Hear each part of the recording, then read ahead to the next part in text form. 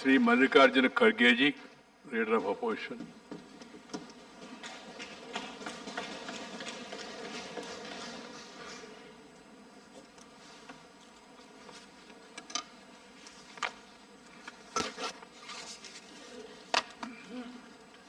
माननीय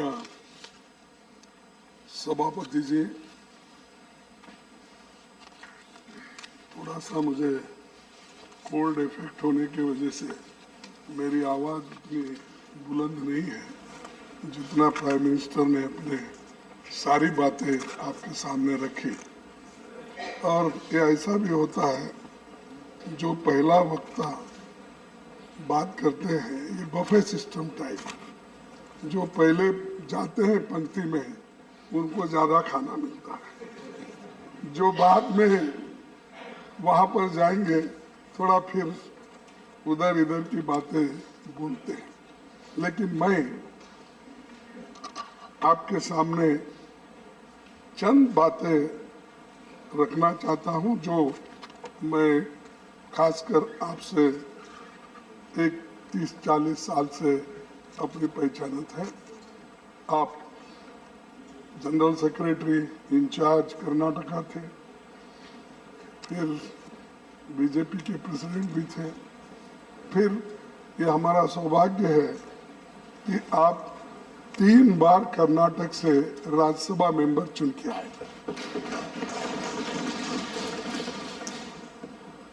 तो सभापति जी, विचारों के सदन राज्यसभा के चेयरमैन के रूप में आपकी विदाई के मौके पर मैं चंद बातें रखना चाहता हूं।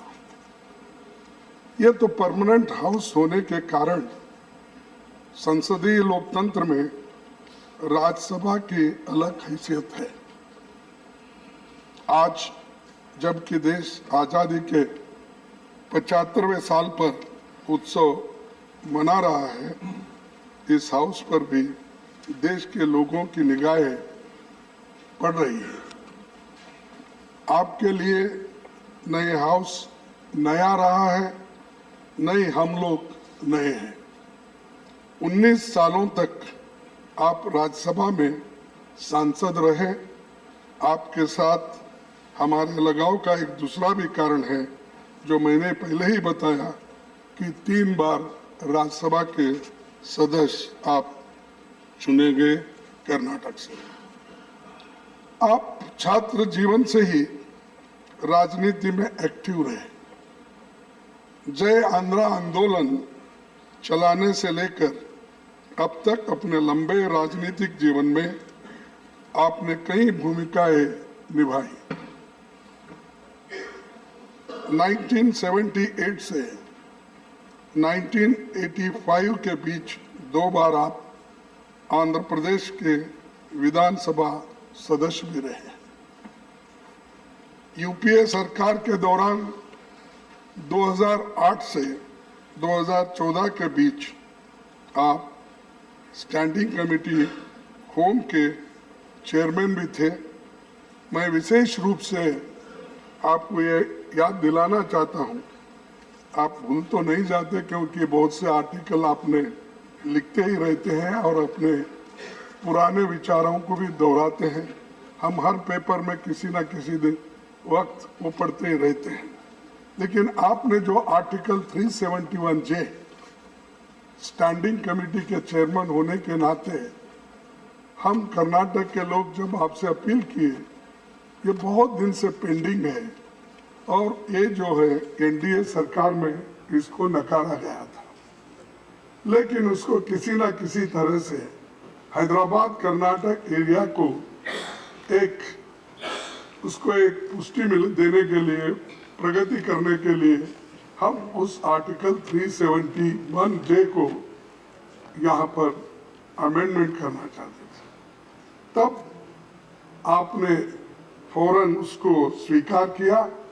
यहाँ तक भी यहाँ पर ऑफिस नहीं था तो हम लोग कर्नाटक भवन में जाके जो चीफ मिनिस्टर थे उनको भी बुला के हम सभी बैठकर उस आर्टिकल 371J को आपने स्वीकार किया और वो अमेंडमेंट के रूप में इस सदन में उस सदन में आया।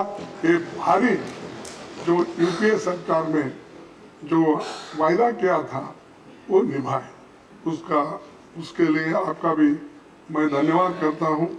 और जो लोग अच्छा काम करते हैं अगर वो याद नहीं करेंगे तो अच्छा नहीं लगता। आपने बहुत बड़ा काम करने के लिए हमको हिम्मत दी और सपोर्ट किया।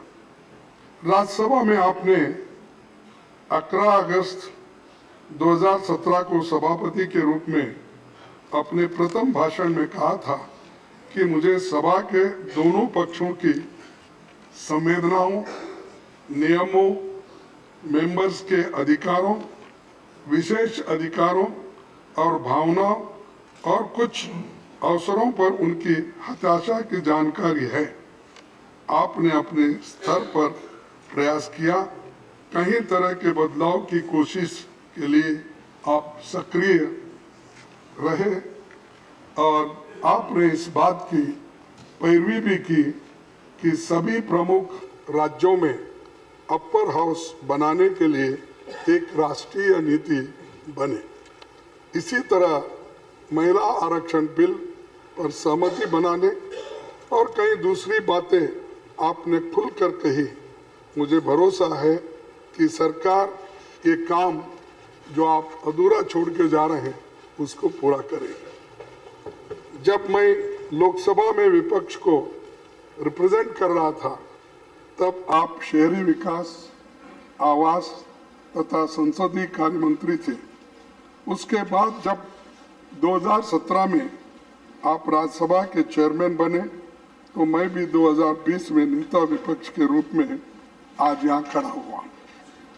राज्यसभा में आने के बाद बेशक हम दो अलग अलग विचारधारा के लोग हैं। आपकी आइडियोलॉजी अलग हो सकती है, मेरी आइडियोलॉजी तो आपको सबको ही मालूम है, फिर उस पर मैं चर्चा नहीं करना चाहता। यह स्वाभाविक है, आपसे मेरे कुछ शिकायतें भी हो सकती हैं, लेकिन ये इस वक्त नहीं वो शिकायत करने का, क्योंकि आपने जो इतने कठिनाई भी अपना रोल निभाया, इतना प्रेशर में रहते हुए भी अपने रोल निभाया, इसलिए मैं आपको धन्यवाद देता हूँ। लेकिन यहाँ मैं उन बातों को उठाना नहीं चाहता, एक चंद लाइनों में अपनी बात रखना चाहता हूँ। अगर तलाश करूं तो कोई मिल जाएगा, अगर तलाश करूं तो कोई मिल जाएगा, मगर आपकी तरह कौन हमें मिलेगा।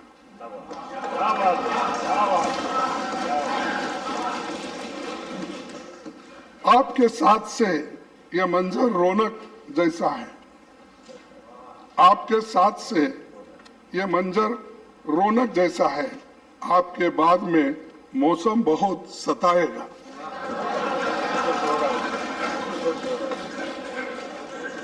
क्योंकि आपके बाद क्या मौसम होगा और कैसा सताएगा मुझे मालूम नहीं, लेकिन मैं ये बात इसलिए कह रहा हूं कि आपने सब प्रेशर के अंदर भी काम करने का आपने सीखा और सब माहौल में भी आपने काम किया।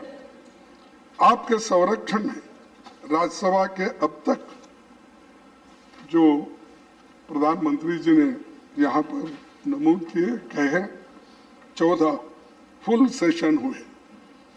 आपने मानसून सेशन 2018 से एमपीज के लिए ऑनलाइन नोटिस देने की सुविधा कराई। संविधान के 8वीं अनुसूची की सभी 22 भाषाओं में सदस्यों को बोलने का मौका आपने दिया। कई सांसदों को अपनी मातृभाषा में बोलने की सहूलतें हो गई। आपने नॉन हिंदी इलाके के सांसदों को हिंदी में बोलने के लिए प्रेरित किया और उनको प्रोत्साहित भी किया। आप जिस रोल में रहे, गांव देहात के लोगों की बात उठाते रहे। अटल जी की सरकार में आप ग्रामीण विकास मंत्री थे, तो आपने प्रधानमंत्री ग्राम सड़क योजना शुरू की थी।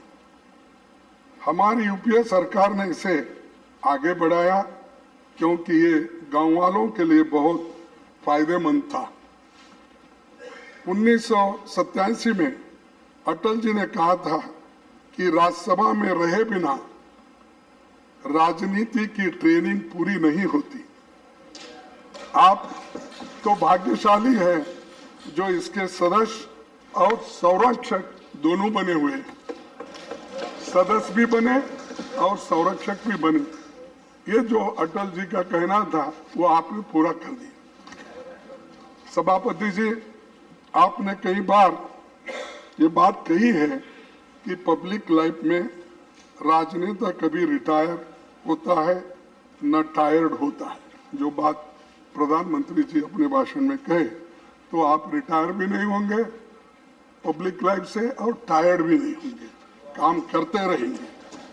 और मेरी आशा है कि देश के दूसरी सबसे बड़ी कॉन्स्टिट्यूशनल पोस्ट से विदा होने के बाद भी आप नागरिकों के बीच और सक्रियता से काम करेंगे। इस देश के लोकतंत्र, समता, समानता, संविधान के मौलिक तत्वों पर युवा पीढ़ी का मार्गदर्शन करते रहेंगे। आपकी विदाई के मौके पर मेरे मन में कई विचार आते हैं। कोरोना संकट के दौरान भी आपने काफी प्रयास करके हाउस चलाने का प्रयास किया। सिटिंग अरेंजमेंट को बदला गया, सांसदों को कोविड प्रोटोकॉल के हिसाब से बैठाने का काम भी करना पड़ा और एक एक यानी यहाँ पर जो बेंच पे एक या दो और बहुत से सदस्यों को ऊपर बिठाया गया, चंद को पार्लियामेंट में बिठाया गया, लेकिन आप अपना काम नहीं छोड़े। कोविड के पीरियड में भी आप अपना काम करते रहे। आपने 2018 में रूल्स की समीक्षा का जो काम आपने आरंभ किया था, उस पर सभी दलों से विचार कर काम आगे बढ़ना चाहिए। कई नियमों को बदलने की जरूरत है। आज हाउस में जो बातें होती हैं उसका पूरा देश और दुनिया देखती है। राज्यसभा और लोकसभा दोनों की विशिष्ट भूमिका है। मैं यहाँ एक बात रखना चाहता हूँ कि लोकसभा और राज्यसभा की टीवी दोनों का मर्जर नहीं होना चाहिए था। जनता के सुख दुख से जुड़े मामलों पर गंभीर चर्चा हो, सर्वोत्तम समाधान भी निकले, ये बात देश के सभी लोग चाहते हैं। राज्यसभा अलग अलग विचारधाराओं की राजनीति का केंद्र भले हो, नजरिए में भले कुछ फर्क हो, लेकिन सबका लक्ष्य और सपना देश के इंक्लूसिव ग्रोथ, लोकतंत्र और संविधान की रक्षा, एकता कायम रखने का होना चाहिए। हमें उम्मीद है कि इसके लिए आपका योगदान जारी रहेगा, क्योंकि आप पहले ही कहे हैं बहुत बार कि मैं रिटायर्ड नहीं होता और टायर्ड भी नहीं होता। तो इस बात को आप ध्यान में रख के इस इंक्लूसिव ग्रोथ, लोकतंत्र और संविधान की रक्षा के लिए और भारत की एकता के लिए आप हमेशा लड़ते रहेंगे। मैं आपके स्वस्थ और सार्थक जीवन की कामना करते हुए इस पंक्ति के साथ आपको बहुत शुभकामना देता हूं, क्योंकि ये बहुत ही अहम है। कहाँ आंसुओं की ये सौगात होगी, कहाँ आंसुओं की ये सौगात होगी, नए लोग होंगे, नई बात होगी। चिरागों को आंखों में महफूज रखना, चिरागों को आंखों को महफूज रखना, बड़ी दूर तक रात ही रात होगी। मुसाफिर है हम भी मुसाफिर हो तुम भी, किसी न किसी मोड़ पर फिर मुलाकात होगी।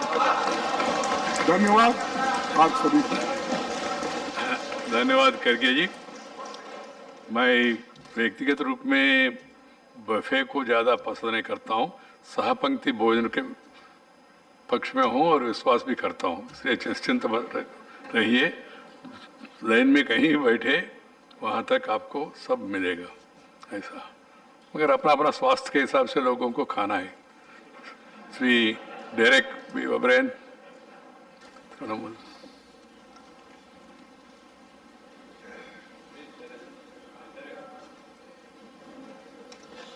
प्लीज डेरेक जी, प्लीज बोलिए। बैठ जाइए।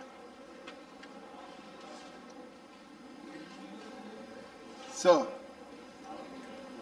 Please please Derek. just after independence in undivided Andhra Pradesh, those who owned agricultural land were, how do they show how well off they are, how important they are in that area? They had a very interesting way of showing. They didn't show, it's just that they had the number of bullocks you owned, the number of pairs of bullocks you owned. So if you owned 2 pairs of bullocks, you were quite well off. If you owned 4 pairs of bullocks, you were even better off. And a few families owned 6 or 8 pairs of bullocks. So one such family owned 8 pairs of bullocks. So good so far. But one day, one of these bullocks, the animals, they went totally nutty, and the bullock actually gorged a lady in the stomach. The lady was carrying a baby or a 1-year-old boy. Dropped the child, obviously. The lady was taken to the hospital and the lady passed away. And the child lost his mother at the age of 1. This is your story, sir, of an early loss. And from that early loss,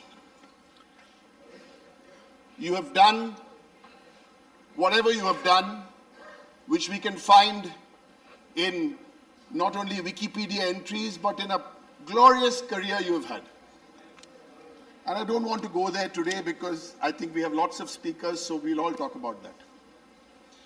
Sir, I'm sure that will make a good story for your autobiography, which you must write. I've had many experiences with you, but a few I'm going to talk about today, and I certainly don't expect answers for any of those, but maybe one day you will write an autobiography. So this child who lost his mother in these tragic circumstances from this agricultural family, cut to September 20, 2020. To me, that was a very important day in my outlook about you. And maybe you'll answer that question someday in your autobiography. On September the 20th, 2020, the day this House passed the farm bills, you were not on the chair.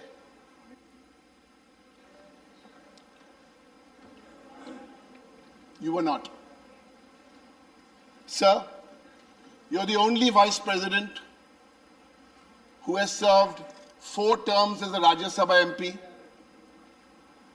You're the only Vice President who has visited every Indian state, include all 28 states, including the states in the Northeast. Sir, these we know, but someday you will give us the answers, because when I first came here, you used to sit this side. And I remembered on the 2nd of September 2013, I think your seat was just here. On the 2nd of September 2013, you made a passionate speech on petrol and diesel.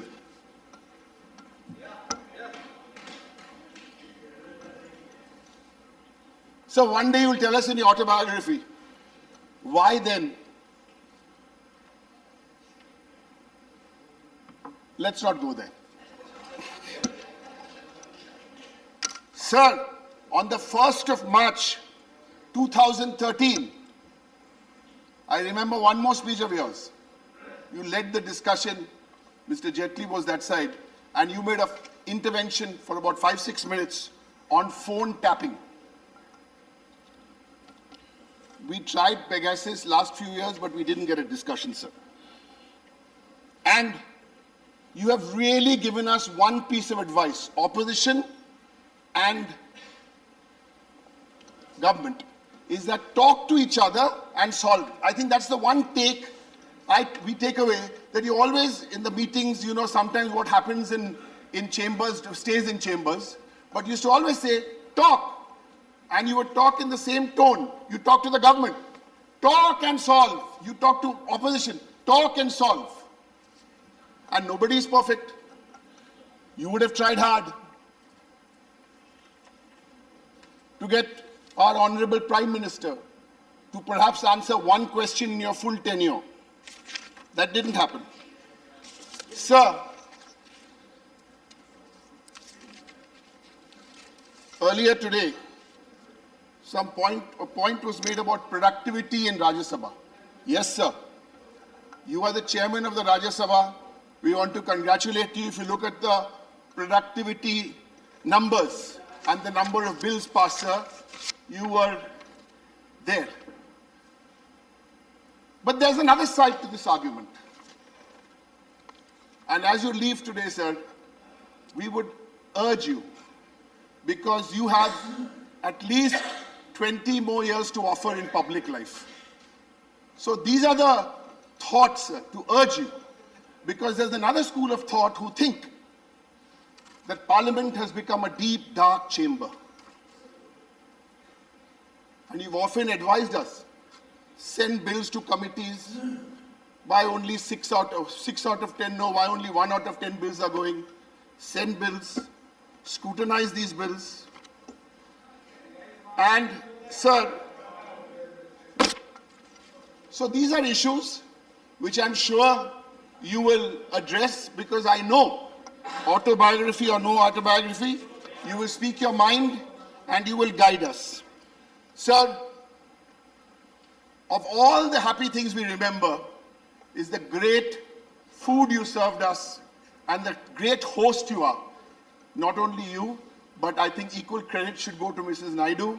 The wonderful, every time you hosted any MP, all of us in the Vice President's house, sir, it was absolutely wonderful. And since I eat mostly non-vegetarian food, that became even better. Sir, we wish you, on behalf of my party, the All India Trinamool Congress, and everybody, we wish you and Mrs. Naidu happy years ahead. And as I remember once mentioned that you are the chief outside, but you have a home minister at home who actually controls whatever is going on. Sir, the Prime Minister very nicely put it in his speech, where he said every word you said is revered and this is preferred. Yes, sir. We'd like to add to that, sir. We wanted you to stay here longer because we hope your going was actually deferred. Thank you, sir. Thank you. Thank you, Derek. Sri Rajyasabha. Mr. Chairman, sir, there are some moments which are unavoidable, but at the same time unacceptable. This is also one. Sir, only in the agony of parting do we look into the depths of love. Sir, today we are bidding you farewell, only because it is a customary one, that's all. But we can never do so, sir. So on behalf of my party DMK and my fellow colleagues here from my party, who have a special regard for you, I shower upon you profusely our thanks and appreciations and congratulations for your tenure in this August House as chairman. So there are many things to recollect. We would have worked you sometimes seeking opportunities. Instead of doing anything which is very harsh, you were just one word with affinity and command, Shiva, made me to sit down. Nothing else you resorted to. I've already many times told you that also. Sir, in Tamil there is a word, Arima Nokku. That's a look of a lion. In the forest, not all animals stand and look back. Only the lion. It only can look back the path it dreaded. It only can bring behind it all the animals in the forest in a disciplined manner. You are a lion, sir. You can look back, for you have left a very great track. Sir, you started your life as a very good student. Then as a student leader, wedding to yourself to an ideology. Then you started climbing the ladder, sir. You never came down. You were a member of the Legislative Assembly. You became the leader of your party. You became a member of this August House. You were in the opposition bench. You were a minister. And now you decorated the second highest position in this country, the Vice President, the second authority, constitutional authority. And sir, we had great times with you as the chairman of this House. Sir, one thing you will also appreciate. We might have disturbed you. We might have shouted. Of course, in the path of democracy, seeking opportunities, insisting for debates. But at the same time, when during our discourse, never we have come down the decorum of this House. You have appreciated many a time that the debate in this House by all the party members are par excellence. Sir, on this occasion, I think this is the right time and right place to put on record three things. Number one, our honorable leader of opposition told that only in Rajyasabha a member can speak in any of the 22 languages in the 8th schedule of the Constitution, and that you only brought it into action. Wherever you go, you have advocated for the regional languages to cherish. You advise everyone, please protect, enrich your mother tongue. At the same time, learn other languages also. Nothing wrong in that. Based on that only you've done. And other two things, which many of our colleagues themselves would not know, but I would like to put on record today, not to the members in this House, but also to the people outside in the world. Sir, there has been a customary and convention in the Parliament. It's a British legacy. Whenever a member or a minister lay a paper on the table of the House, the convention is, I beg to lay on the table of the House. See, I am a product of the self-respect movement, sir. So such words were indigestible. We were not able to digest. Sir, I have represented to your predecessors many a time, to the government also many a time, but nobody bothered. Sir, I must appreciate and thank you. You only removed that word there. Why in a democratic republic anyone should beg anyone? So you removed that word, sir, and now with heads held high, every member and minister are just tabling their papers, sir. Not beg. They lay the paper on the table of the House. They raise to lay the paper on the table of the House. And second, sir, all notices we send to the Secretariat or addressed to the Secretary General. And many might not have noticed, sir, when we sign, it is yours faithfully. It doesn't suit a member of Parliament to write to an official, yours faithfully. It's not your school. I represented it to you, sir. You asked what can be the substitute. I said yours sincerely, and now all our notices are having yours sincerely, sir. I don't know about the other house. I don't want to tell that even if it be. Sir, you upheld the dignity of the members. as well as always you were very much interested in upholding the decorum and dignity of this house. Sir, we cannot forget your days in this house as chairman. There are many other things. And personally, I cannot forget you. I can recollect you many a time. Whenever I see S.V. Rangarao on the screen, I will be reminded of you only. That majestic look and walk, only you resemble. And you will be in Chennai, that also I know. You will be very close to us. I request you, sir, Derek told you will write. I say, please write an autobiography, which will be your real contribution to the posterity of this country, sir. Only one word, sir. We will miss you. We will miss you, sir. Thank you very much. Thank you, Shiva. Sri Sanjay Singh. धन्यवाद sir, आपने आज मुझे इस भावुक अवसर पर अपनी बात कहने का मौका दिया। सर, जब मैं इस सदन में आया तो विपक्ष में होने के नाते कई बार अपने मुद्दों को लेके आपके गुस्से, आपकी नाराजगी का सामना भी करना पड़ा। लेकिन मैं आज पूरे देश को इस सदन से कहना चाहता हूं कि मैं ऐसा सौभाग्यशाली सांसद हूं जिसको सबसे अधिक प्यार आपका मिला है, सबसे अधिक गाइडेंस आपकी मिली है, सबसे अधिक समझाने का काम इस चेयर से हटने के बाद आपने किया। जब भी कभी चैम्बर में गया, आप एक अलग इंसान थे। घर पे गया, एक अलग इंसान थे। चेयर पे आपने हमेशा समझाने का काम किया कि सदन के मर्यादा के हिसाब से चलो। मुझसे इन 4.5 वर्षों में कभी भी कोई भूल, कोई गलती हुई हो सर, मैं उसके लिए आपसे माफी चाहता हूं, हाथ जोड़कर माफी चाहता हूं। और उसमें कुछ भी व्यक्तिगत नहीं था सर। उसमें जो कुछ भी था, कभी देश के किसी मुद्दे पर, कभी जनता के किसी मुद्दे पर, जो भी मुझसे गलती हुई मैं उसके लिए क्षमा प्रार्थी हूं।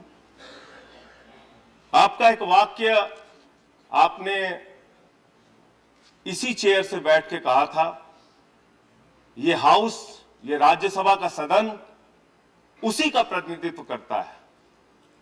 और आपने उस भावना को हमेशा इस सदन में जीवित रखा।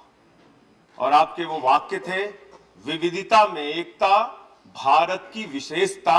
आपने सारी भाषाओं में, यहां तक कि जो हमारी स्थानीय भाषाएं थी, उसमें भी हमें सदन में बोलने की अनुमति दी। ये आपकी एक वैचारिक सोच का प्रतीक है सर, और इसके लिए हम सब आपके बहुत बहुत आभारी हैं। सर, आप हो सकता है इस चेयर पे आगे हम लोगों को ना दिखे, लेकिन मैं एक बार जरूर आपसे रिक्वेस्ट करूंगा, जैसे प्यार से भोजन के लिए हम लोगों को बुलाते थे, ये सिलसिला रुकना नहीं चाहिए। जब भी दिल्ली आप आए, दिल्ली का सांसद होने के नाते हम चाहेंगे उसकी सूचना हमें मिले और हम सारे लोग आपके साथ बैठें, आपसे हमेशा सीखते रहें। बहुत बहुत आभार आम आदमी पार्टी की ओर से, अरविंद केजरीवाल जी की ओर से और सदन के हमारे सभी सांसदों की ओर से। आपके उज्जवल भविष्य की प्रभु से ढेर सारी शुभकामनाएं करता हूं सर। बहुत बहुत धन्यवाद। Thank you Sanjay. Doctor Sasmit Patra. Honorable Chairman, sir, it's a very poignant day. It's a very heavy day. And before, I don't want to bid you farewell, honestly. I honestly don't want to bid you farewell. I just hoped you would stay on and on. But then life has its own transitions. Sir, I want to first thank you on behalf of my party, Biju Janata Dal, on behalf of our leader, Shri Naveen Patnaik ji, for your service to the nation. for your service to this country, for your service to this house, and for being the great man that you are, with your simplicity, with your charm, with your dedication, with your commitment, for having done so much for all of us. See, it's been only 3 years. It's been only 3 years that I have come to know you personally, but it seems like a lifetime. Time is short. Honorable Prime Minister was speaking about how you have always promoted youth, how you have promoted the regional languages. Honorable LOP, Honorable Members of Parliament have been speaking. I'll not elaborate on that. I brought evidence to the House today, sir. The evidence I'm going to lay on for everyone to see. The day was February 7th, 2020. The day before, I had been to you in your chamber and you said, Sasmit, why don't you speak in Odia? It's your mother tongue. Speak more. The next day, I spoke in Odia my first 0 hour on a specific topic. You're on the chair, sir, and you said, Uttam Kahuchanti. You spoke well. After a few minutes, I get this brief note from you, sir. What does it say? Evidence. Uttam Kahuchanti, written by you, signed Sri Venkaiah Naidu, to me, Sasmit Patra. So why I brought this evidence? There are many evidences. But why I brought this evidence to the House is because this was a note for you. For me, it's a memory of a lifetime. It will stay with me as long as I am there. And that is what Sri Venkaiah Naidu ji means to all of us. So promotion of youth. There are many young members who have come in very new to the House. And I just wanted to probably take this opportunity to tell you how you have promoted the youth members of Parliament, the young members of Parliament. In August 2020, Sunday had a phone call in the evening saying that I have been appointed to the panel of Vice Chairman of the Rajyasabha. I was surprised. I said, I'm only 13 months into the Rajyasabha. Sir, you were the person when I called in the evening, sir. Do you think I'm capable of presiding over this August House? Do you think I'll be ever able to do justice? You said, I believe in you, I stand by you, you do your work, you keep working hard. That was Sri Venkaiah Naidu ji. Sir, I will not take much time. You've always been a friend of Odisha. Whenever we have brought matters of Odisha before you, sir, you've always given us a patient hearing. Whenever there have been matters of Odisha that have to be raised in the House, you were always open to the idea of how we can develop more and more. Whenever our new members of Parliament from across party lines used to come up, you used to encourage them. So one thing I must tell you, sir, your presence in the chair is very reassuring. Your presence in the chair gives us strength. And your presence in the chair, you have inspired and motivated not only the members of Parliament of the Rajyasabha, you have inspired and motivated every youth of this nation. And I say that with a great measure of humility. Sir, at the end, I'd just like to tell you today I'm reminded of the words of Robert Frost. The woods are lovely, dark and deep, but I have promises to keep and miles to go before I sleep and miles to go before I sleep. I think today, sir, you have miles to go, and as Derek ji said, you have more than 20 years of public life left. You will continue to inspire us every day. You will continue to cherish your memories every day. With these words, I thank you for your wisdom. Thank you for your leadership. On behalf of Biju Janata Dal, our leader, Shri Naveen Patnaik ji, we thank you for your service to the nation. Thank you. Sasmit ji. Shri Vijay Isai Reddy. Thank you, Chairman, sir. Sir, needless to mention that every Telugu person today is proud that this August House is chaired by a Telugu man. On behalf of 9 crore of Telugu people, that you have made us proud, really proud. I speak, in fact, on behalf of 9 crore people, and we all feel proud of you, sir. Sir, your political, because I hail from Nellore district and you also hail from Nellore district, and your political, in fact, I have attended so many public meetings as a student, and we all inspired.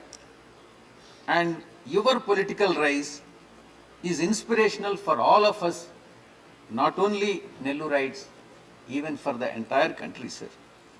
When you rise, we all feel that as if we have risen. This is the inspiration what we have got, sir. As Honorable Prime Minister has said, and your articulation and the command over all the three languages, Telugu, Hindi and English, and I don't know the other languages, and Tamil also, and really appreciate it. And sir, the entire nation would recollect that August 5th, 2019, when the emotions ran high, and this House was discussing the abrogation of Article 370, and your presence on the chair gave strength to the smaller regional parties like us at that point of time to speak freely and help pass the resolution, sir. Sir, I take this opportunity to appreciate your support that you have extended to the committees, standing committees, and how under you the parliamentary standing committees gained importance, and you have reviewed from time to time and gave inspiration to all of us, sir, the chairmen as well as the members of the standing committee, sir. Sir, Sabhapati Mahoday, sir. Sir, one incident I would like to recollect at this point of time, 1 more minute, sir.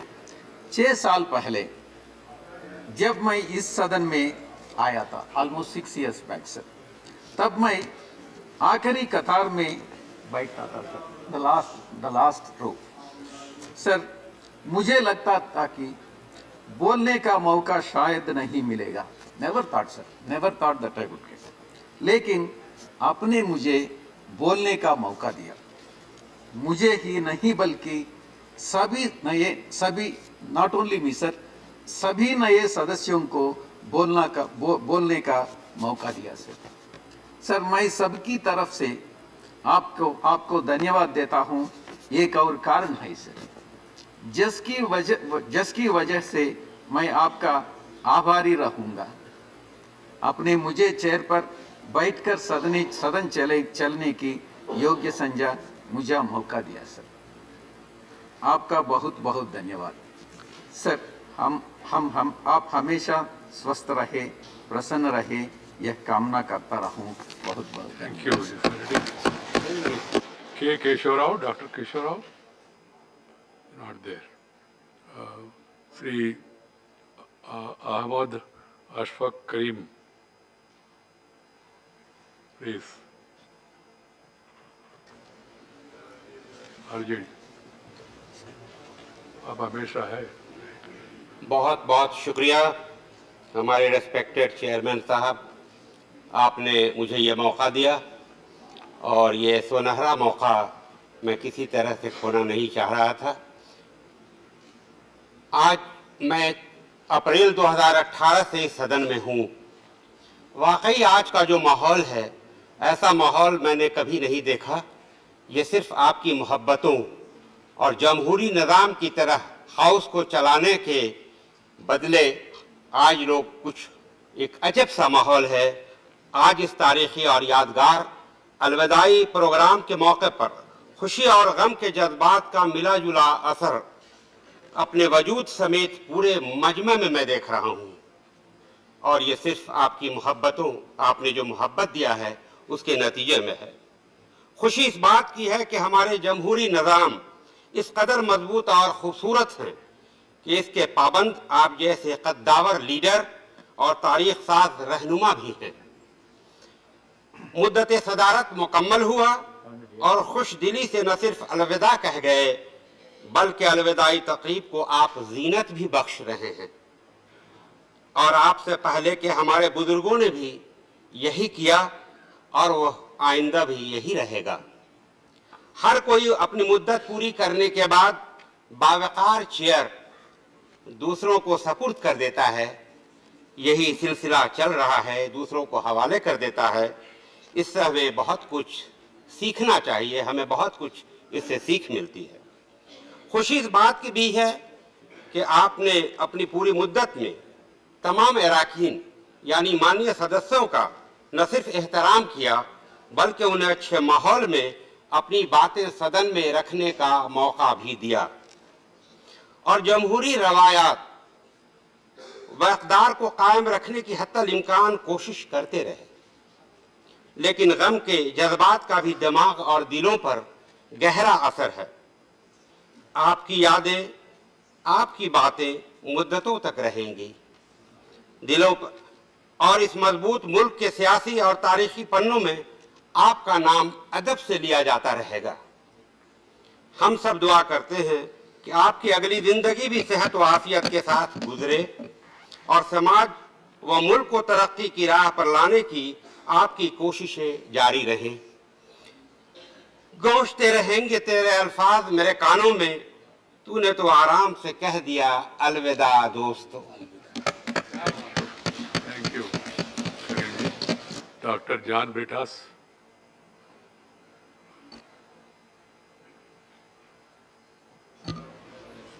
Thank you, sir. I endorse whatever has been spoken here by my esteemed and senior colleagues, including the Honorable Prime Minister and Leader of the Opposition. Nevertheless, I consider this as my bounden duty to place the appreciation, gratitude, and best wishes of my party, CPIM, on record. Sir, as you know, we are from the opposite sides of the ideological spectrum. But, sir, I have no hesitation in lauding your clarity of conviction. Sir, you belong to the category of statesmen with an organic thinking. What has impressed me the most, sir, I would speak what I feel at heart. I won't speak a word which is not part of my thought process. Sir, you are a living example of the great diversity of this nation. And that is the underlying thread of the unity of this country, sir. So I have a reason why I say so. When there is a chorus that is shriller, louder for uniformity of behavior, culture, language, and even food, sir, you stand tall as a lamppost of rich diversity that the country is and should be, sir. Sir, can I submit you, sir? Even the spotless Dravidian attire shows that. Sir, many have spoken about the hospitality, sir. So I have my personal experience of almost 3 decades. Javadekar ji, more than 3 decades. Please note the point. Sir, as a journalist, I have observed you shifting your base from Andhra to the vortex of the national politics. Sir, you are simply the king of hospitality. I don't think anybody else in this house can match you. Sir, I would relish those days when we had sumptuous non-vegetarian meals. I stress on that, non-vegetarian meals. I am vegetarian too, as much as I am non-vegetarian. At your house and at the BJP office. Dadaji, please note the point. Many of my juniors in journalism are pleasantly surprised to think about the menu at that time, sir. Sir, at that time, prawns and cooks used to fly from Vijayawada and Guntur to Delhi. Sir, I think I would be missing in my duty if I don't spell out this point. There is a feeling amongst many, sir, that you would go down in the history as the president the nation has missed. So this is something which I thought I could say. Sir, yes, sir, I have been seeing the house from inside and outside, from above, sir. Sir, I can't think of a chairman who got involved with the nitty-gritty of the house like you, sir. I have not seen any chairman, sir. Many used to come here, sit for an hour and leave. But you used to get involved, even to the minutest aspect of the house, sir. This, I think, sir, your long, grueling journey from a village from Andhra, becoming an MLA, MP, minister, and also helping the organizational structure of a political party. And sir, with this long experience, you could even read the minutest emotion in our minds. Sir, one important aspect in your approach was that you are cut for the parliamentary democracy. I should say that. And you are living at a time the parliamentary democracy needs you more. I would say that. Derek was saying about parliament becoming a dark chamber. I don't know what he actually meant, but I feel that you are living at a time when we require you more, sir. Sir, your habit of disagree, but allowing us and respecting us the right to express our view was something which should be talked about, sir. Sir, one more thing, sir, small political parties. That is something which I need to say, because you believed and you had the conviction that though some of the parties may be insignificant in numbers, their voice are relevant and vital to the existence of this nation as a plural polity. Sir, I would be failing in my personal duty if I don't speak about my experience, sir. Please give me 1 minute, sir. Sir, after making my maiden speech on the following day, sir, you should allow me to say that because Honorable PM was saying that you have the pension to promote young and new members, sir. On the following day, I got a call from Vice President's house. I was pleasantly surprised and I was little concerned or worried also. And after a few seconds, you were on the lines. And you told me that you may not agree with me fully, but my speech was wonderful and you appreciated the homework which I did. Sir, I didn't even share this to my family because my family would think that, you see, my character has changed after becoming a member of parliament. Sir, but you followed it up. And you also said something, sir. You said that after reading all the newspapers, you were so sad that not even a single newspaper wrote a single line about my speech which impressed you, sir. Sir, you didn't stop there, sir. After 2 days at a public function, you narrated this and you also said about the sad plight of the childless, sir. It was a perfect indictment of the media, which is indulging in trivial, sensationalism and frivolous. I also partially respond, sir. Sir, the other day, when few of us came to your chamber with my leader, Mr. Elamaran Karim, Mr. Binoy Vishwam and Tiruchi Shiva, he is also a leftist leader, and you were pouring out your reminiscence about the legendary communist leaders. You talked about Bhupesh Gupta, you talked about Indrajit Gupta, A.K. Gopalan, you talked about Somnath Chatterjee, and you said, though you differ in ideology, you would want the leftist movement to survive and to be present in parliament in full vitality and vigor, sir. Sir, one more minute, sir. Sir, when you inaugurated the school in Chennai, because since Shivaji didn't say, I should say that, you quoted renowned Tamil poet Bharatiyar, and you said, it is more virtuous to educate a child than to build 1,000 temples. So that is very relevant, sir. Sir, you have set a benchmark, and I would say it is not an obstacle for your successor, but it's an inspiration. Like Mahatma Gandhi said, sir, as many men has exalted in greatness when they relinquish the chair.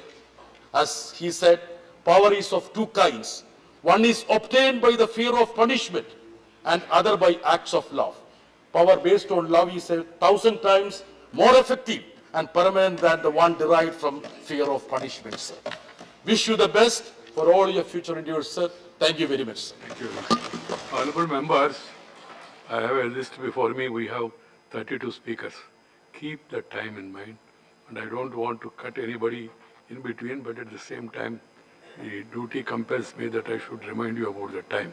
And there are many more other than proposed by party also want to say something. We will be able to do justice to them provided if we are able to complete it on time. Now it is Sri Ramnath Thakur.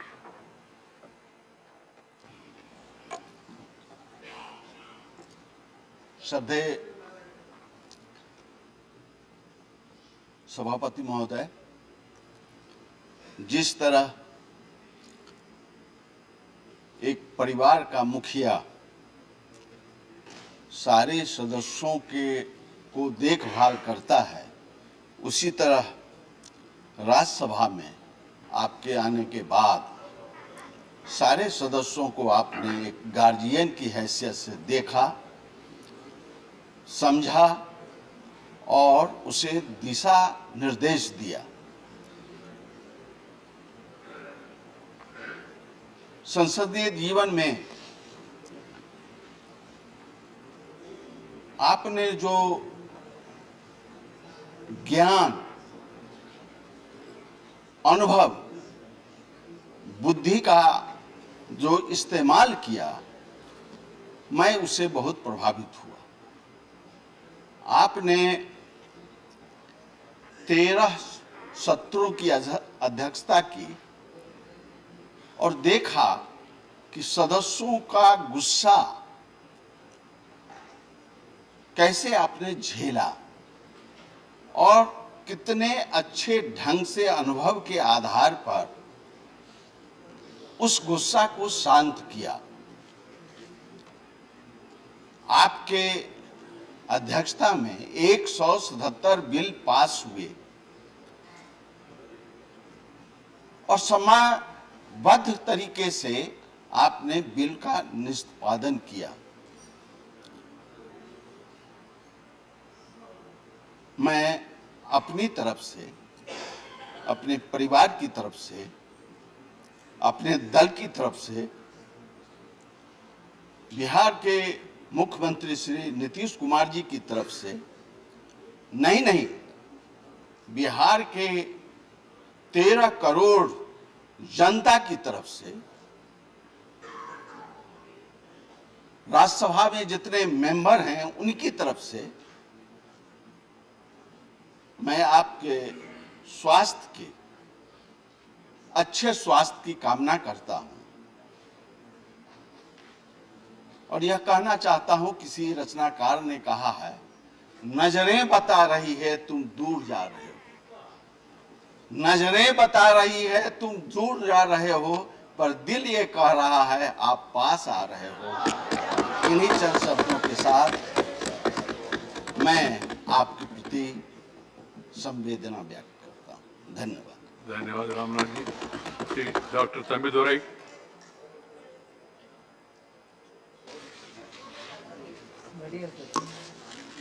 மாண்புமிகு அவைத்தலைவர் அவர்களே, முதலில் என் பணிவான நன்றியையும் வணக்கங்களையும் தங்களுக்கு அன்புடன் அர்ப்பணித்துக் கொள்கிறேன்.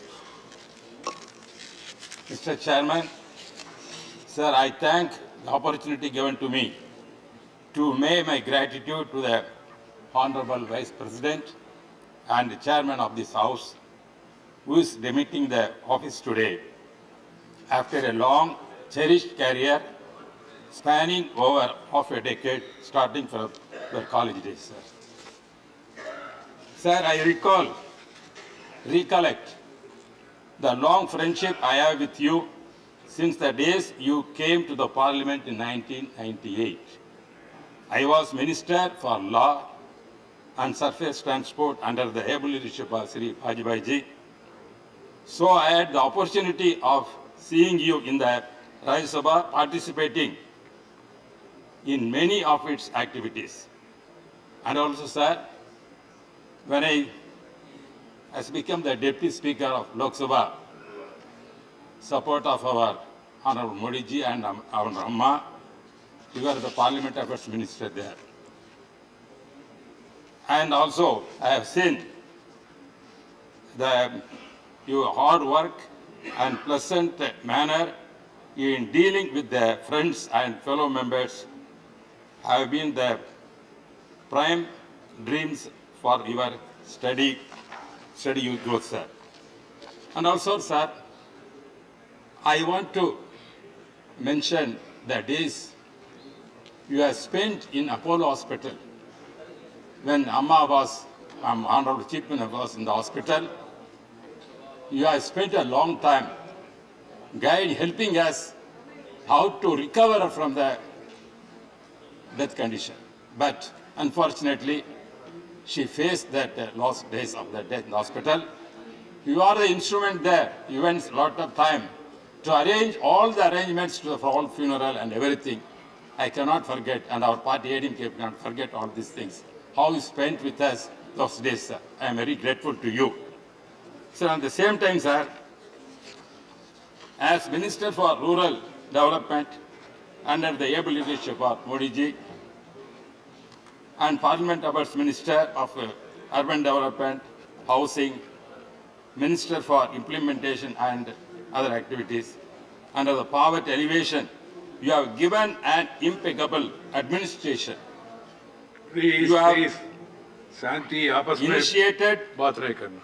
several noteworthy reforms in the ministries you have held. Your contribution to the success of the Pradhan Mantri Gram Sadak Yojana is a commendable initiative, sir. And also, sir, and also as our other friends said, you are a true leader to give importance to all languages, national language. They are called in regional language, not as national languages, as you said many times, sir. And you had the opportunity, as even Prime Minister others said, to rise and speak in their own languages. That is your initiative, sir. We are appreciating. Don't forget, sir. That's your true federalism shown that how our Indian culture has to be preserved in the diversity must be strong, that you have said, that we cannot forget. And also, as others said, your speech and your vocabulary, we cannot forget. And you are a very experienced man, sir.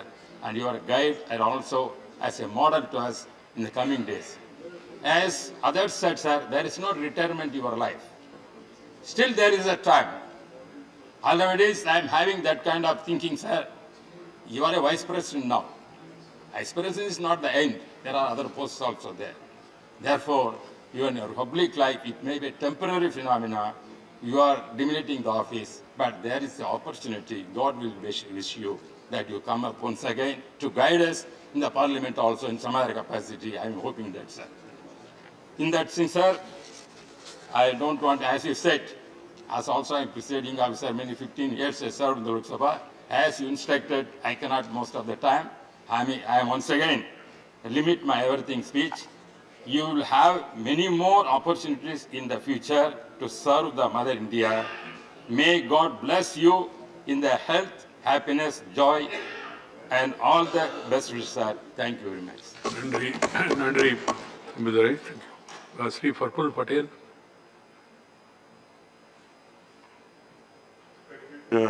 Chairman, sir, I consider it my honor to have known you ever since the days you came to Parliament. You came as a member of this House and I probably was a member of that House during those days. And I also consider it my privilege to have served under you as the Chairman of this House. We have very many fond memories. And also the fact that you and my leader Sharad Pawar ji also enjoy a very special relationship, a very special bond, both because of your deep love for rural India, the agricultural community, and that is, I'm sure, a big binding factor between the two of you. Sir, you have always been very kind, very supportive. I have seen you in, as I said, in different roles.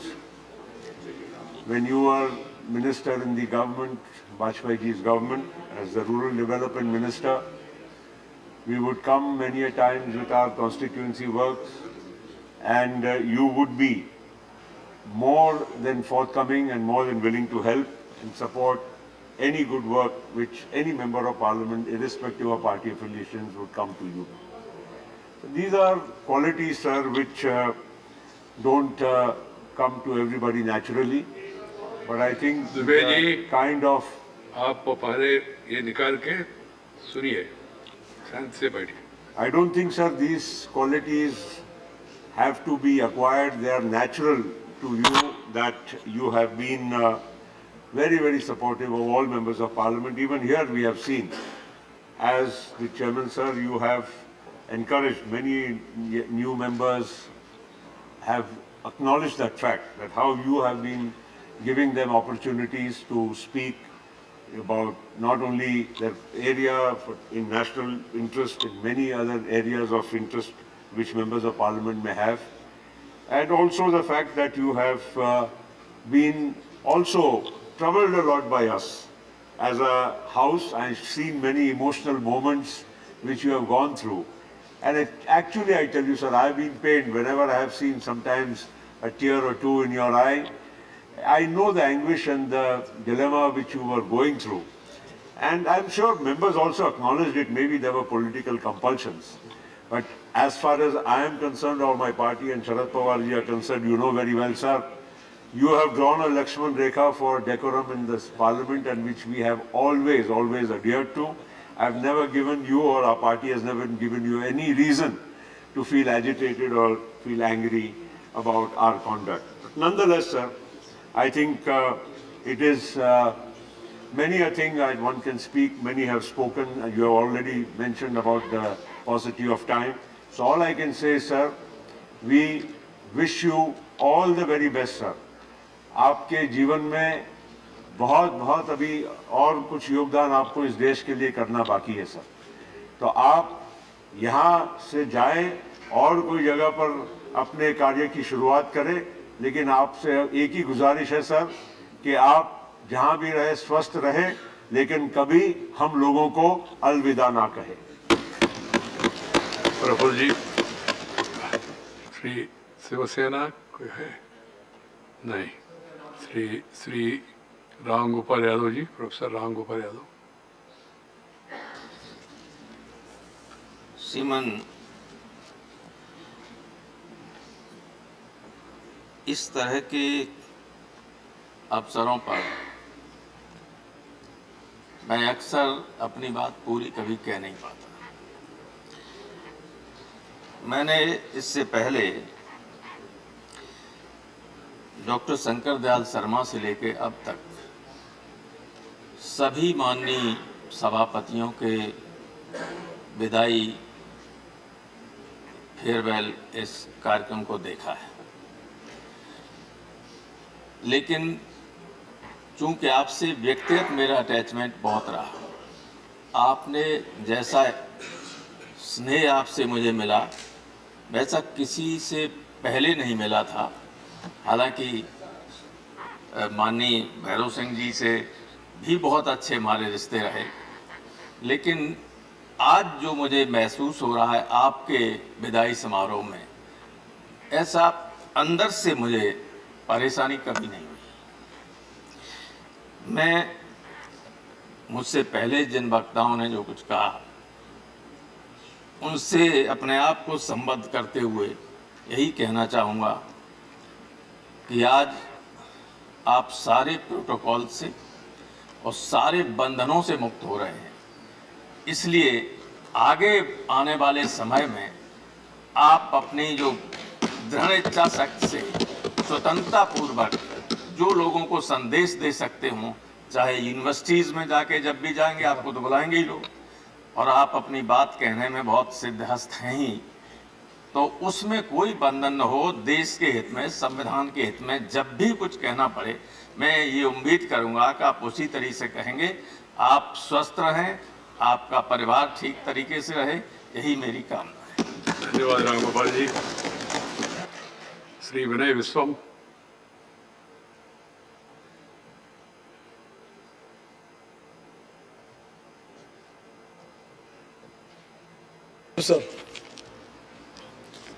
Sir, these moments are really such moments where we feel that each words are so valuable. We find difficult to find the apt words to express our hearts. Sir, I remember the first day when I made a call to you. At that time, I was already designated to become a member of the Rajyasabha. But you were so kind to allow me to come to your house to meet you in person. I came there. I thought that you will give me 2 minutes or 3 minutes as you do here. But on that day, you were so benevolent. You were so kind to give me 30 to 40 minutes to talk. You talked about your past, your RSS days, the days in which you walked barefooted through the villages of southern India, Karnataka, Tamil Nadu, and Andhra, of course. Then you told me, ideologies may differ, but man, humankind, the greatness of that you mentioned to me. And on that day, you told the same thing that Britas was telling here. You told me about the glorious past of the communists in the Parliament of India. You mentioned the names of Bhupesh Gupta, Najit Gupta, Yodharmai Basu, Kiran Mukherjee, of course. You mentioned those names. And you told opposition has a role to play in democracy. And you told communists may be small in number. And you mentioned one more thing. Why the communists are remaining separated? You demanded for the communist unity, for which my party stands. And I remember, you very correctly told communists in that way can play a better role for the communists and for the democracy of this country. And so many such fond memories are there. Sir, you have scolded a lot in this house when we made some slogans here, when we made some ruckus, you may call it. I remember it. It was not purposeful. When I saw your face with sadness, I tell you now, I felt so sad, as if my uncle is feeling sad on me. That feeling you have engaged on all of us. Such is true that we differed on so many issues. But the man in you, I should tell, is a man who should be mentioned always in capital letters. Sir, once you made an open call to the public that the public should teach a lesson to all the members who make ruckus in the house. It was covered by all the newspapers. I was forced to write an article because my mind told me it should not be go unnoticed. I was opposing your viewpoints. In that article I wrote how you find us, how you treat this house. I wrote, you may have scolded us, you might have differed with us, but you always feel that we are your people and you feel this house as your own house and we feel that you are the guardian of this house. With that feeling, I differed with you. I strongly opposed you, and that opposition is ideological. But our love for you, regard for you, respect for you, sir, it is unchanged. Nobody can change it. Sir, I can tell you one more thing. When I look to the press gallery, I think why a Democrat like you still keep that house, that launch for the journalists remain like this. COVID days it was okay, but now there is no COVID. So please see that whatever you can do afterwards, the house should be open for the media. Without the media, without the public debate, without taking the message to the public, there is no meaning for a parliament. Right. I know that you understand it. Sir, while concluding, I would like to read the following, which I wrote here. Sir, thank you for upholding the greatness of this great country. Thank you for the commitments that you have cherished for the values of democracy. Thank you for the agonies that you might have experienced in your noble struggle to remain as a secular democrat in this difficult political landscape. Thank you for the tears that you showed in your eyes. That tears show who you are. I bow my head. Sir, if you allow me, I embrace you with all love, all respect, all affection, with the feeling that you are somebody so close to our hearts. I conclude, sir. Thank you. Thank you very much. Yes, so, Sri Ramji. Ramji. Nice. धन्यवाद sir. Oh, जाहिर सी बात है sir, विदाई एक भावुक पल होता है और इस भावुक पल में ये जरूर होता है कि हम जैसे युवा और तमाम लोग कि उस व्यक्ति से क्या सीखते हैं। और सर, हम लोगों ने आपसे बहुत कुछ सीखा। आपका जीवन का जो संघर्ष जो हमने पढ़ा कि जो आपका जय आंध्रा मूवमेंट रहा हो और चाहे वो जयप्रकाश नारायण जी की छात्र समिति संघर्ष समिति रही हो, इन सारे मूवमेंटों में आपने बड़ा ही संघर्ष किया और आंध्रा के नेल्लोर गांव से एक छोटे से गांव में जन्म लेकर के आपने इस देश के उपराष्ट्रपति तक का सफर तय किया है। ये हम सब के लिए प्रेरणा का स्रोत श्रीमान जी है और बहुत सारी बातें मेरे पास नहीं है, लेकिन ये जरूर है कि आपकी जो ऊर्जा, आपकी जो एनर्जी, आपका जो देश प्रेम है वो हम सब के लिए प्रेरणा स्रोत है और हम सबको प्रेरणा हमेशा देता रहेगा और हम सबको आपकी याद आती रहेगी और हम सभी लोग आपके जीवन की शुभकामनाएं करते हैं कि आगे फ्यूचर में भी आप ऐसे स्वस्थ रहें और हम सबसे कनेक्ट रहें। जय हिंद, धन्यवाद। धन्यवाद Ram ji. Shri कनकमेडल Ravindra Kumar.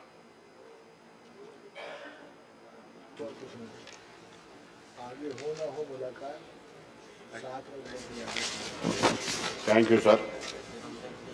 I have a great privilege to speak on this occasion, but with heavy heart. Sir, your journey as presiding officer of this August House commenced on 11th August 2017. After completing your term, you will be demitting the office on 10th August. Your entire tenure as presiding officer of this August House is very eventful and remarkable with your innovations.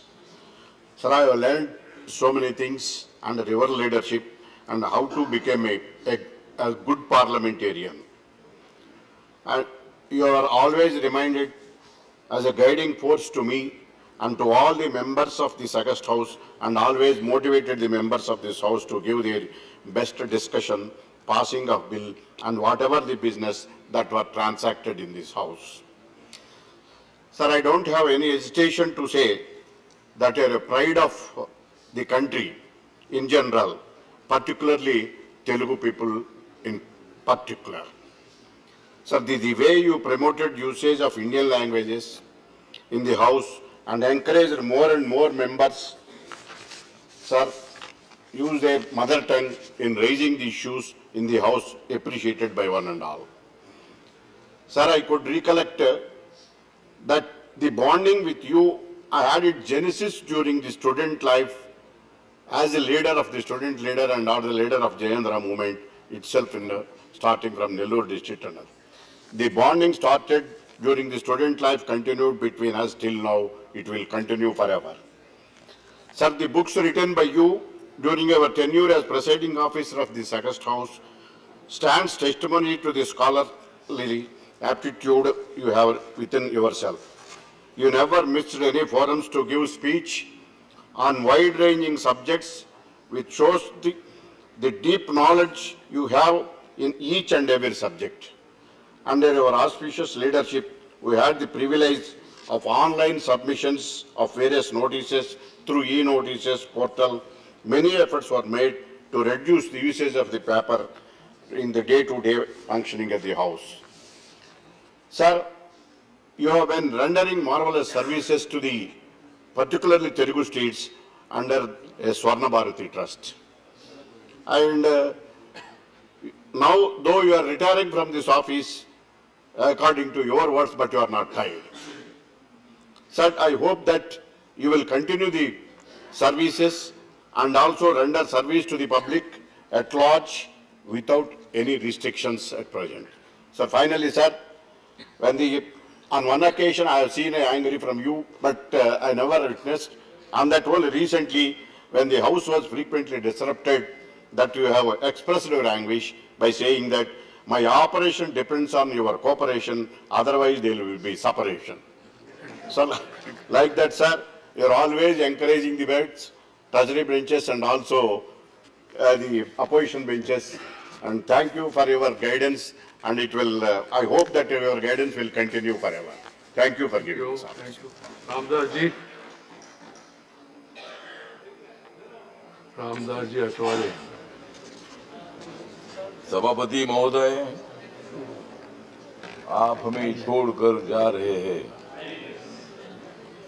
सभापति महोदय, आप हमें छोड़कर जा रहे हैं, फिर हम यहाँ क्या करेंगे?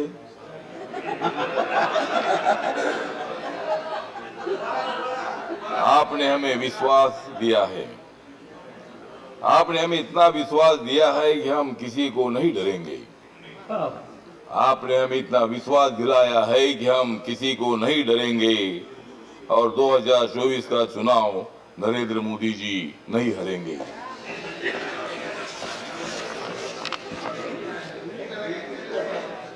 आपने मुझे मौका दिया हर बार, आपने मुझे मौका दिया हर बार, इसलिए मैं करता रहा कांग्रेस पर वार। आज मत करिए। आप कभी नहीं मानने वाले हैं हार, आप कभी नहीं मानने वाले हैं हार, इसलिए आप आइए फिर एक बार।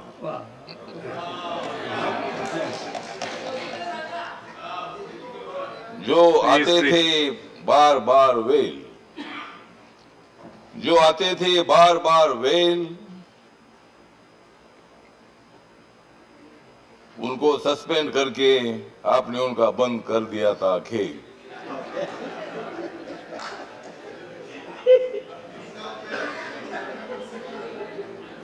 कांग्रेस वाले तो आपके सामने हो गए हैं फेल, कांग्रेस वाले तो आपके सामने हो गए हैं फेल, इसलिए अभी वो नहीं आएंगे बेल।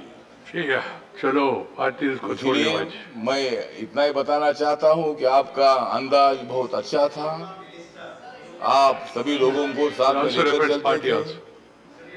आप गड़बड़ करने वालों को मतलब 1 मिनट के अंदर हाउस एडजन करते थे, उनको ज्यादा हंगामा करने का मौका भी नहीं मिलता था। लेकिन ठीक बात है कि आप एक स्टडीड थे, आप हाउस चलाने के बारे में बहुत ही अच्छा आपका अनुभव रहा। 5 साल तक आप हमारे साथ रहे और सभी मेंबर को आपने मौका देने का काम भी आपने किया है। टाइम कम होने से हमें भी, मैं जब बोलता था तब आप बेल बजाते थे, आप बेल बजाते थे, मैं बोलते रहता था। और लेकिन बहुत बार आपने मुझे भी मौका दे दिया है। मेरी पार्टी जो रिपब्लिकन पार्टी है, बाबा साहब अम्बेडकर जी की पार्टी है, संविधान निर्माता की पार्टी है, इस पार्टी की तरफ से मैं आपको हार्दिक हार्दिक बधाई देता हूं। लेकिन हम आपको छोड़ेंगे नहीं, हम आपको हमेशा बुलाते रहेंगे, आपका स्पीच सुनते रहेंगे। इस हाउस में तो आपका स्पीच हमने बहुत बार सुना है, लेकिन बाहर भी हम आपको हमेशा बुलाएंगे और आपका मार्गदर्शन हम लेते रहेंगे।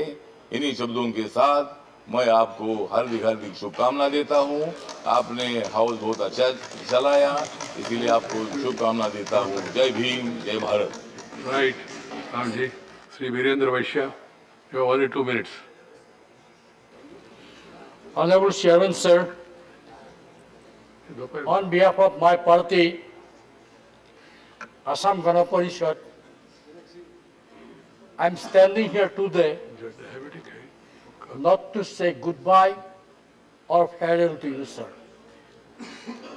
Because, sir, goodbye and farewell is not applicable to you, sir.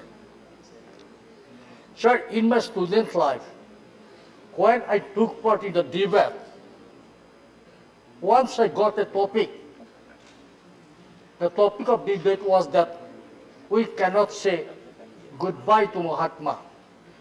Sir, we cannot say goodbye to you because your work, your advice, your guidance, always remembering you, sir. Sir, in my parliamentary life, I have seen you as a senior minister, as a senior colleague of this house, and as a honorable chairman of this house, sir.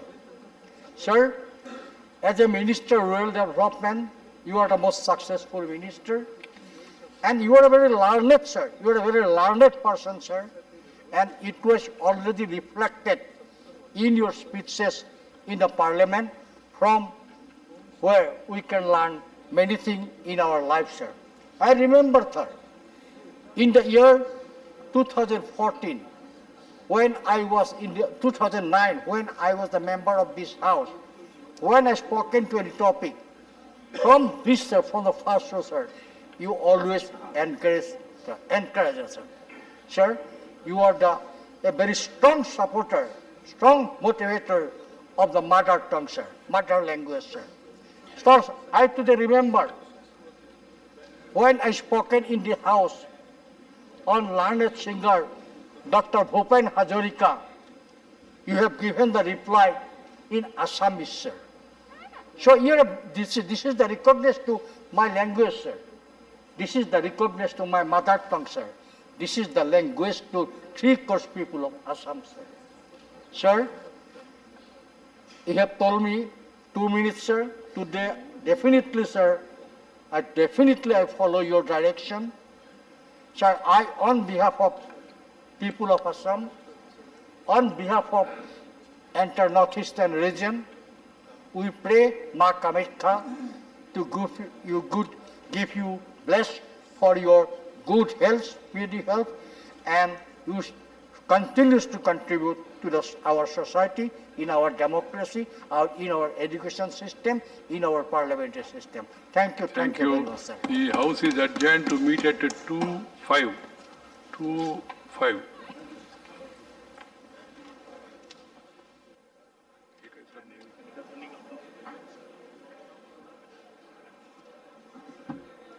Thank you.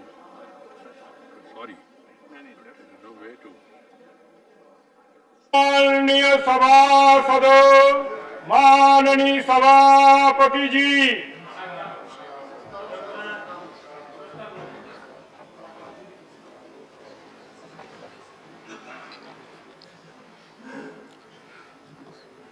Sri Abdul Wahab.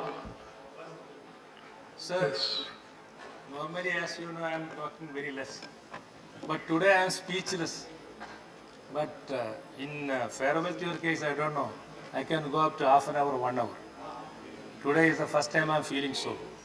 But you are already told it is 2 minutes and so many people. So I am bound to finish as usual, because last day I don't want to make any problem for you. So this, my leader, Said Sadiq Ali Shihab Thankul, today morning called me and told me about you and about IUML position. So congratulations for what you know, for not being any just like this position tomorrow. Because as a Venkaiah Naidu, we expect a lot from you. As before you were BJP president, we know all your backgrounds, but I heard that, and you told also in front of our BJP people, after this assignment, you are not going to public politics. But we expect more from you than in politics, with a lot of experience and all. And I remember you, when my invitation and all, you came to our college, and it was a wonderful experience, and you are that sort of to youth, you are advice and all. You can still do, and we will always call you. I don't know whether you will agree or not, but please listen to our call whenever you are out of this office. This Prime Minister and Kargeji told much about you, so I don't want to add. And especially Derek is telling about the one month old or 1 year old Venkaiah ji. So I just one recommendation or pleading to you. When you demit office, you got good connection with all BJP people. You used to be the BJP president. Still, ideology will not change, you know. So tell them that the democratic atmosphere should be here in India, and especially at least in Parliament. And thank you very much, sir. I expect Thank all you. the cooperation from you. I tell all this side and that side, respect democracy. That's Yes. all. Will do. D.K. Vasan. Thank you, sir, for allowing me to speak. Sir, as you assumed office of the Vice President of the country and that of Chairman Rajyasabha, sir, you brought with you a rich parliamentary experience, both from the opposition side and treasury benches, sir. This experience, sir, has definitely helped you in conducting the proceedings of this august house with wit and wisdom, and benefited each member of the house, sir, to contribute to the nation building, sir. Sir, your rich administrative experience across ministry has come in handy in maintaining the morale of officers of the Rajyasabha Secretariat. Sir, the career progression scheme implemented by you has ensured that in services like those of reporters and interpreters, where promotions are hard to come, we have a workforce fully motivated to support the members of the Parliament, sir. As Vice President of the Republic, sir, you have always carried the true spirit of Indianness in your heart and in your words, sir. In your various engagements across the country and all over the world, sir, you have showcased that India is one family. At various fora, sir, you highlighted the importance of a language, especially the mother tongue, sir, and to protect our constitutional values, sir. Sir, your hard work, concern for the nation, your dedication, sir. We all know you are an inspiration for people from different walks of life. I am sure, sir, with your vast experience in public life, you will continue to guide the younger generations through your writings and public interactions, sir. On behalf of Tamil Nadu, sir, you have a special concern, sir. I say, not Vange, poitu Vange. That is always our culture, sir. Thank you, sir. Andrew, vanakkam. Jose K. Mani. Sir, today I stand before the House to express my immense gratitude towards you for the inclusive and inspiring leadership you have exhibited as a chairman of Rajya Sabha. I consider it as my honor to have worked under your chairmanship, witnessing your passionate effort in strengthening the parliamentary democracy in our country. There are indeed, sir, in the House various instances where the House has experienced heated argument and verbal quarreling, exchange of words, which I must say were masterfully diffused by an unbiased approach, light humor, simultaneously ensuring the gravity of the issue at hand was not compromised. As a member hailing from the southernmost state of the country, Kerala, I also would like to thank you for acting as a strong bridge between the south and the national capital.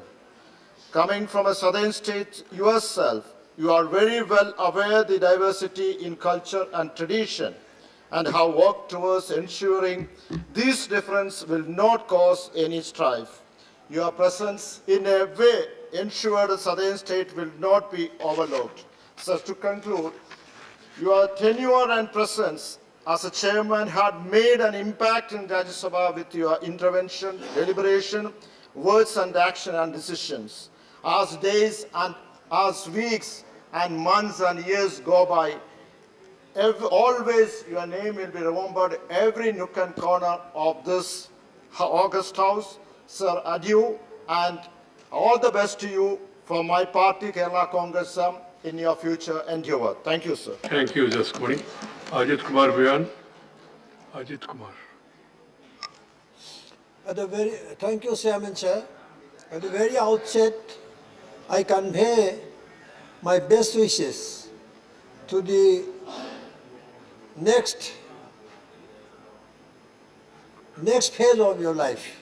As a politician and a public figure, You have immensely contributed for the growth and development of my country in all spheres.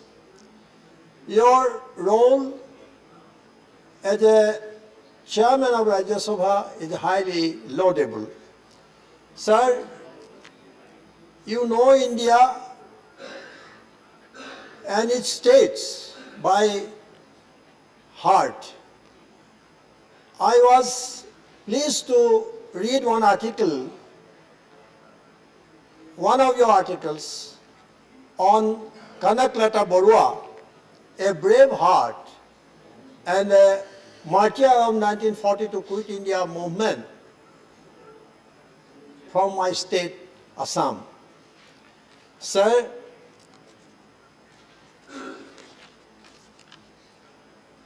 I humbly offer from you in political views and principles. I humbly differ from you in political and ideas and principles, but I am touched by your advocacy for mother tongue, for local languages. You feel the very essence of the glory and the existence of India. Your advocacy for mother tongue inspired me to deliver speech in Assamese in Rajyasabha. Could not do it once in your tenure. As the, sir, I will always remember you as an advocate of mother tongue and as an advocate of multi-linguistic and multicultural diversity of India. Sir, you are an advocate of mother tongue, I have already said, and for that I will always remember you with these words. On behalf of people of Assam, I wish good health and long life. Thank you. Thank you, Professor Manoj Kumar Jha.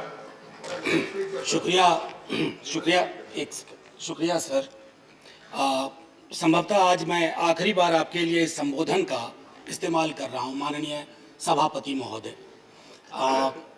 अगर कल house चलेगा परसों तब भी मैं नहीं होऊंगा, इसलिए मैं ये बात कह रहा हूं।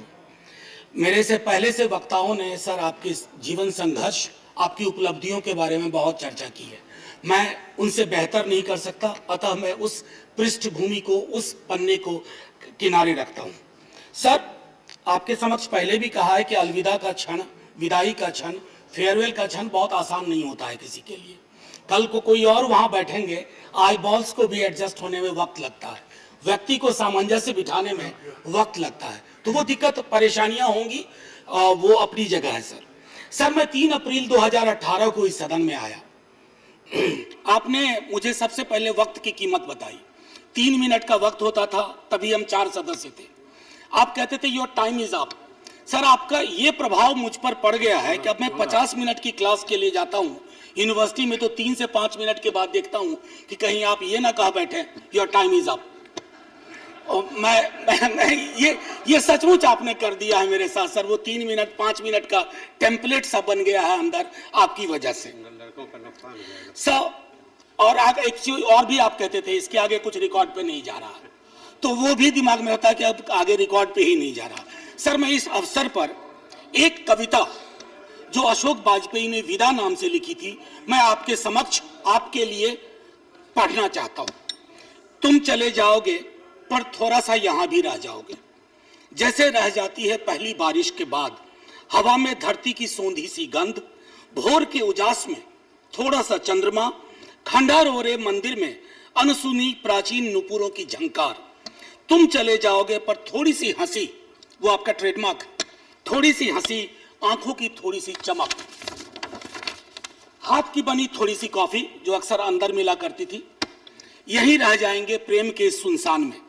तुम चले जाओगे पर मेरे पास रह जाएगी प्रार्थना की तरह पवित्र और अदम्य तुम्हारी उपस्थिति, छंद की तरह गूंजता तुम्हारे पास होने का एहसास। तुम चले जाओगे, थोड़ा सा यहीं रह जाओगे। सर, ये समय की शिला पर मधुर लेख कितने किसी ने मीठा बनाए, किसी ने मिटाए, ये रहेगा। एक चीज जो आपसे सीखी मैं कहना चाहता हूं, हम सब अलग अलग पृष्ठभूमि से आते हैं सर, वैचारिक राजनीतिक पृष्ठभूमि, बहुत शिद्दत से एक दूसरे के खिलाफ लड़ते हैं, लेकिन बीएससी की मीटिंग्स में आप अक्सर कहा करते थे डोंट स्टॉप कन्वर्सेशन। मुझे अपील करनी है आज की इस ओकेजन पे कि संवाद की ये परिपाटी खत्म ना होनी चाहिए। और कभी सर डाइनिंग टेबल पर बैठ के ये मत कह दीजिएगा the house is adjourn to meet at 12 PM। Thank you so much sir, जय हिंद। श्री विक्रमजीत सिंह। झा साहब ने अभी कहा कि वो आखिरी बार बोल रहे थे, लेकिन ये भी एक कथारसिस है कि मैं पहली बार बोल रहा हूँ। Honourable chairman sir, I rise before you as a first-time young parliamentarian today who does not come from a political background and are simply social worker.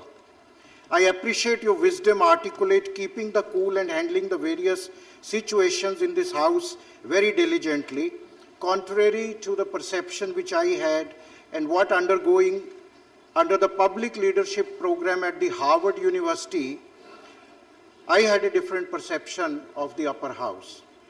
But I will always remember your words of wisdom that we have collective responsibility in this house to work and encourage healthy debates, and we are accountable to billions of people as the representatives who have sent us here to represent them and the respective states.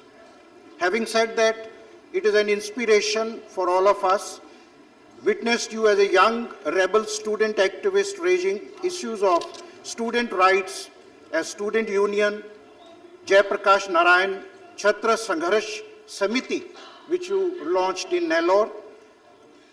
Your leadership in Jaya Andhra movement at a very young age, I think it is a befitting, sir, for you to have an autobiography for the benefit of the younger generation. To defend the democracy of this great nation, you spent so much difficult nights in the emergency. Your contribution in the Pradhan Mantri Gram Sadak Yojana is very meaningful. And sir, many of us will not know that, Honorable Chairman, you founded a social service organization called Swarna Bharat in your hometown at Nellore, which runs a school for poor, orphaned and special needs and self-employment. This shows your empathy and humanness. I would convey my support to this noble cause, and I'm indebted to you. It was in your hands few days back that I committed my entire salary and perks for the education of poor children. I would only conclude at the end by saying that you are leaving behind a legacy of retired but not tired, as Honorable Pradhan Mantri ji ne kaha. You are leaving behind a legacy. Your tenure have many interesting anecdotes. You retire from this house with great memories. And at the end, I would say that this couplet is very synonymous to your personality. खुदी को कर बुलंद इतना, खुदी को कर बुलंद इतना कि हर तदबीर से पहले खुदा बंदे से खुद पूछे कि तेरी रजा क्या है। जय Hind. Thank you, Jai Hind. Vikas Ranjan Bhattacharya, CPM. I stand here to bid you farewell, sir. But at the moment, I just recollect the day when I entered in this house for taking oath in the bad days of COVID period. In that day, one particular incident which struck me so well. Many members, while taking oath, I took my oath in my mother tongue Bangla. Someone had chanted something which really hits the basic concept of Indian secularism, and I was very happy and proud to say that I found yourself immediately reacted and said that this sort of slogan should not be raised in the House. So this constitutional morality which is very important for our country, we find lacking in many personality, but you have been able to afford that. So another thing which really impressed me, I think impressed everybody, that your concept of plurality. When there has been an attempt to say that we have a singular attitude, there you have impressed upon us with your sense of plurality. That's the personality which has impressed me. Another one which struck me, that's your humor, the sense of humor. I was just wondering, this sense of humor, then I recollect George Bernard Shaw said, a person without humor is a person without education. Therefore, that basic education of yours really enlightened us to confirm our faith in Indian secularism, constitutional morality and plurality. These are the very important things we have learned from you. In the end, I just take a few lines from Tagore's. That is, Chetena hi dibo, tobu jete dite hoy. I don't want you to leave, but I have to leave you because of the rule of nature. Therefore, sir, we are not leaving you from us, but you are by call of nature, the rule, leaving the chair, but remaining in our heart permanently. With this, I wish you a very good time in the future. Thank you, Raghav Chadda, brief ma. Sir, हर व्यक्ति को अपना पहला अनुभव जो होता है वो याद होता है. स्कूल का पहला दिन, पहला स्कूल प्रिंसिपल, पहली टीचर, पहला प्यार. इस सदन में जब मैं आया तो मेरे पहले चेयरमैन के रूप में जब मैंने अपने संसदीय जीवन की शुरुआत करी, मैं सदैव आपको याद रखूंगा सर. और ये मेरा सौभाग्य है कि जब मैं अपने संसदीय जीवन की शुरुआत करी तो आपका संरक्षण मुझे प्राप्त था. लेकिन ये मेरा दुर्भाग्य भी है सर कि एक ही सत्र सिर्फ आपके संरक्षण में काम करने का मौका मुझे मिला सर.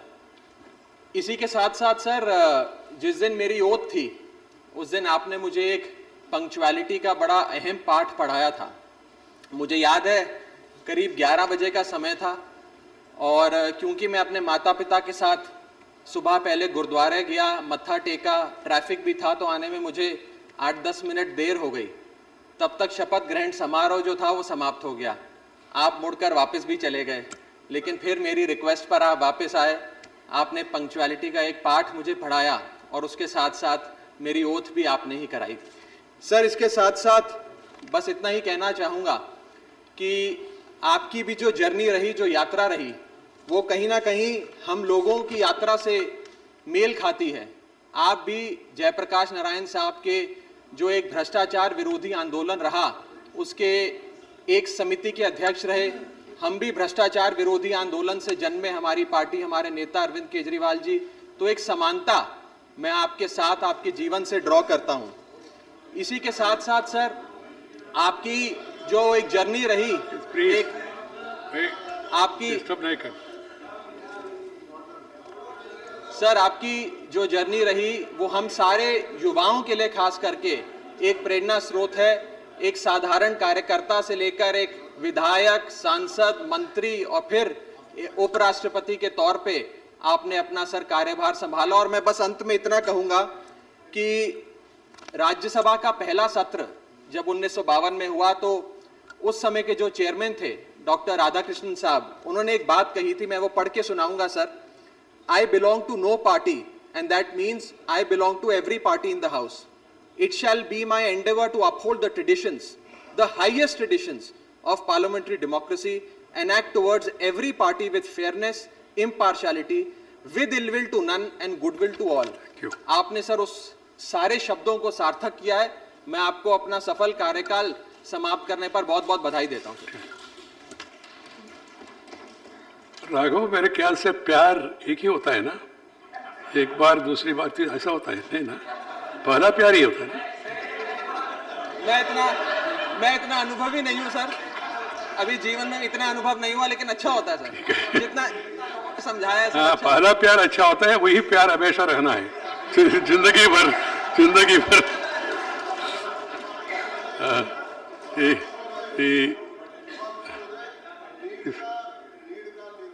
फिर नेह का आह्वान फिर बार बार होता है. Thank you.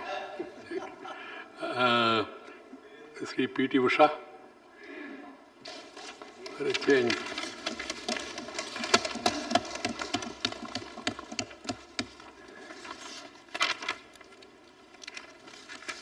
Most respected Chairman Rajyasabha Sri Venkaiah Naidu ji, a great orator, scholar who always stood along with the downtrodden people, particularly during his Nellore days. Sir, your yeoman service to the society as a whole, the nation will ever remember. We, the common man, always extend our love and affection towards your gentle parenting, who first time stepped into the temple of democracy. I personally have been experiencing the same since the last few weeks. Sir, we can express our gratitude towards you to say a mere thank you, but you will always live in our hearts as a master of oratory. On behalf of our entire Indian sports fraternity, I express my deep gratitude towards your true sportsman spirit, which reflects in your entire life and as a chairman of this august house. I sincerely wish you and your all family members good health, peace, and cheer, and I wish that you would continue to serve the nation and community as a whole. Thank you, sir. Thank you, Ma. Sri Jawahar Sarkar. Sir, thank you for this opportunity. So thank you for this opportunity, and I am reminded that exactly 5 years ago, you were gracious enough to preside over my farewell at a time when there was a lot of palpable tension about my departure from government. I saw the degree of pettiness that I thought I would never live to see, but you rose above that pettiness to say very gracious words. They are inscribed in my heart, and that is the impression I've carried, one who rises above pettiness and is known to be gracious. I have followed your knowledgeable interventions and speeches, and that is one thing that I bemoan.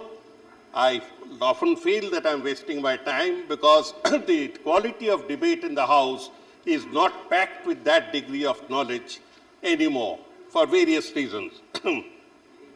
I have not been able to communicate in the last 1 year or so because much of it went in disruption, and I am not comfortable with disruptive politics.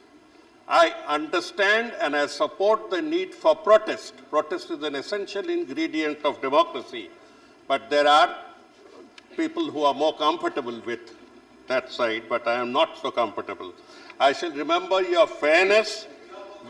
Please, नहीं comment नहीं करना कोई बैठ के unnecessary आखिरी दिन में मेरे I shall remember your fairness, sir. Both as a minister, I have had the good fortune of having fair ministers like you, Mr. Jaitley, Mr. Javadekar. I remember that. Your fairness on the chair, but fairness comes with a certain degree of brutality. It is inevitable. So I would only say that 73 is not an age to retire. There are temptations, and many of the allurements of retirement at an early age come from people around you with intentions, good or otherwise.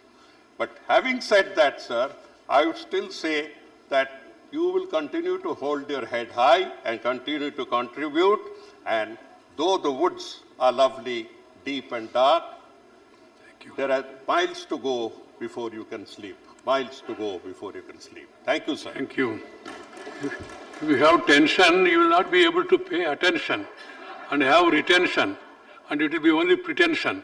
That's why please don't have any tension in the house. See, Sant Balbir Singh. बहुत बहुत आप ਦਾ ਧੰਨਵਾਦ। ਅਸੀਂ ਪਹਿਲੀ ਵਾਰੀ ਇਸ ਸੰਸਦ ਵਿੱਚ ਆਏ ਤੇ ਪਹਿਲੀ ਵਾਰੀ ਜਦੋਂ ਬੋਲਣ ਦਾ ਮੌਕਾ ਸਾਨੂੰ ਆਪਣੀ ਭਾਸ਼ਾ ਦੇ ਵਿੱਚ ਮਿਲਿਆ ਤੇ ਜੋ ਸ਼ਬਦ ਤੁਸੀਂ ਉਸ ਦਿਨ ਪੰਜਾਬੀ ਚ ਬੋਲ ਕੇ ਕਹੇ ਕਿ ਤੁਸੀਂ ਚੰਗਾ ਬੋਲਿਆ ਤੇ ਉਹਦੀ ਚਰਚਾ ਪੱਲੇ ਪੰਜਾਬ ਵਿੱਚ ਨਹੀਂ ਸਾਰੀ ਦੁਨੀਆ ਦੇ ਵਿੱਚ ਹੋ ਰਹੀ ਆ।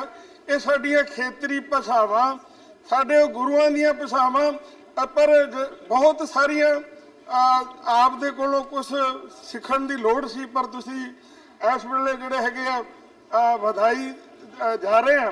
ਪਰ ਅਸੀਂ ਇੱਕ ਬੇਨਤੀ ਜ਼ਰੂਰ ਤੁਹਾਨੂੰ ਕਰਾਂਗੇ ਕਿ ਜਿਸ ਤਰ੍ਹਾਂ ਤੁਸੀਂ ਸਾਨੂੰ ਪੰਜਾਬੀ 'ਚ ਬੋਲਣ ਦਾ ਅਧਿਕਾਰ ਦਿੱਤਾ, ਆ ਜੋ ਪਟਲ ਦੇ ਉੱਤੇ ਪੇਪਰ ਆਉਂਦੇ ਆ ਇਹ ਅੰਗਰੇਜ਼ੀ ਜਾਂ ਹਿੰਦੀ 'ਚ ਆਉਂਦੇ ਆ। ਇਹ ਅਸੀਂ ਜਿਹੜੀ ਬਾਹਰੋਂ ਤਾਂ ਪੰਜਾਬੀ ਕਰਾ ਲਾਂਗੇ, ਪਰ ਜੋ ਕੁਝ ਇੱਥੇ ਡਿਸਕਸ ਕਰਨੀ ਆ, ਬਹਿਸ ਕਰਨੀ ਆ, ਉਹ ਸਾਨੂੰ ਪੰਜਾਬੀ 'ਚ ਚਾਹੀਦੀ ਹੈ। ਇੱਕ ਰਿਕੁਐਸਟ ਆ, ਜਿੱਦਾਂ ਜਾਣ ਲੱਗੇ ਕੁਛ ਨਾ ਕੁਛ ਦੇ ਜਾਂਦੇ ਹੁੰਦੇ ਆ, ਅਸੀਂ ਤੁਹਾਡੇ ਕੋਲੋਂ ਉਹਨਾਂ ਸਾਰਿਆਂ ਵਾਸਤੇ ਮੰਗ ਰਹੇ। ਸਾਡੀ ਸਮੱਸਿਆ ਨਹੀਂ, ਇੱਥੇ ਹੋਰ ਵੀ ਕਈਆਂ ਦੀ ਸਮੱਸਿਆ ਹੋਊਗੀ, ਪਰ ਉਹ ਬੋਲੇ ਨਹੀਂ। ਅਸੀਂ ਰਿਕੁਐਸਟ ਕਰਦੇ ਆ ਕਿ ਸਾਨੂੰ ਉਹ ਪੰਜਾਬੀ 'ਚ ਮਿਲੇ। ਬਹੁਤ ਬਹੁਤ ਧੰਨਵਾਦ। ਗੁਰੂ ਸੁਖੀ ਰੱਖੇ ਤੁਹਾਨੂੰ। Srimati Vandana Chavan, on behalf of all remaining women. Thank you very much, sir. I was hoping that we get a chance. So thank you very much, sir. So this house has seen many farewells, but I think in the last 10 years that I have been here, there hasn't been a farewell as somber, in a somber atmosphere like this, sir. Farewell speeches are a lot of times formalities, but this one, sir, is different, and it is different only because of the person and personality that you are. You have given us so much love and affection that definitely we feel very much honored and very much revered to you, sir. Sir, you have been a disciplinarian. You have been very strict. Sometimes you reminded us of the headmaster in school. But you know, sir, the strictest teacher is the most loved. So similarly, sir, even though you were strict with us, you tried to imbibe discipline in us. You are the most loved up to now, sir. You have been witty with your repartees. You have been witty with the kind of rhymes in your sentences which you just exhibited, sir. You have been extremely passionate, and that is what made you very, very different. Sir, encouraging members to speak in their mother tongue, encouraging members, in fact, pushing them to attend committee meetings, which sometimes we would slip. Sir, your passion was seen even when one of my colleagues, Vijala Satyanarayan, spoke about child pornography in her 0 hour, and there you immediately put an ad hoc committee in place under the chairmanship of Dr. Sri Jairam Rameshji, and you had it sorted out. So this is the kind of passion. Even when important issues were being spoken about, sir, your voice itself vibrated, your voice itself showed that you were very concerned about that issue. Sir, you have been gracious. A lot of people have said you've been a wonderful host. Not only you, sir, but your entire family, your dear wife and entire family has been a wonderful host whenever we came to your place. Sir, I had the opportunity, the honor of inviting you for 2 functions. One was in Pune for the prestigious Punya Bhushan Puraskar. Second was here in the Parliament Annexi when some of us parliamentarians who form a group on children invited you to have a dialogue with the children. And I saw, sir, not just inside the house, but even outside in the Parliament, wherever you went, you attracted a lot of fan following, and that makes you different, sir. Sir, I also remember that during COVID times, Pune was doing very badly. Sir, I can never forget that you called me up to ask my own welfare, my family's welfare, and the welfare of the Punekars. So I have never experienced I have never had an experience earlier like this. Even lately, sir, when my name was not included in the 6-member panel, you were gracious to call me up and say and talk about your predicament. But thank you, sir. You've been great to us. You've been a wonderful fatherly figure. You have been like an elder brother to all of us sisters, especially. I wish you good health, sir, and I wish you the best for the new innings you're coming for. Thank you, sir. Thank you, Honorary. C.P. Wilson. Thank you, Chairman, sir. Sir, I am a new entrant to politics. When I came here, I was a senior advocate practicing in High Court and Supreme Court. But when I saw you, I feel that you have all the good qualities of a judge, good qualities of fairness. You allow equal opportunity, and you used to remind them that we have to do something to the people and people are watching us. Sir, we really feel that after seeing you, that all politicians should train themselves as to how they have to behave inside this house, big house, August House. Sir, every time I see, sir, your endeavor is to uphold the dignity and the honor of this house.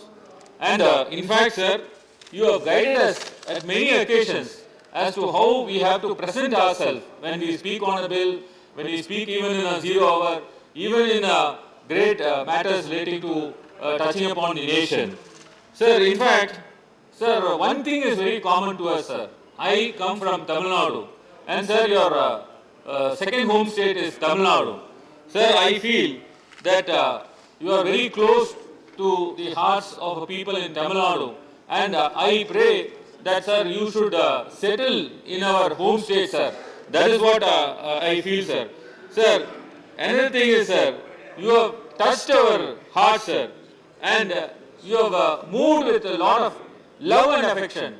Sir, every birthday, I receive a call from you, and you wish us, sir. Sir, we have never seen a leader like you, sir. We have never seen a chairman like you, sir. We are really moved by your good things, sir. In fact, I would only say that, sir, all of us has to carry forward, sir, whatever you have preached to us, whatever you have taught to us, and certainly, sir, we will take it forward. And, sir, I wanted to say, sir, as my earlier speaker told, that we are going to miss you, sir. And I don't know whether anyone will occupy your place, sir. Thank you very much, sir. Thank you. Sri Purushottam Rupada.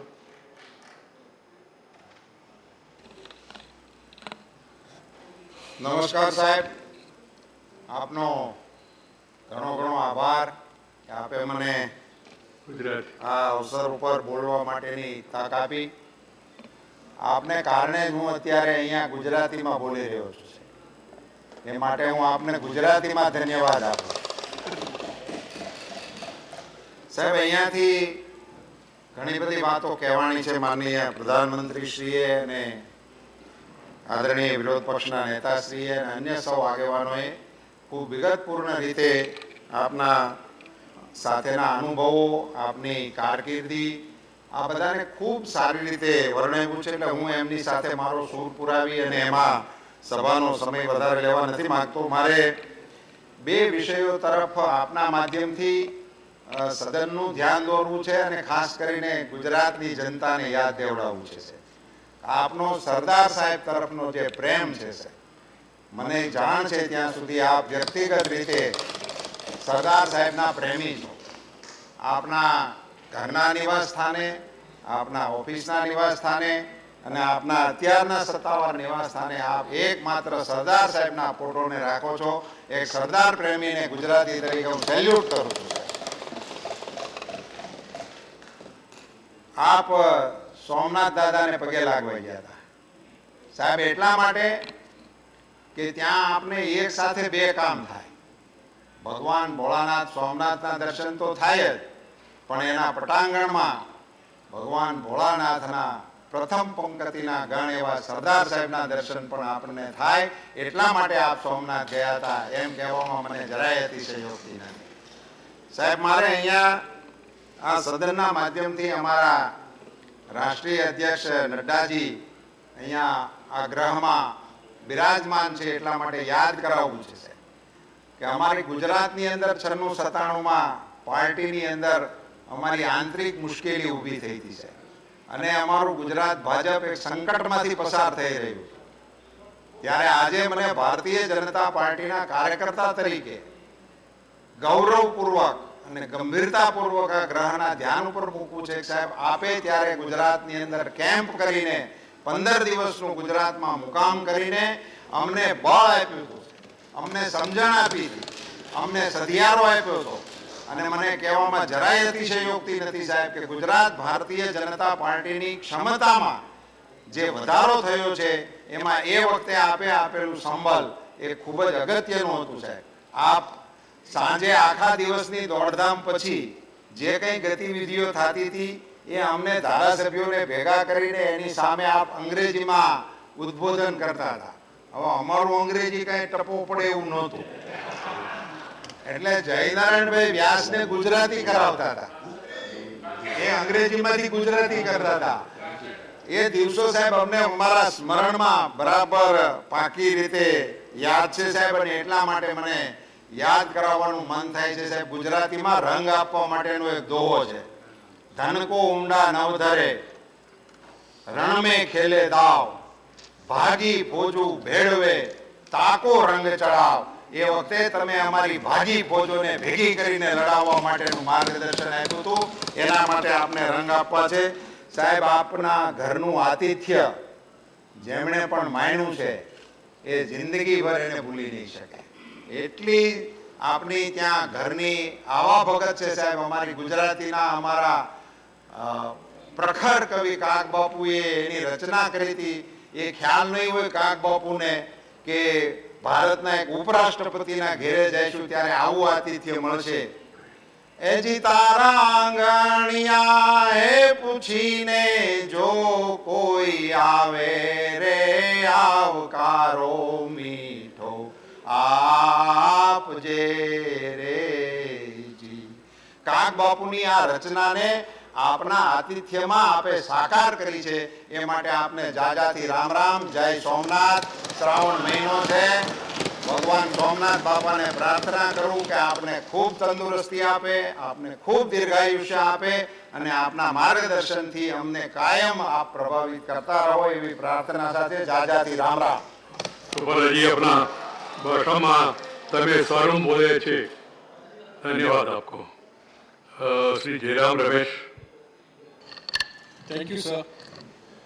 Sir, there have been two distinguished Indians who have occupied the position of Vice President and Chairman of the Rajyasabha, who hail from Nellore district of Andhra Pradesh. The first is a man whose photograph we see every day and whom we take for granted today, but who is one of the great institution builders of modern India, Dr. Sarvepalli Radhakrishnan. And the second, to leave a distinctive mark on Indian political life, is Peddalu Gauruvanilu Muppavarupu Venkaiah Naidu Garu.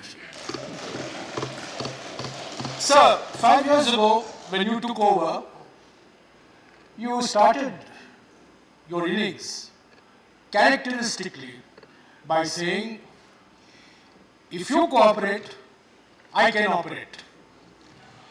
Today, after 5 years of cooperation and operation, it has become a time of separation. And sir, it's a very emotional moment for all of us because you have conducted this house in a very unusual way. People have praised you for allowing all languages of India to be spoken in this house. That's a remarkable achievement. People have congratulated you for giving youngsters equal opportunity. That is a remarkable achievement. But sir, there are other remarkable achievements of yours which have struck in my mind. You are the only chairman who has adjourned the house while standing up. You are the only chairman who has adjourned the house and as soon as he sat down. And you are the only chairman sometimes whose decisions have mystified not only the opposition but also the ruling party. So you've been very fair in spreading your largesse, and for that I commend you, because although you have come from a political party, as president of a political party, you have not allowed that background to influence any decisions you took. And some of your decisions baffled the treasury benches that they came to me to ask me whether I have any inside knowledge of why you took certain decisions. So I think that's a hallmark of a true chairman, that you have treated all of us equally, given all of us equal opportunity, and conducted the proceedings of this house at very tense moments in a spirit of wit and humor. So Derek O'Brien, my friend, was very unkind to you.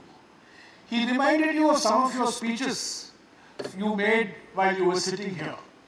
So I am tempted to add to this unkindness, because I remember the 5-hour ordeal that I had to undergo in an argument with you on the 20th of February 2014, when the Andhra Pradesh Reorganization Bill was being discussed on the floor of this house.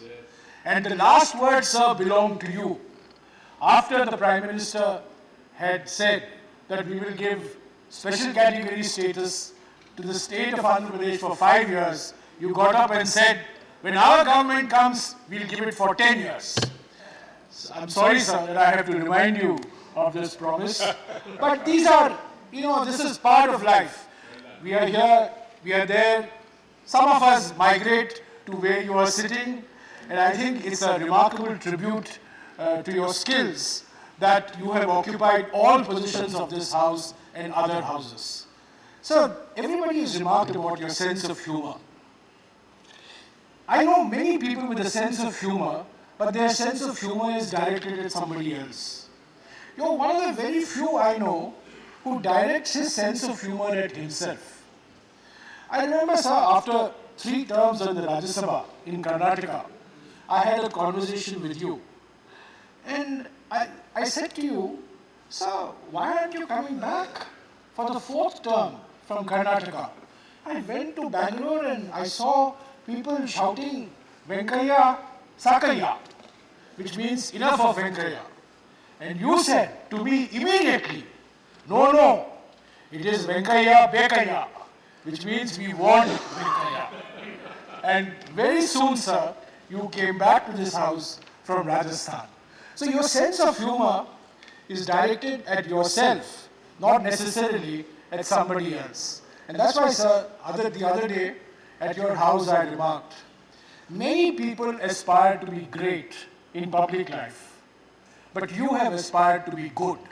And you will be remembered long after the great men have been forgotten, because you are a good man, because you've been a kind man, you've been a large-hearted man. Finally, sir, you are moving to one Tyagaraj mark. I want to make a special request to you. You have been a champion of Indian languages. Who is this Tyagaraj? In Tamil, he is Tyagaraja. In Telugu, he is Tyagaraja. Why is he made Tyagaraj in Delhi?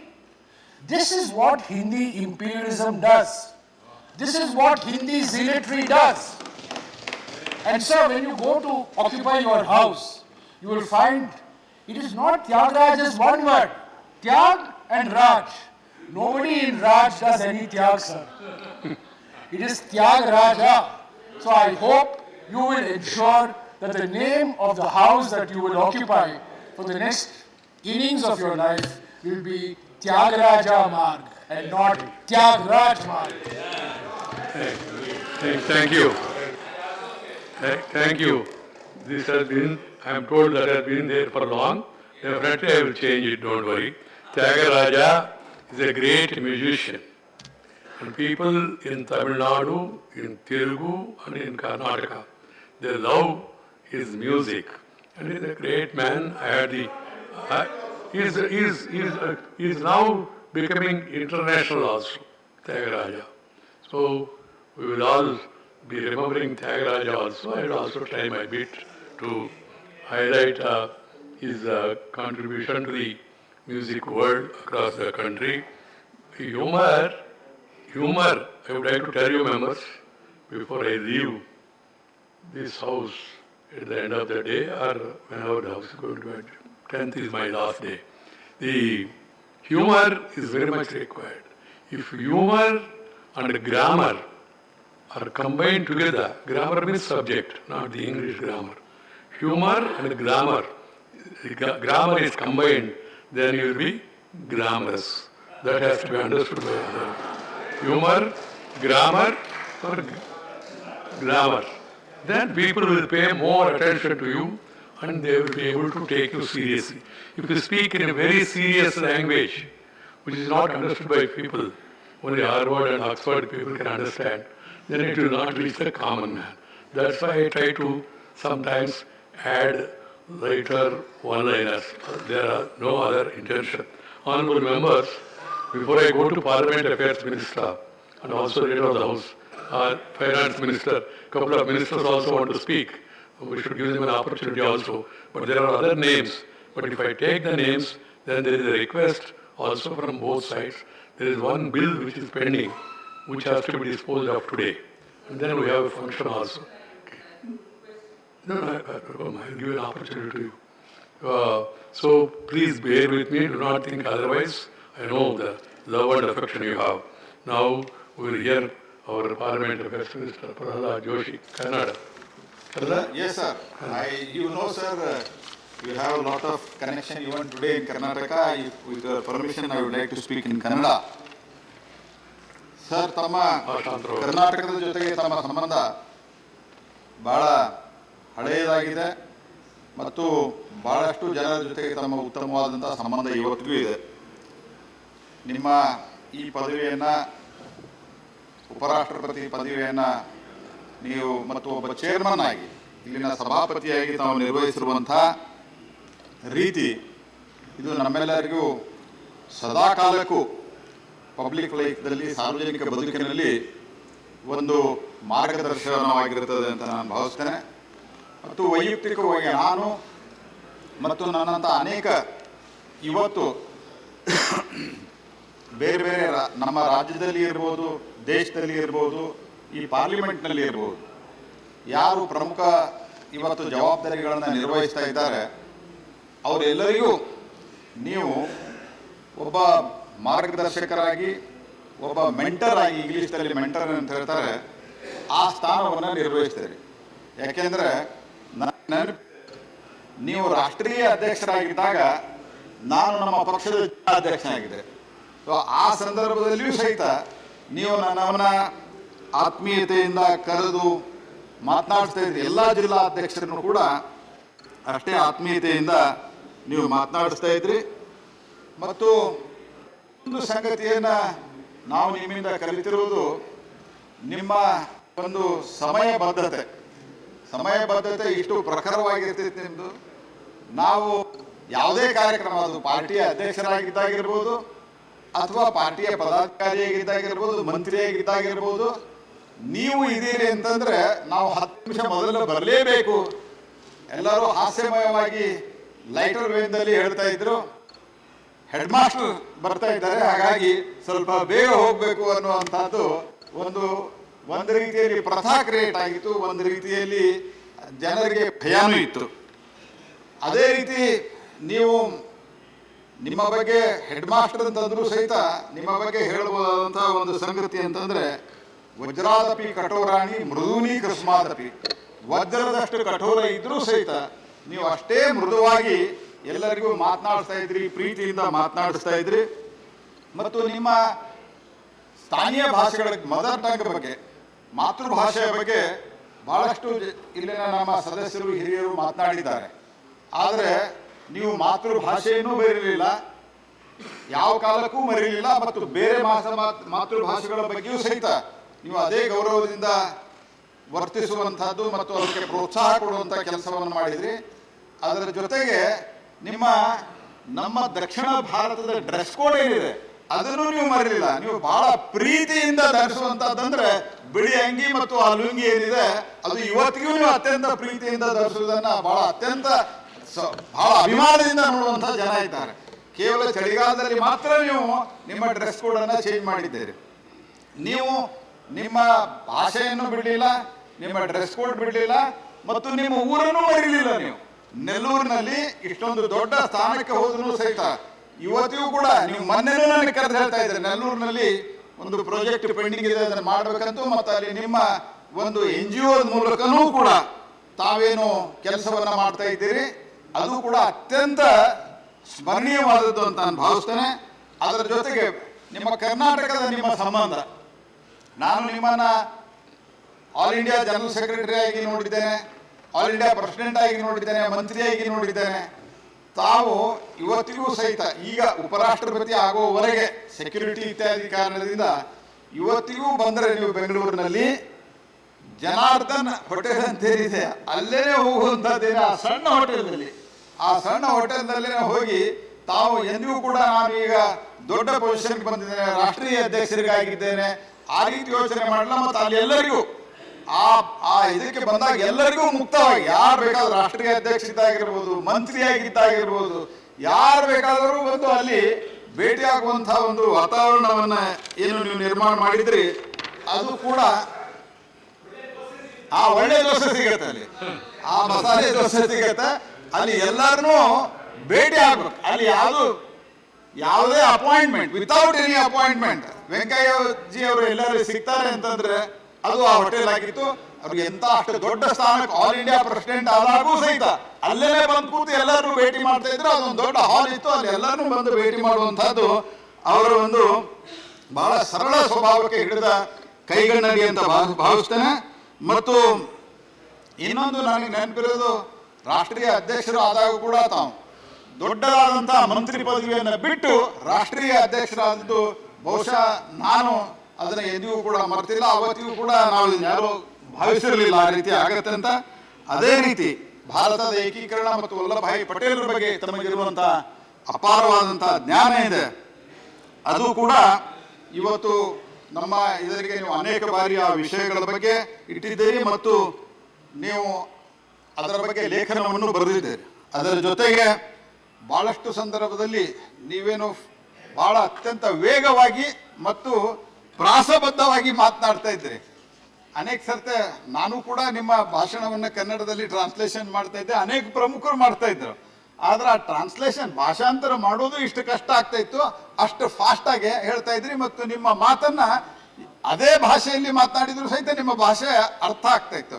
ಆ ರೀತಿ ಒಂದು ಹಾಸ್ಯಮಯವಾಗಿ ನಿಮ್ಮ ಭಾಷಣದಲ್ಲಿ ಹಾಸ್ಯ ಮತ್ತು ಅಷ್ಟೇ ಗಂಭೀರವಾದಂತಹ ವಿಷಯವನ್ನ ನೀವು ಒಟ್ಟಿಗೆ ಬೆರೆಸಿ ಅನೇಕ ಕಾರ್ಯಕರ್ತರಿಗೆ, ಅನೇಕ ಜನರಿಗೆ ನೀವು ಪ್ರೇರಣಾ ಶಕ್ತಿಯಾಗಿದ್ದೀರಿ.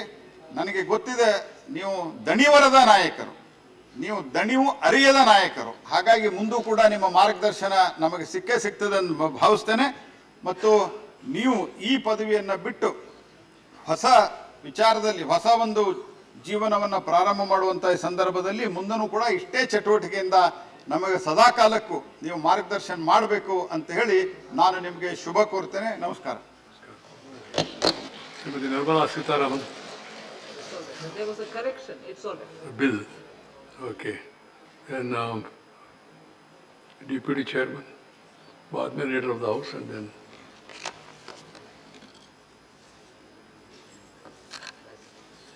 सर, आपके कार्यकाल के समापन के अवसर पर आपसे जो कुछ सीखा, जो हमारा निजी अनुभव रहा, बड़े भरे मन से मैं कहने की अनुमति चाहूंगा। आपकी जो पहली तस्वीर मेरे जेहन में, मेरी स्मृति में दर्ज है, मैं युवा विद्यार्थी था। जयप्रकाश जी के घर पर एवरी मैन मैगजीन में आपकी तस्वीर थी एक विशाल रैली के साथ, जिसमें आप जयप्रकाश जी का हाथ पकड़े हुए थे।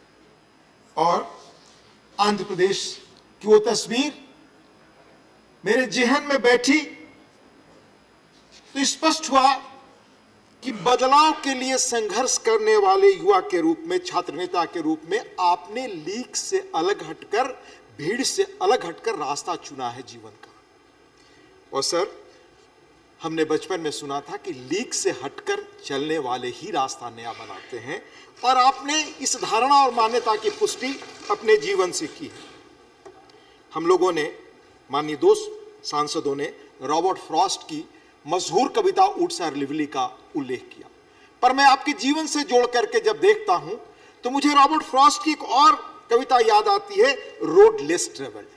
सर, जब आपने लीग छोड़ करके चलकर कैसे रास्ता बनाया और हम सबको कैसे वो लगातार प्रेरित करेगा, आंध्र में जब आपने राजनीतिक जीवन में पांव रखा तो उस विचारधारा को चुना जिससे मानने वाले तब शायद वहां नहीं थे।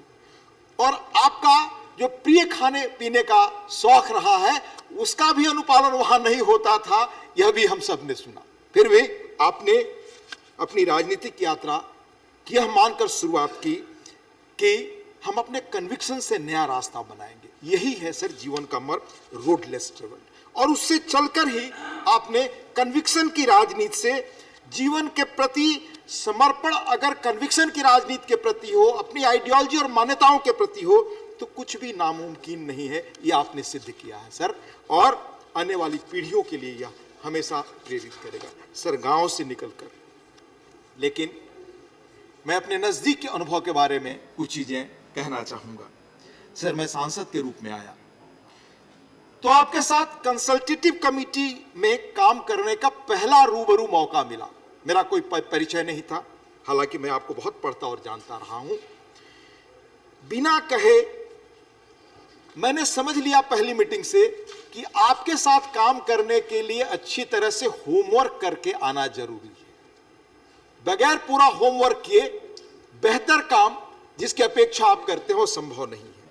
साथ ही मैंने पाया उसी बैठक में एक बैठक थी तेलुगु नए वर्ष के अवसर पर, कैसे आपने उस दिन प्रतीक के रूप में इस्तेमाल होने वाली घर की चीजें, गांव की चीजें, उनको अपने घर से मंगवाया। सारे सदस्यों को उत्साह से जो आपके जीवन का, आपके व्यक्तित्व का हिस्सा है, खिलाया। पर उससे मुझे संदेश मिला कि देश की भारतीयता की मिट्टी, स्वस्थ रीति रिवाजों, परंपराओं, संस्कृति और भाषा के प्रति आपका कितना गहरा लगाव है, और आधुनिकता की जो कथित आंधी और देश का जो इलिट क्लास है उसके मुकाबले कैसे इन चीजों से देश ताकत ग्रहण कर सकता है, ये सर हमने आपके साथ रहकर जाना। मैं आपके साथ कुछ और नजदीक रूप में काम करने का अवसर मिला जब मैं उपसभापति के रूप में सर आया।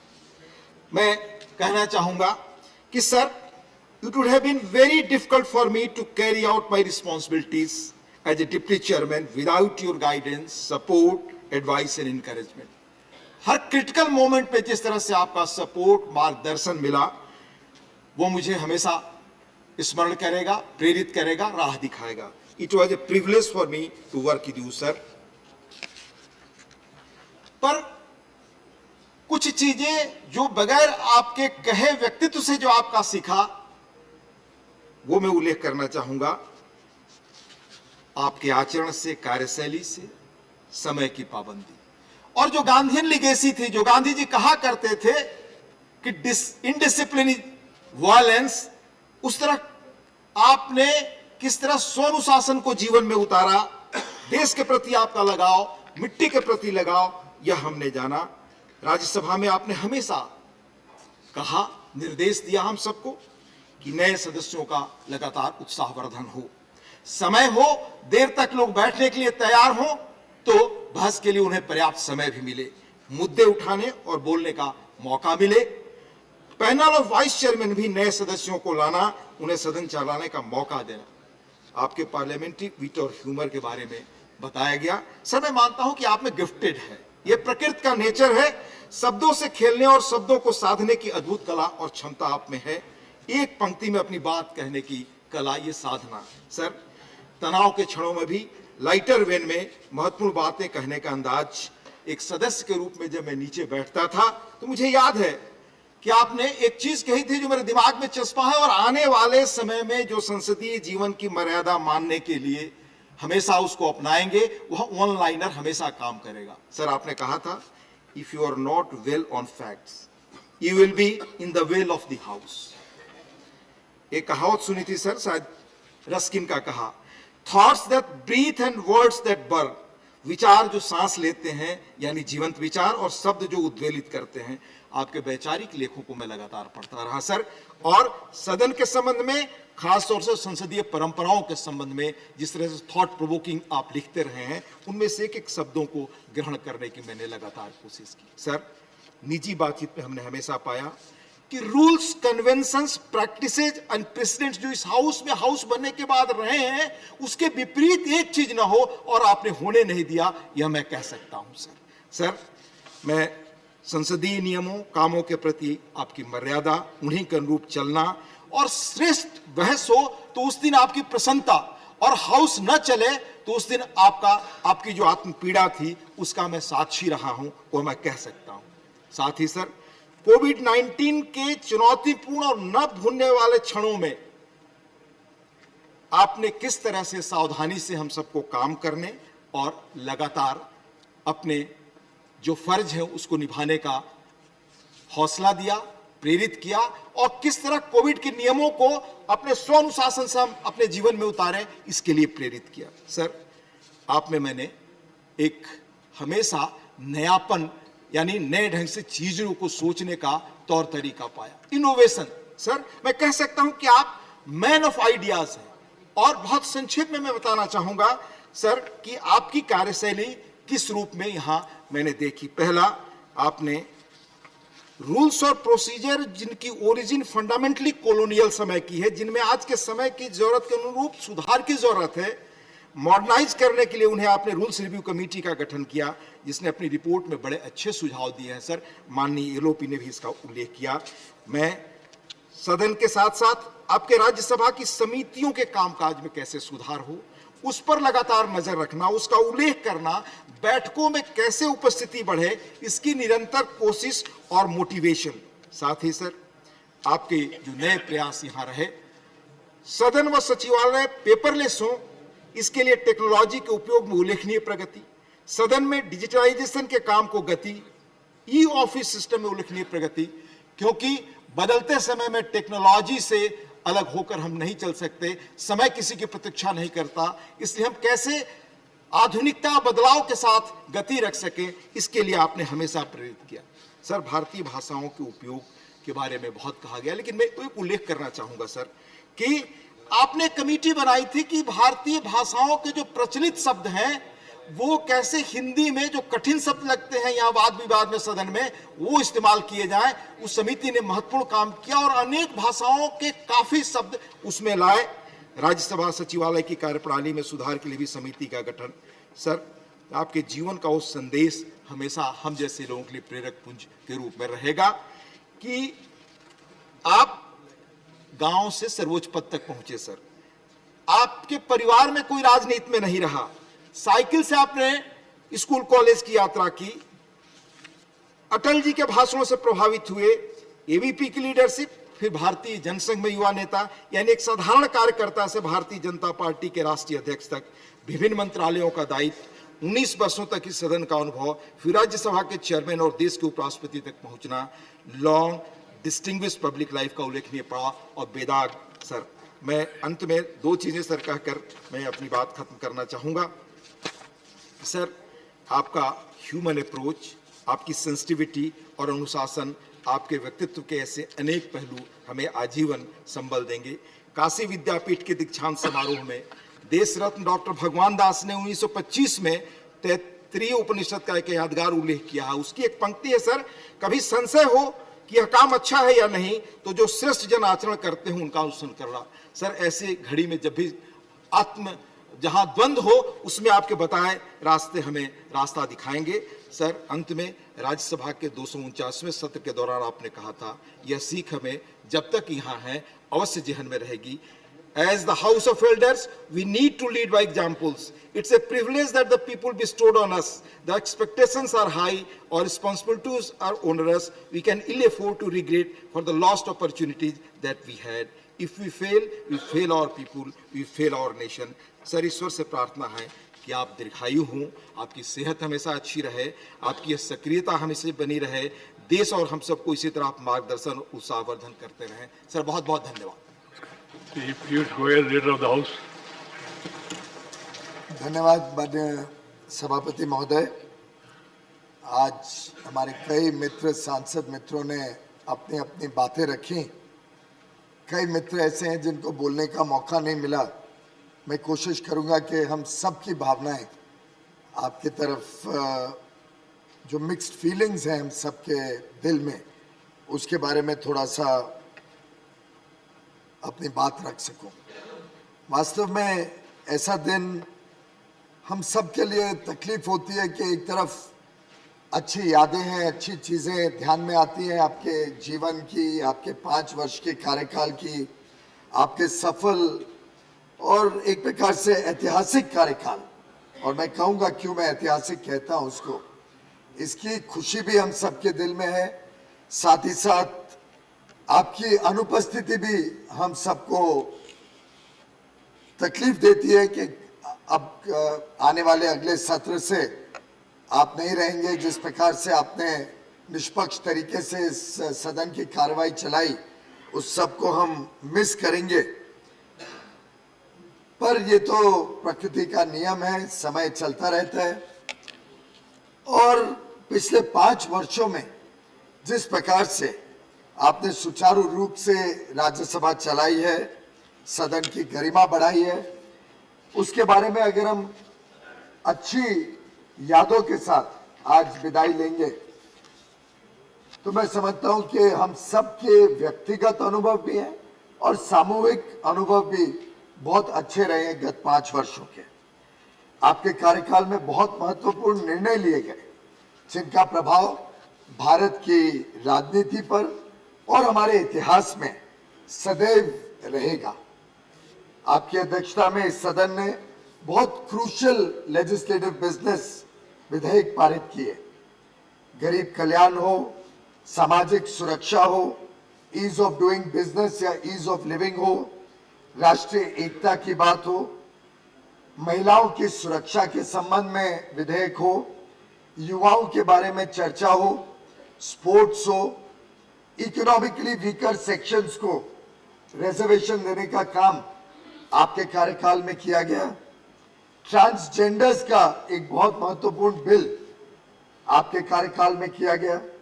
किसानों के लिए, कामगारों के लिए, समाज में शोषित वंचित लोगों के जीवन में एक नया उमंग और उत्साह देने का काम इस सदन ने आपके कार्यकाल में किया। और मैं मानता हूं कि ये सब विधेयक, ये सब काम स्वर्णिम अक्षरों में लिखा जाएगा जब इस सदन का और भारत का इतिहास लिखेंगे। आपका सानिध्य मुझे लगभग बहुत छोटी आयु से मिला। आपके मार्गदर्शन में काम करने का मौका पहले पार्टी कार्यकर्ता के रूप में, फिर अलग अलग दायित्वों को निभाते हुए, अलग अलग चुनाव में काम करते हुए, और फिर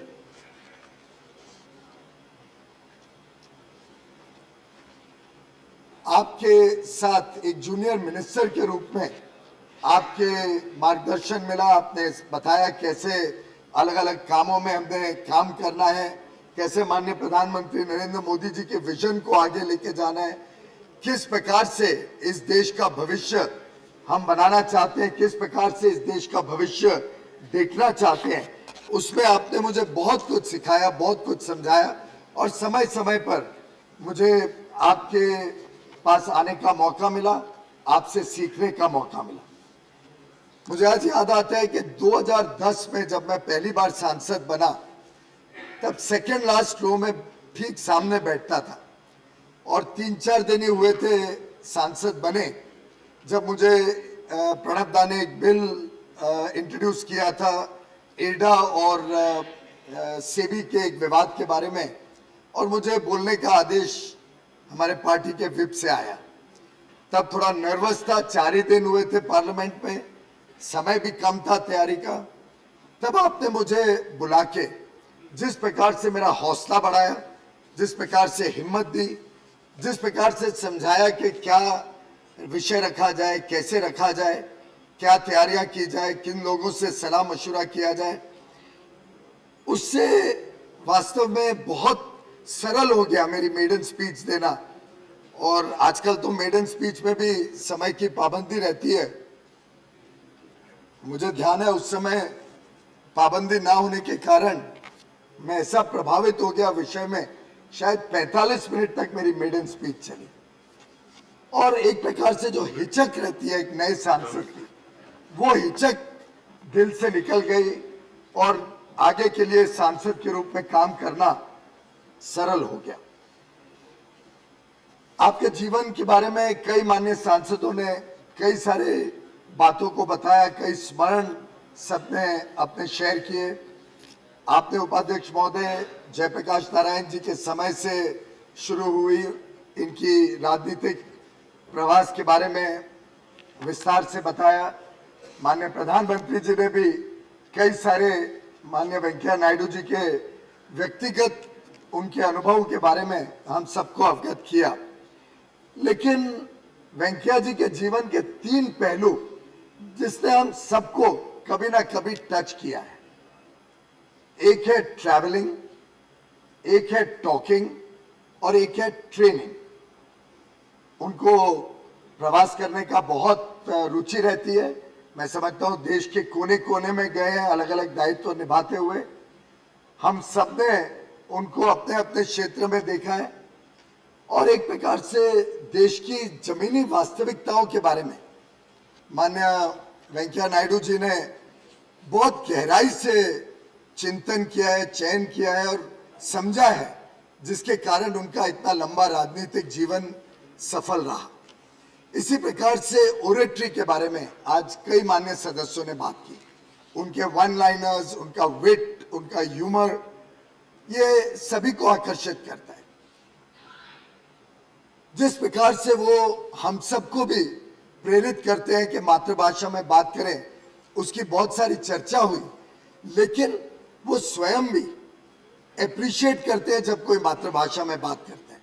मुझे याद है जब हमारे नए सांसद माननीय बलबीर सिंह सीचेवाल जी ने अपनी स्पीच दी, तो तुरंत वेंकैया जी ने कहा, तुसी चंगा बोलिया, तुसी चंगा बोलिया।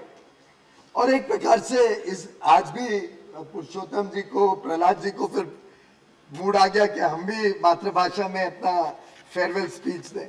तो एक प्रकार से तो बातचीत तो करते हैं वेंकैया जी अलग बहुत ह्यूमरस तरीके से, लेकिन वो दूसरों को भी प्रभावित करते हैं कि वो हिम्मत से बात करें, अपनी बात अच्छी तरह रखें, पर बड़े शालीन तरीके से रखें। उनका आग्रह रहता है कि शालीनता नहीं खराब होनी चाहिए। वाद विवाद शब्दों का हो सकता है, मतभेद हो सकता है, लेकिन मनभेद ना किया जाए। और मैं समझता हूँ ये उनकी एक विशेषता रही कि उन्होंने कोशिश की कि सब साथ में मिलके सदन सुचारू रूप से चलता रहे, अच्छी तरीके से चले। और तीसरा जो मैंने ट्रेनिंग की बात की, व्यक्ति निर्माण, ये इनके शायद स्वभाव में ही है। कोई भी विषय हो, बीच में कभी किसी की स्पीच भी चल रही हो तो माननीय वेंकैया जी कुछ ना कुछ सुझाव देंगे, क्या कैसे बोलना चाहिए, क्या शब्द इस्तेमाल करना ठीक है नहीं है। एक कंटिन्यूअस टीचर का जो इनका स्वभाव है, लोगों को ट्रेन करने का जो स्वभाव है, इसका मैं समझता हूँ हम सभी को अलग अलग समय पर लाभ मिला और ये लाभ जिंदगी भर हम सब माननीय सांसदों के साथ रहेगा। माननीय सभापति महोदय, आपके नेतृत्व में सदन की उत्पादकता के बारे में माननीय प्रधानमंत्री जी ने भी उल्लेख किया। 2010 के बाद सबसे अधिक उत्पादकता इस सदन की 2020 में रही 82.27%, 82.27% हाईएस्ट प्रोडक्टिविटी 2010 के बाद आपके नेतृत्व में इस सदन की रही है। और कई मान्य सदस्यों ने अभी बात की आपकी पंक्चुअलिटी के बारे में। ये तो एक तरीके से बहुत अच्छी बात है कि आप बहुत पंक्चुअल हैं, हर चीज को समय पे करते हैं, पर राजनीतिक जीवन में कई बार इसकी हमें सबको तकलीफ भी होती है। अब हमारी बीएससी की मीटिंग में भी लीडर ऑफ द ऑपोजिशन और मैं, हम दोनों पहुंचे, उसके पहले ही आप पहुंच जाते हैं। और कई बार तो समय के पहले मीटिंग शुरू करने की भी आपका उत्साह रहता है। तो ये हमें सीखने को भी मिला कि भाई पंक्चुअलिटी कितना महत्वपूर्ण है। और मैं समझता हूं कि ये भी एक आपकी ट्रेनिंग का तरीका है कि स्वयं आप प्रैक्टिस करते हो, जो आप हम सबको बताते हो।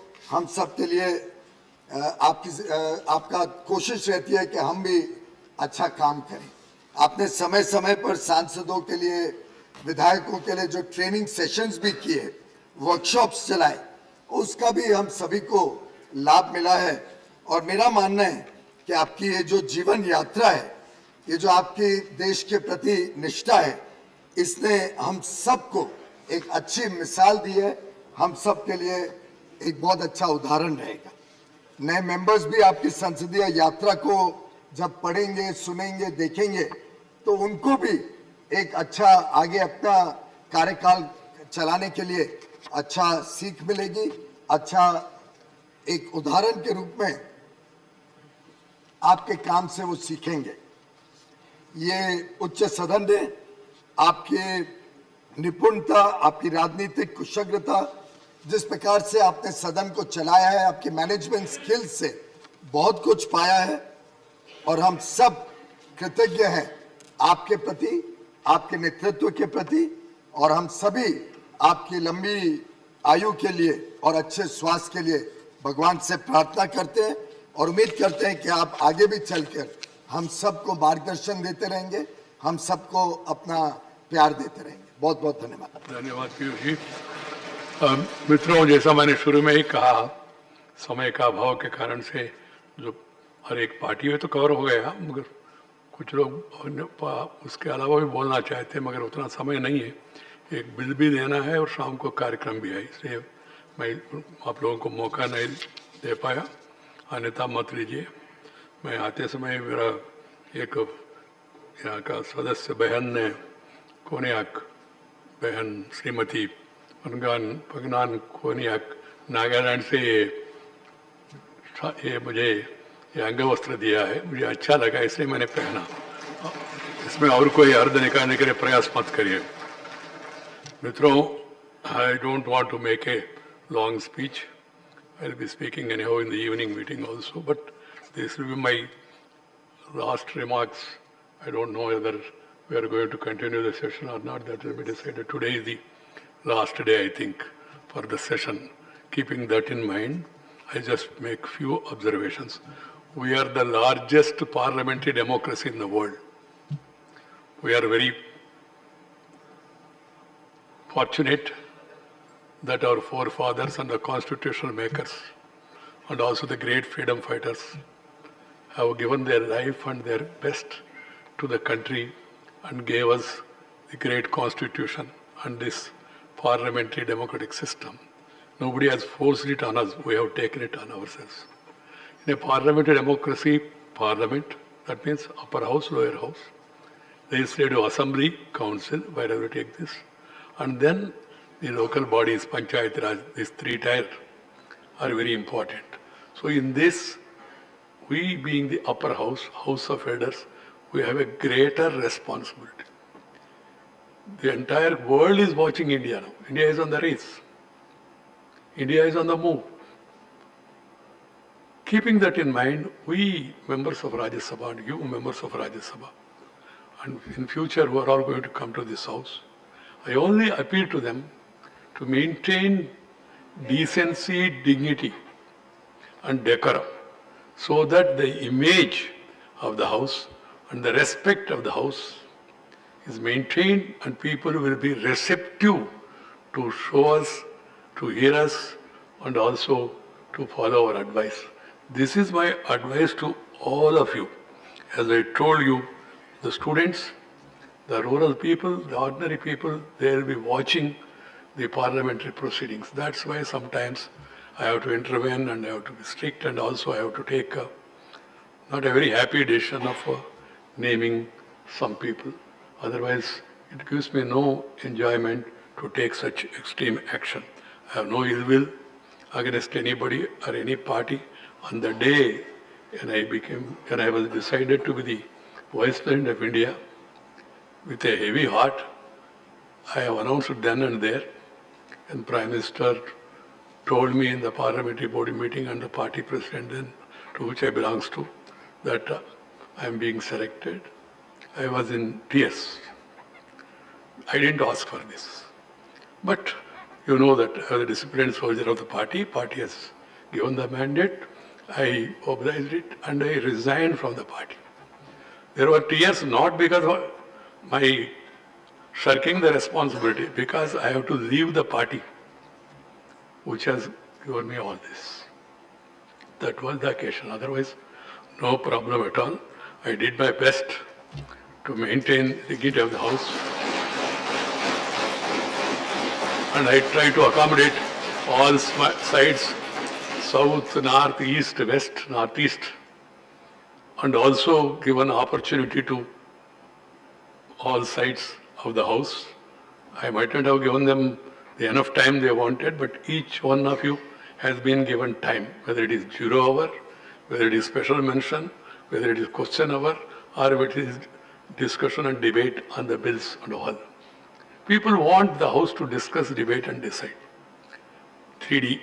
They do not want the other D, that is disrupt. Always people say, sir, do not pass the bill in a din. I do agree. वो शोभा नहीं देते. But for that simple solution is, do not create din and do not pass the bill in the din. This is my advice to one and all. For the future also, because whoever is going to occupy the chair, they have to follow the precedents and also They have to go by the decisions that were taken earlier. The normal feeling about politicians and all, of course, I'll be speaking separately. I don't want to utilize this forum. The respect is declining everywhere because value systems are declining. Keep that in mind and try to do your bit while committing yourselves to your ideological line, but see to it that the democratic principles and the standards set by our great people are followed. I am not of that type. People often talk, Haito president, Naito dissident, otherwise resident. Yet you know my Karnavaranayum. I never aspired for president, never became a dissident, or never confined to residence. I will be moving around, going around, meeting you all, greeting you all, talking to you on larger issues. I will not get into politics as I told you. We are all working in our own way. We are not enemies, we are rivals. We must work hard to outshine others in a competition, but not to run down others. This is my last advice to all of you. And my wish is Parliament functions well. There are many members who are very good speakers when opportunity comes. I see even the new members coming with preparation, making great contribution. Brilliant speeches were made. And sometimes brilliance is lost because of disturbances. And the media also in our country, unfortunately, weakness is they don't report if you speak constructively. If you speak obstructively, do something unusual, it is getting coverage. It's a weakness of the media, and media should get out of it at the earliest, without trying to give some reasons here and there. Friends, the language is a very dear issue to me. I'm happy the President, the Prime Minister, the Chief Justice, all of us are speaking in the same, not same language, in same vein on respecting mother tongue, our respective mother tongues. First mother tongue, afterwards brother tongue, or any other tongue, no problem. But primacy should be given to mother tongue. Please encourage mother tongue in our respective areas. And I would like to see in my lifetime that the Parliament, the assemblies, and also the school, college, university, vocational courses, and also the administration, everything should be carried in their respective state official languages. And there can be translation, there should be translation. I told the Secretariat, I am telling you all today, before I leave, there has to be a permanent mechanism.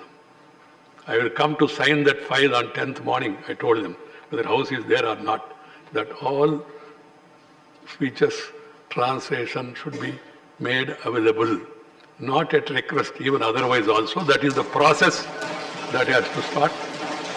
The proceedings of this and the administration also. And also I want to see the arguments in court, High Court, District Court, High Court, Supreme Court, also in respective Indian languages. And the judgments are also delivered because I don't want to use the word litigant, people who come to the courts, they do not know English. And they will not be able to understand the judgments. So it should be, but it will take time, I am aware of it. A honest beginning has to be made, and we all should move in the direction and having communication in our respective mother tongues, that is, encourage Indian languages. Friends, I would like to conclude with a hope that we move forward. I am thankful to the Honorable Prime Minister who has given me love and affection. Thankful to all the ministerial colleagues who have all responded to my queries anytime for consultation on larger developmental issues. And also, I would like to thank the leader of the opposition and other leaders on this side who have cooperated with me, and also the members from different political parties who have given a helping hand and who are all today participated in the discussion and said so many good things about me. Thank you very much. I am really moved by your love and affection. Dhanyavad. Namaskar. We'll take up legislative business. Central University Amendment Bill. Ashwini Vaishnav. Sir, with your kind permission, I rise to move that the Central Universities Amendment Bill 2022, as passed by the Lok Sabha, be discussed and passed by this August House. The motion for consideration of Central University Amendment Bill 2. आप कुछ बोलना चाहते हैं या नहीं? अभी बोलना है तो कुछ संक्षेप में बोलिए, बाद में फिर। जी सर। सर, ट्रांसपोर्ट सेक्टर देश की इकोनॉमी में एक बहुत ही महत्वपूर्ण सेक्टर है और जिस तरह से माननीय प्रधानमंत्री श्री नरेंद्र मोदी जी ने कंप्लीट 1 मिनट है, जैसा मैंने कहा ये आखिरी दिन है, पूरा देश बात करते रहेंगे, इसलिए कृपया एडजमेंट होने तक, पूरा एडजन होने तक कृपया बैठ जाइए हाउस में, और जो भी सेंट्रल हॉल में आए वो लोग भी कृपया आ जाइए और शोभा दीजिए उसको। जिस तरह से माननीय प्रधानमंत्री श्री नरेंद्र मोदी जी ने देश में एक नया विजन दिया है इंफ्रास्ट्रक्चर सेक्टर को डेवलप करने के लिए और एक गति शक्ति का एक नया फ्रेमवर्क, नया एक मिशन दिया है, उसमें बहुत सारे सेक्टर्स जैसे railway, highway, metro, airport, waterways, इन सब के विकास की एक नई एक तरीके से नए इंडिया का निर्माण हो रहा है और इन सब के विकास से एक सामान्य मानवीय के जीवन में भी क्वालिटेटिव चेंज आता है। माननीय अध्यक्ष जी, I have taken permission. I have taken permission. He has got permission of Honorable Chairman. I have taken permission. Sir, I have taken permission. Chairman has already permitted it for your information. Please, please.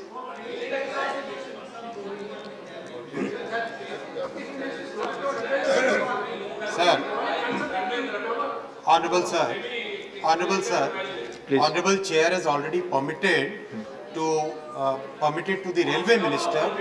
On behalf of him, I am moving. Please. Sir, इन सब sectors की complexity और इनमें तेजी से आते हुए परिवर्तन के कारण देश में एक टैलेंटेड, वेल ट्रेन्ड और फोकस्ड कैडर की जरूरत है। ऐसे ट्रांसपोर्ट फोकस्ड कैडर को तैयार करने के लिए इस बिल के द्वारा एक सेंट्रल यूनिवर्सिटी का स्थापन किया जा रहा है। गति शक्ति विश्वविद्यालय प्रधानमंत्री जी के गति शक्ति विजन को साकार रूप देने का एक बहुत बड़ा प्रयास है। प्लीज गति शक्ति विश्वविद्यालय रेल कृपया सदन में शांति रखें प्लीज। गति शक्ति विश्वविद्यालय रेल मंत्रालय द्वारा संचालित होगी और नेशनल एजुकेशन पॉलिसी और शिक्षा मंत्रालय की जो पॉलिसीज हैं एजुकेशन से रिलेटेड उनके द्वारा कोऑर्डिनेटेड रहेगी। सभापति महोदय, गति शक्ति यूनिवर्सिटी के बारे में जस्ट मैं 2-4 बातें बताता हूँ, उसके बाद में we can have the start the discussion. 2018 में national rail and transportation institute यानी NRTI का स्थापन किया गया था। इसमें transport management, railway technology, rail systems, please बैठकर पीछे बैठकर बात ना करें, हाउस चल रहा है प्लीज। इन सब से रिलेटेड बहुत सारे कोर्सेज स्टार्ट हुए, BBA, BTech, MBA, इन सब कोर्सेज को आरंभ किया गया। कुल 725 स्टूडेंट्स इसमें अब तक एडमिशन ले चुके हैं। पहला बैच भी ग्रेजुएट हुआ और बहुत अच्छे रिजल्ट है, सबको अच्छे प्लेसमेंट्स भी मिले। अब इस बिल के द्वारा NRTI को एक सेंट्रल यूनिवर्सिटी में कन्वर्ट किया जाएगा, अपग्रेड किया जाएगा। इसके 5 फोकस एरियाज रहेंगे सभापति महोदय। पहला, ट्रांसपोर्ट फोकस्ड कोर्सेज। दूसरा, अप्लाइड रिसर्च जैसे bridges, tunnels, material science, artificial intelligence for operational efficiency, new energy जैसे हाइड्रोजन का कैसे इस्तेमाल हो, इन सब कोर्सेज पे फोकस किया जाएगा। तीसरा, स्किल डेवलपमेंट। बीटेक PhD के साथ ही साथ स्किल डेवलपमेंट पे भी बहुत ध्यान दिया जाएगा, जिससे कि शॉप फ्लोर पे जो रिक्वायर्ड स्किल्स उन सब का भी इसमें ट्रेनिंग दी जाए। चौथा रहेगा टेक्नोलॉजी डेवलपमेंट का। जिस तरह IITs के साथ मिलकर देश ने एक 5G बनाया और जिस तरह से वंदे भारत और कवच जैसे नए टेक्नोलॉजी के निर्माण हुए, उसी तरीके से और भी कई सारी टेक्नोलॉजीज का डेवलपमेंट भी गतिशक्ति विश्वविद्यालय में होगा। इसका 5वां उद्देश्य सभापति महोदय रहेगा ट्रांसपोर्ट इकोनॉमिक्स और इंफ्रास्ट्रक्चर फाइनेंस। देश में आज रेलवे में कम से कम 3 लाख करोड़ का एनुअल इन्वेस्टमेंट की जरूरत है। इसी तरह से हाईवे में 2 लाख करोड़ के आसपास इन्वेस्टमेंट हो रहा है। इन सब की फाइनेंशियल मॉडलिंग, नए तरीके के कंस्ट्रक्ट्स, इन सब की जरूरत के लिए इसमें एजुकेशन के कोर्सेज रहेंगे। सभापति महोदय, इस यूनिवर्सिटी का मेन कैंपस बड़ौदा में रहेगा, जहाँ पे रेलवे का इंस्टीट्यूट है, और इसके ऑफ कैंपसेस देश में अलग अलग जगह विकसित किए जाएंगे। ऑलरेडी बजट, रेलवे के बजट में 166 करोड़ 166 करोड़ का प्रावधान है। मेरा निवेदन है सदन से कि इस बिल पर अपने मूल्यवान सजेशन दें और इसको आज पारित करें। धन्यवाद। Motion moved. Now motion moved. Dr. A. Hanumantayya, please. Thank you, Deputy Chairman, sir. Sir, the Central Universities Amendment Bill 2022,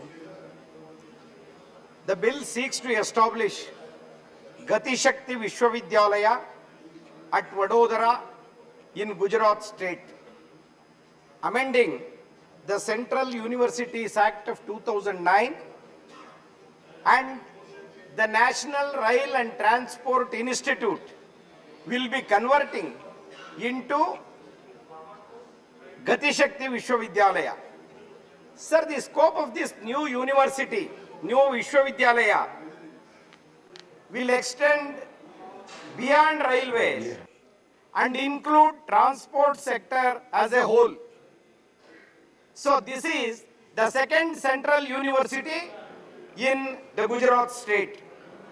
And I have seen, sir, earlier also, lot of individual institutes have been converted into either center of excellence or the central universities for Gujarat only, not for other states, is one of my observations.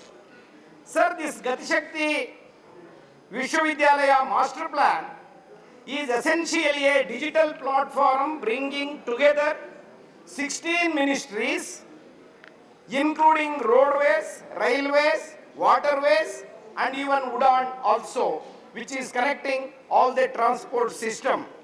And it is planning and coordinated infrastructure connectivity projects for movement of people and goods and services. Sir, this university is additionally expected to provide necessary technology and research to the transport industry. This is the intention of this university. Sir, once it becomes the central university, it will enjoy greater autonomy. That is what the minister says. Is it a fact that if we observe the status of other central universities, this university will get the full autonomy or not, is my question. Sir, currently, this university provides BSc in Transport Technology, BBA in Transport Management, and MSc in Railway System Engineering and Integration. This is what this institute is now serving. Sir, the objective of Gati Shakti University is to support vision and goals of, as per the government, the Atmanirbhar Bharat, and provide best possible education to the people of Gujarat. Sir, I just wanted to ask one more question. What about the other parts of India where the only one institute which is into the research and which is into giving degree of BSc, MSc and BBM, people from other parts like South India, Northeast India and central part of India are not going to get the benefit of this? Whether it is extended to all parts of the country and all the students can have the admission here, and what is the mode of admission for them, and how the admissions are taking place, whether the examinations are conducted across the country like CUT, like NEET, is not clarified in the bill, sir. Sir, let us look at the central universities now. About this bill, The National Education Policy 2020 stressed the need for multidisciplinary approach to education within institutions. This is a very important issue to be discussed. Sir, the academicians across the country have raised the concerns that if a transport-oriented institute is converted into a central university, this does not match the multidisciplinary spirit of the national education policy. That is what the academicians say. And the academicians also observed that converting a university into a central university is just a matter of changing the name of the university, not the purpose of making the transport system across the country as a research institute. Sir, this status does not help the growth and development of the education sector. This is what the observation of the academicians. I wanted to know the answer from the minister. Sir, it is necessary for this change in nomenclature must accompany with increased public funding and autonomy. But in this bill, the public funding is missing. The autonomy is only in the saying, but not actually being done by the in the support of the bill. Sir, let us see the other central universities in the country, how they are working, whether they are enjoying the full autonomy or not. If they are not enjoying the autonomy across the country, there are about 64 central universities. Under this government, sir, the central universities have typically been criticized regarding lack of permanent staff, poor infrastructure, and poor academic governance. That is what I wanted to bring you to the notice of the Honorable Minister. Sir, this is due to ideological clash between the administration and staff, students and other agencies. Sir, we have seen in Jawaharlal Nehru University, we have seen in Jamia Millia University, Jadavpur, which are called as central universities, but these universities' administration is not up to the mark, and there is lot of criticizing the university's administration on ideological basis and administrative matters also. Sir, huge backlog vacancies are there in the central universities. The unfilled faculty vacancies in central universities is a worrying factor. Sir, the government should know, against 19,366 posts sanctioned in the central universities, 6,558 posts are not filled. And sir, this is about 33.86% of vacancies in faculties are not filled by the Government of India. Sir, the faculty engaged as on 18th July 2022, that is very recently. The answer is given in the Lok Sabha. The ADAC vacancies are 122, guest faculty is 1,931, contract basis teachers are about 1,820, re-employed who have retired are about 31. Sir, the total strength of these kind of vacancies are 3,904. Sir, let us also observe what is the reservation maintained in these central universities. Sir, I wanted to bring it to your kind notice. Number of vacant posts in the reserve category, sir, vacancies are 65.61% are not filled, especially from the reservation category and marginalized communities.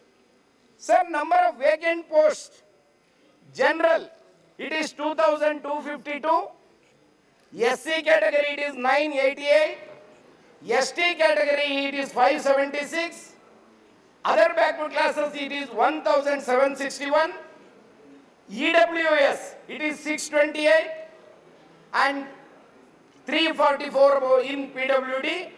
See, the total vacancies are 6,549, which comes to 65.61%. Sir, this is the vacant posts are in the central universities are a very serious concern which this government has to take it seriously, and just converting an institute into a central university and not filling up any vacancies and not giving proper infrastructure will not going to solve the problems of the central universities, and also it will be a burden in the name of central universities, sir. Sir, experts have called for reforms to the governing councils of all central universities. This is a serious observation across the country. Not only this, these reforms includes caps on the number of members in the governing council, requirement of social representation and involvement of the alumni is another important issue which they have raised. Sir, why this is required is another important question. Sir, the same kind of ideological thinking people are in the governing council, so the governing councils are not running properly. So it should be, the governing council should be above the political ideological thinking of the people, and they should be experts in the field of education, which is not being followed. Sir, including eminent alumni in the general councils is the global best practice across the world.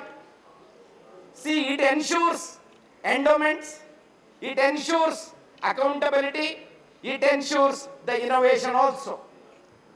The Harvard University, which is practicing this involvement of the alumni, has given the best results in that university. It has become a practice across the world that this kind of alumni involvement into the university governing council is going to help the standard of education to a higher level and not going to reduce it. Sir, carelessly planned central university entrance test, which is another concern, that CUTE, the irresponsible and students' unfriendly actions of the union government can be seen in CUTE admissions, CUET admissions. Sir, the CUTE was introduced in 2022. You know about it. As a major reform to the admission process in the history of the education sector, this has been brought. Sir, subsequently what happened? The UGC introduced the CUTE as a single gateway to admissions in the central universities only 3 months prior to the admissions and the examination. Sir, this was the during time of students writing the board examinations. While they were writing the board examinations, this CUTE exam was announced. Students were in serious confusion whether we have to write this examination or shall we have to prepare for this CUTE examination. After some time, the UGC announced the board examination marks will not be considered for their admissions, and there was only 15 days left for them to attend the CUTE examination. Sir, we must also think whether in 15 days, whether these students who have just finished their board examinations can write the CUTE examination and get into that. So after the examination, they announced that there was only 15 days before the examination is conducted.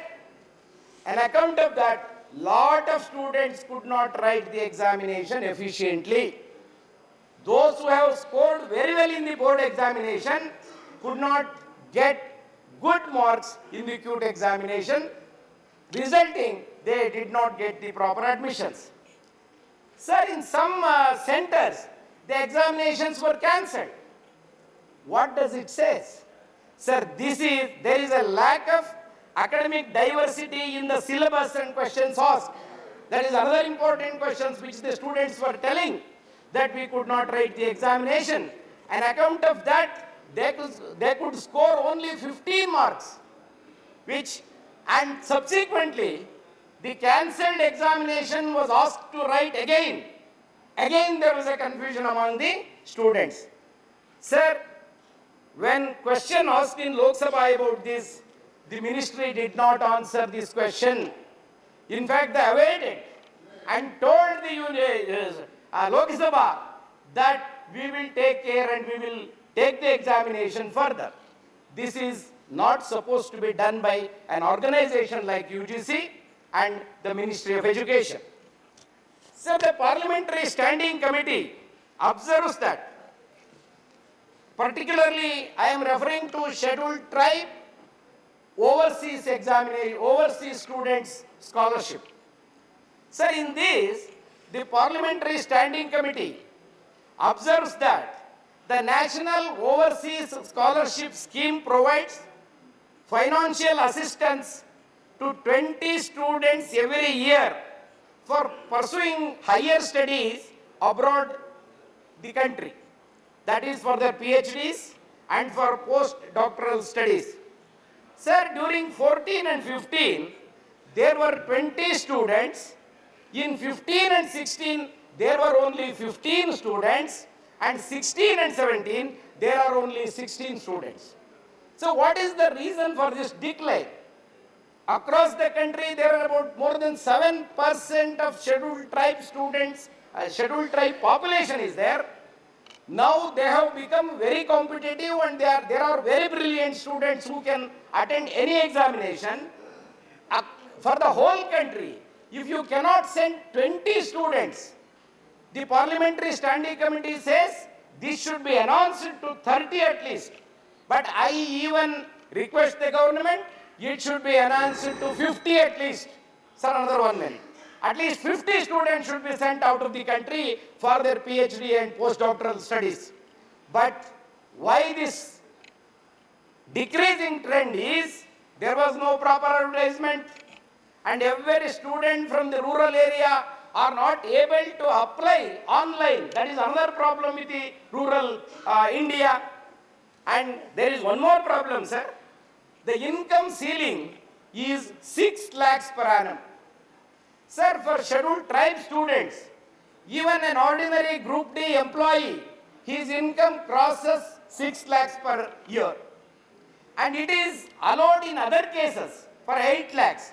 But for a scheduled caste, scheduled tribe candidate, you have fixed it as 6 lakhs per year. So I request the government to look into this and liberalize this economic ceiling at least 6 lakhs to 8 lakhs so that students across the country can be able to apply this. So this is what my request is. So just making a central university, converting a name will not solve the problem. Provide all the infrastructure, give them proper teacher, then only the central university will have proper guidance. Thank you very much, sir. Thank you.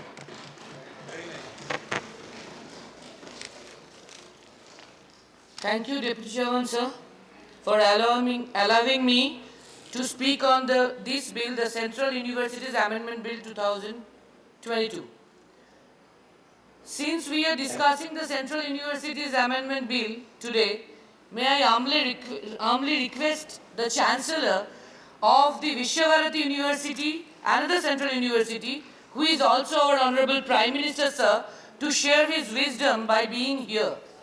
We will all benefit from his insights. So far, he has only answered one question on this floor of the House in the last 7 years. So unfortunate, Please, Commander, sir. This bill seeks to amend the Central Universities Act 2009 by converting the NRTI into a central university. I am in favor, sir. Sir, I am glad that the House is running today all through, but it is sad that just to have a price rise discussion, 2 dozen MPs were suspended and 1 dozen days were wasted. Please speak on the subject. In the last 8 years, around 110 MPs were suspended. Coming to the point, sir, first of all, I will ask that the education being in the concurrent list, whether the concerned state governments have been consulted to give their points of note of dissent or consent towards this. If no, again unfortunate, sir. It is good that another university is getting the status of a central university. We are proud.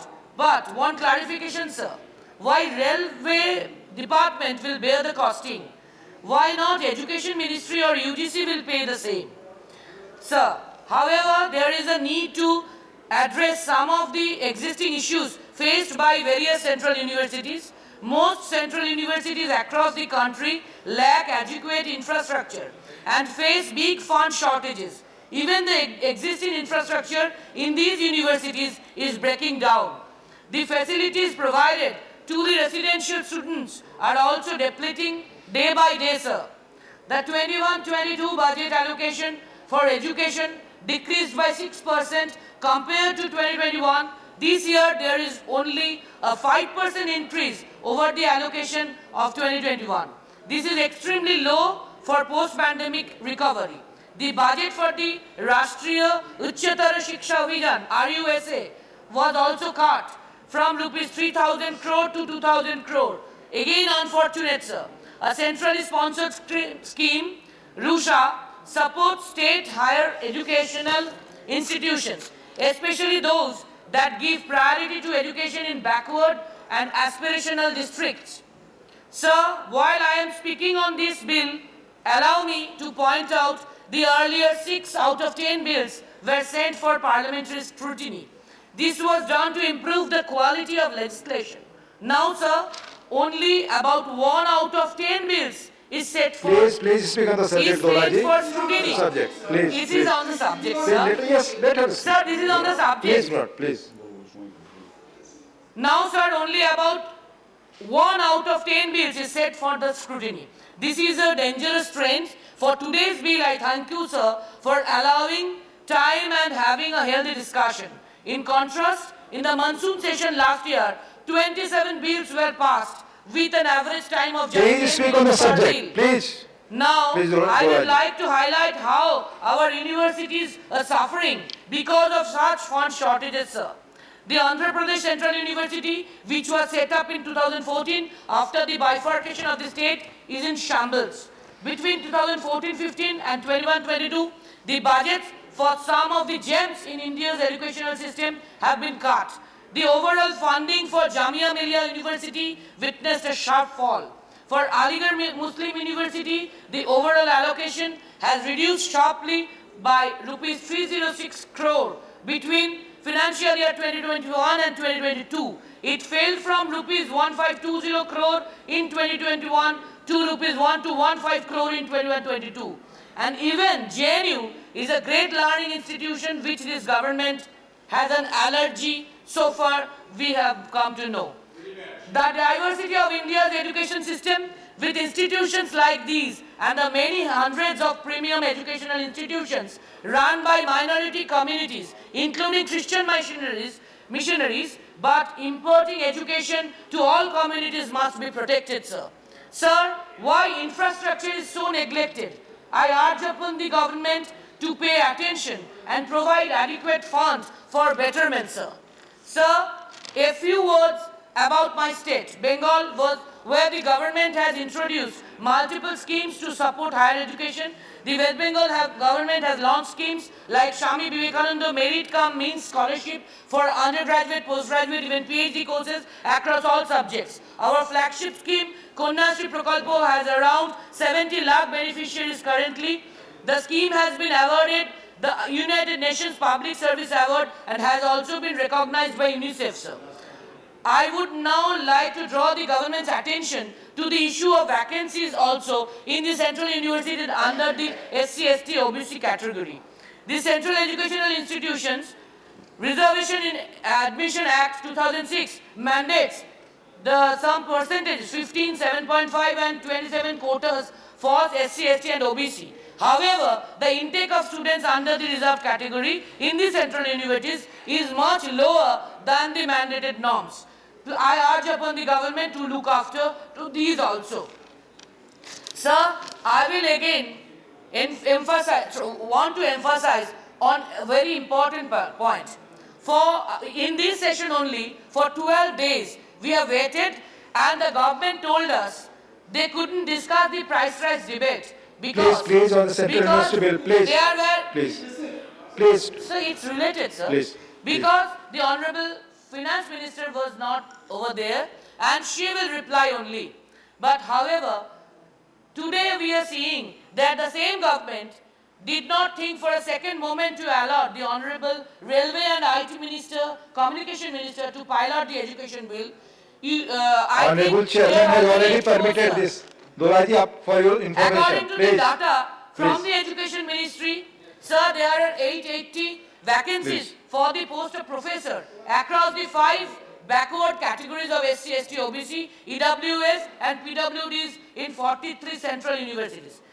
Similarly, the number of vacancies for associate professor and associate professor, assistant professor are also that way respectively, but it has been also reduced. There is an urgent need, my last point, sir, there is an urgent need to fill these vacancies to ensure adequate representation across all sections of people. At the same time, the government needs to ensure that sufficient infrastructural facilities and proper adequate funds are made available to all the central universities. And support, I do in favor of this bill to make the Gati Shakti Vishwavidyalaya a central university, but with a high hope to address all other incomfortabilities the government will address. Thank you, Dolaji. Thank you, sir. Sri K.R. N. Rajesh Kumar. Please. Honorable Deputy Chairman, sir, I am support of this bill because already this National Railway and Transportation Institute is a deemed university and now it shall be established as a university under this act. However, sir, I am totally disappointed with the clear intention of this present NDA government. The new name of proposal for this university is a Gati Shakti Vishwavidyalaya, which can be understood by few people or states. Earlier, it was a National Railway Transportation Institute, which can be understood by the all people and states and international. How only in this bill, it is required to change only the word institute to be university. Sir, each state, the union territory have one of the more official language and 8 scheduled of the constitution recognizes in particular 22 languages. However, the English is used extensively in business and administration and has the status of the associate official language, the reason being the India and common language. When all the states are comfortable with the English common communication language, why the education institute should be named in Hindi only? That is now is changed in this bill. Sir, this NDA government is often overlooking the emotion or sentiment of the non-Hindi speaking states. Almost the names of the schemes campaign and the NDA government have proposed during the tenure were in Hindi. Now they started in this bill also. By doing this, they are hurting the sentiments of Tamil Nadu, Kerala, Andhra Pradesh, Telangana, Karnataka, Maharashtra, Odisha, West Bengal, Assam, and some states, etc. These non-Hindi speaking states are also part of the India. And the people in these states are also paying tax, such as education cess to the union government. Sir, for example, during the I want give you one example.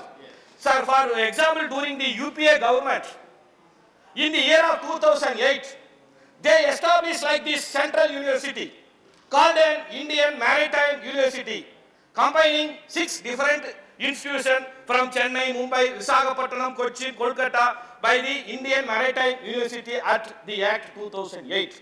This shows the maturity, generous mind of the UPA government.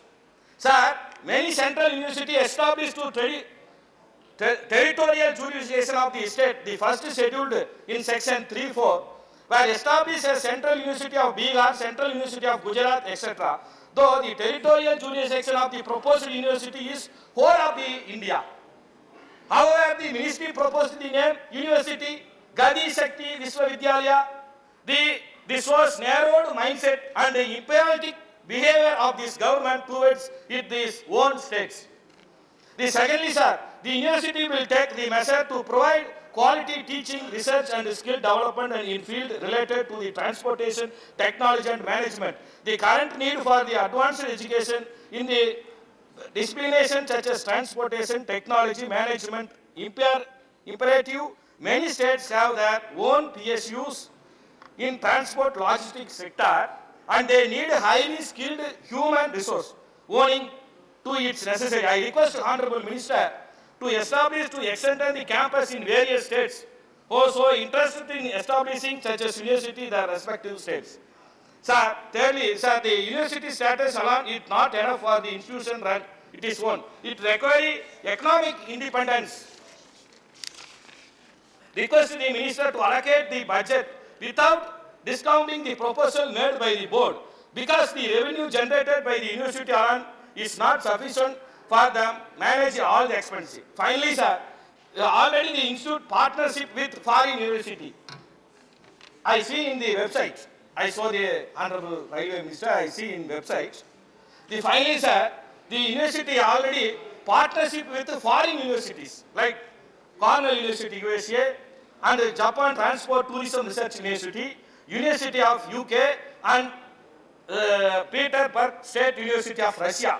If they change the university name to Hindi, how this foreign university or student will recognize our university? How will they understood? We are not against the Hindi language, sir, but we against the Hindi imposition. Federal nature of the nation is a unity in diversity. I am request, sir, 1 minute. In this NDA government is understood this. To conclude my speech, in order to promote the university worldwide and respect sentiment to tax-paying non-Hindi speaking citizen of India, it is necessary change the name of the university as a Indian Railway Transport University. I kindly request to the Honorable Railway Minister. Thank you. Sir, 1 minute. Sir, I kindly request the Honorable Railway Minister. This act is principal act of Central University. But this university is administration sponsor under the Railway Ministry. I request the Railway Minister, please change the name. Thank you. Thank you. Thank you. Thank you. Dr. Ashok Kumar Mittal.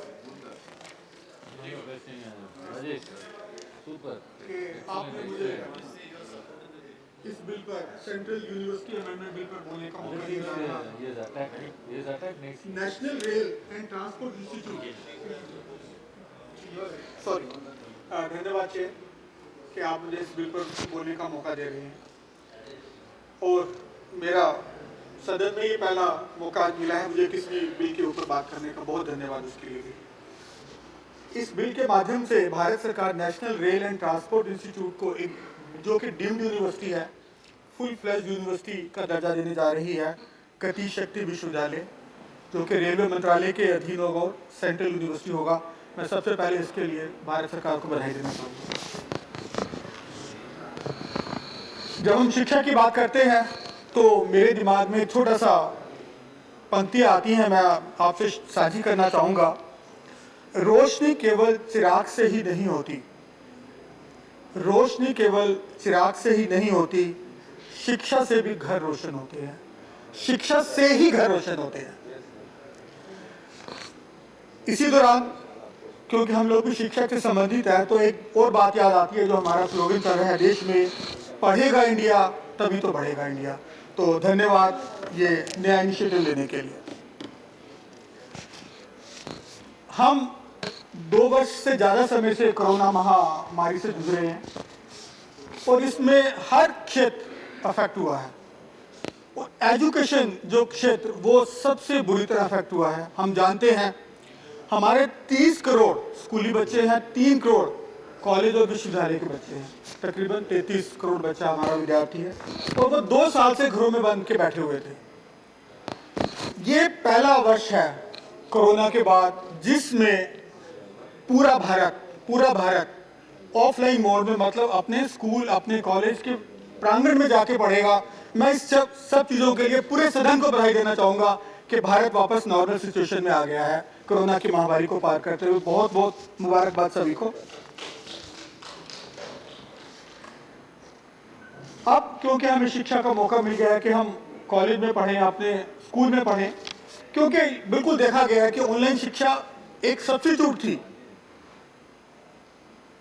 Sorry एक complementary हो सकती थी, पर ये substitute नहीं हो सकती थी।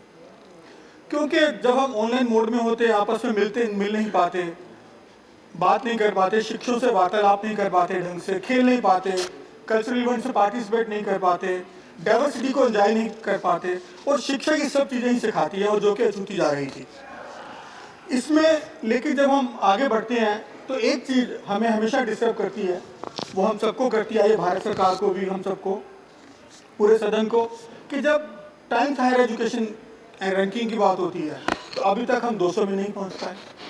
क्यूएस हायर एजुकेशन रैंकिंग की बात होती है तो हम 100 में नहीं पहुंच पाए, जबकि हम विश्व गुरु माने जाते थे। पर मैं उम्मीद कर रहा हूं जो नए प्रयत्न चल रहे हैं उसके अंतर्गत हम विश्व गुरु की तरफ तेजी से अग्रसर होंगे।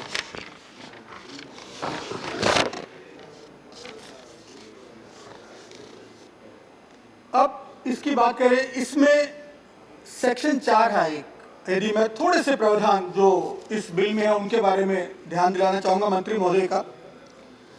सेक्शन 4 में वैसे तो 1, 2, 3 बड़ा छोटा सा बिल है, तकरीबन प्रोसीजरल ज़्यादा है और उसमें न्यू चीज़ें कोई नहीं आई हैं। तो एक तो ओवरऑल मैं कहना चाहूँगा इस बिल में कोई भी नए प्रावधान नहीं किए गए जिससे शिक्षा की क्वालिटी को सुधारा जा सके, तो उसके बारे में कृपया ध्यान दीजिएगा।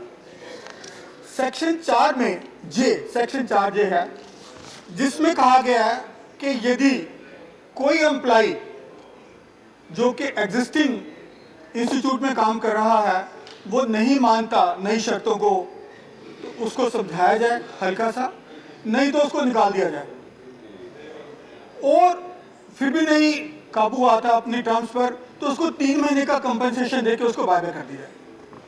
तो मैं मंत्री महोदय से ये निवेदन करूंगा कि इतने हार्श ना होइए। वो एम्प्लॉइज ने अपनी 20 साल 30 साल इस संस्था को दिए हैं, उनको हटाते टाइम थोड़ा सा रहम दिल करें और उनके लिए थोड़ा सा ध्यान करके भावुक होते हुए फैसला लें, हाश होके कोई फैसला ना ले। ये मेरी मंत्री महोदय से निवेदन रहेगा।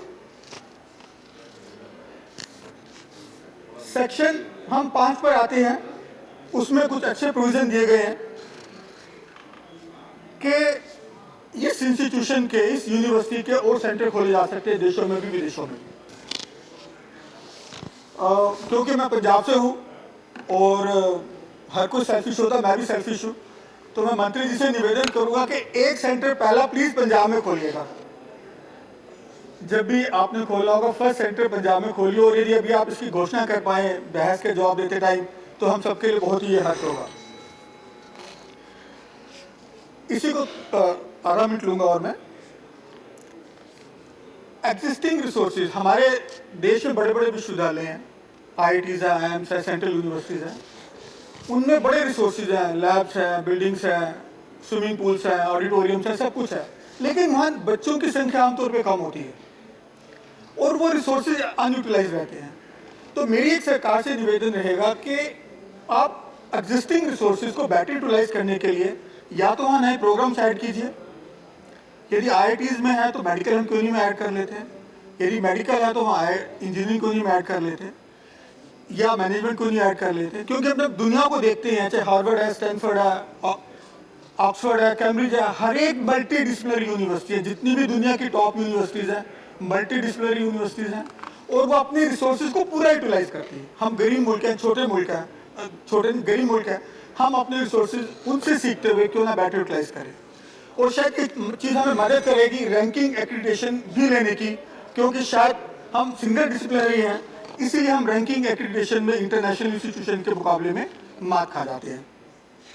कंक्लूड करिए डॉक्टर साहब। एक छोटी सी बात है, क्योंकि एक मेडल देश के बहुत आ रहे हैं, बड़ी खुशी का विषय है कि आजकल कॉमनवेल्थ गेम चल रही हैं और भारत के मेडल्स, गोल्ड मेडल्स भर भर के आ रहे हैं।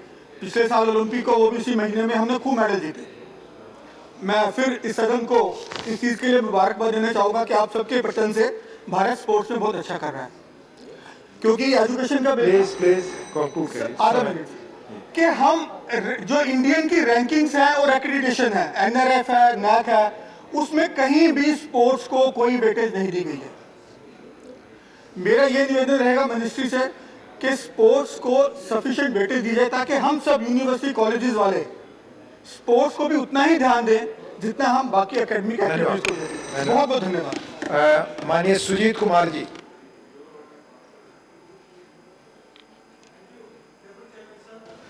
Sir, the Central Universities Amendment Bill 2022 aims to convert NRTI into what is to be known as Gati Shakti Vishwavidyalaya, which will be under the administrative control of the Ministry of Railways. Sir, as we grow at close to 7 or 8% of our economy grows at 7-8%, and we are one of the fastest growing economies in the world, our transportation sector is also growing rapidly, be it aviation, maritime, highways, ports, etc. And hence, sir, there is a need for quality manpower and talent in this very, very crucial transportation sector, and hence the need of the hour is to have a university like this. And while introducing the bill, the Honorable Minister said that the Gati Shakti Vishwavidyalaya will provide quality training, research and skill development. He spoke about skill development as well in transportation technology management, TRM. And this is very lofty. It's a lofty goal, sir. And this will help us build a world-class, multimodal, multi-sectoral academic ecosystem in our country. He also further referred to the fact that there is a need for multidisciplinary learning in our academic ecosystem. And various sectors, ports, highways, waterways, and also information technology can be integrated in this learning ecosystem. So, sir, I don't think hardly anyone will have any issue with such a bill, and it's welcome. But, sir, this has provided me with an opportunity to talk on some larger issues pertaining to education in our country. First and foremost, sir, I think, sir, there is no standardized protocol or criteria to set up central universities in our country. For example, sir, Delhi has 7 central universities, UP has 6, Bihar has 4, Telangana, Andhra, Manipur, these 3 states have 3 each. And a state like Odisha with a population of 45 million, 4.5 crore, has only 1 central university.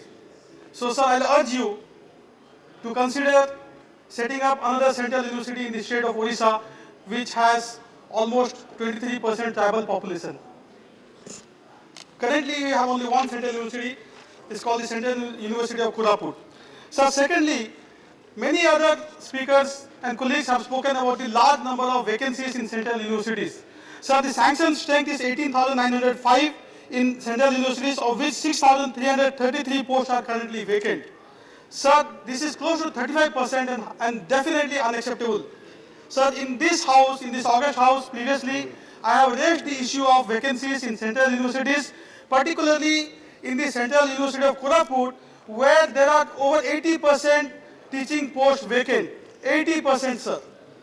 So, sir, this has serious consequences for the educational landscape of our country, particularly in tribal pockets, which is, detrimental to the goal that we have for our nation.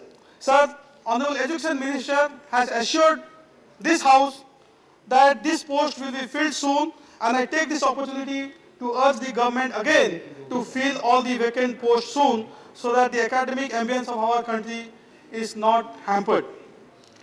Thirdly, sir, the bill states that if required, the university may also establish campuses and centers in India and abroad.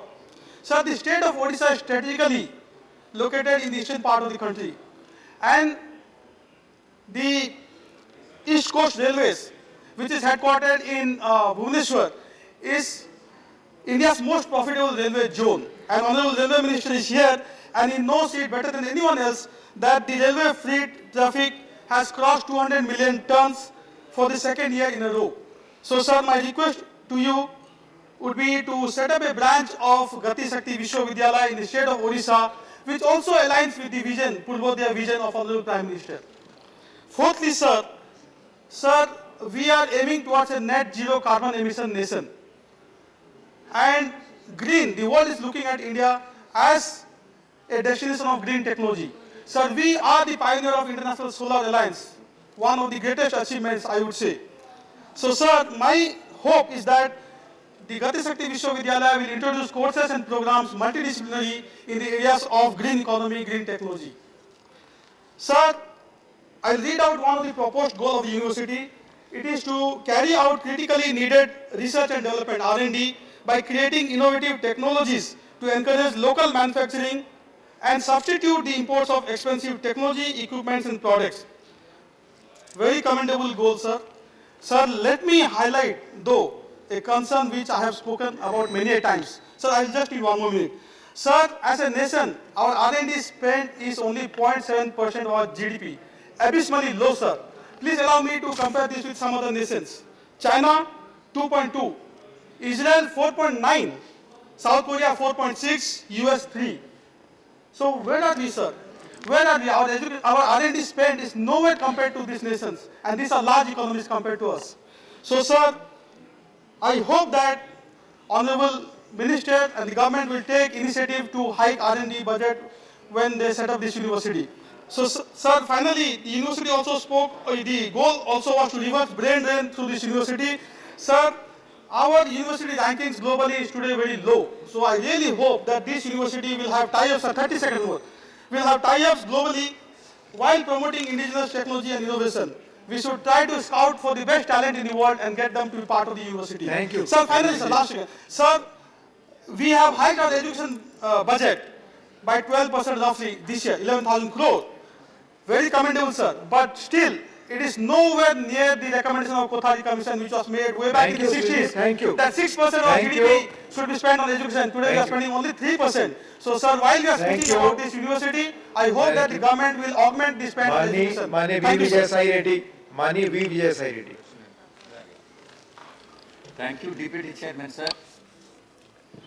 Sir, this bill seeks to establish Gati Shakti Vishwavidyalaya Central University, but the current state of central universities in the country is really pathetic, and I would like to remind the Honorable Minister for Railways to take cognizance of this. Sir, in central universities, over 20,000 posts are lying vacant, as stated by Hanumantayaji, in 45 central universities under the purview of Ministry of Education. So the Ministry of Education has sought time to fill up these vacancies in a mission mode by 14th September 2022, and we are in the month of August and there is only 1 month left. I request, the Honorable Minister is not present, I request the Honorable Minister for HRD to take cognizance of this and fill up the vacancies in a time-bound manner, sir. Sir, Indian Railways, coming to Indian Railways, it's a great institution and world largest railways with 68,000 kilometers of routes and 21,000 trains and 2.2 crore passengers and hauling 30 lakh tons of freight every day with 7,350 stations. I really appreciate the Honorable Minister for heading this institution, railway institution. Sir, there are certain points which I would like to bring to the notice of the Honorable Minister. Sir, Minister, sir, women participation in logistics and transportation of railways is pitiable. Only 20% of the women are employed in the logistics sector. Only 1%, please take note of this, sir. Only 1% of the women have got the commercial driving licenses, and licenses are owned by women. This is very, very unfortunate in this country. Sir, pending vacancies. There are 2 points, Hanumantayaji has already said, I don't want to repeat it. The railways recruited, only 1 point. Railways recruited just 10,637 employees in 2021-22 and 9,529 employees in 2021.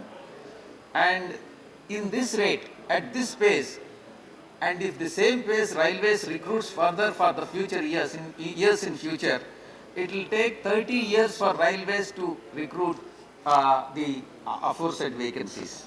Therefore, this has to be expedited, sir. Sir, the current recruitment, RRB, NTPC has already stated, I don't want to repeat it.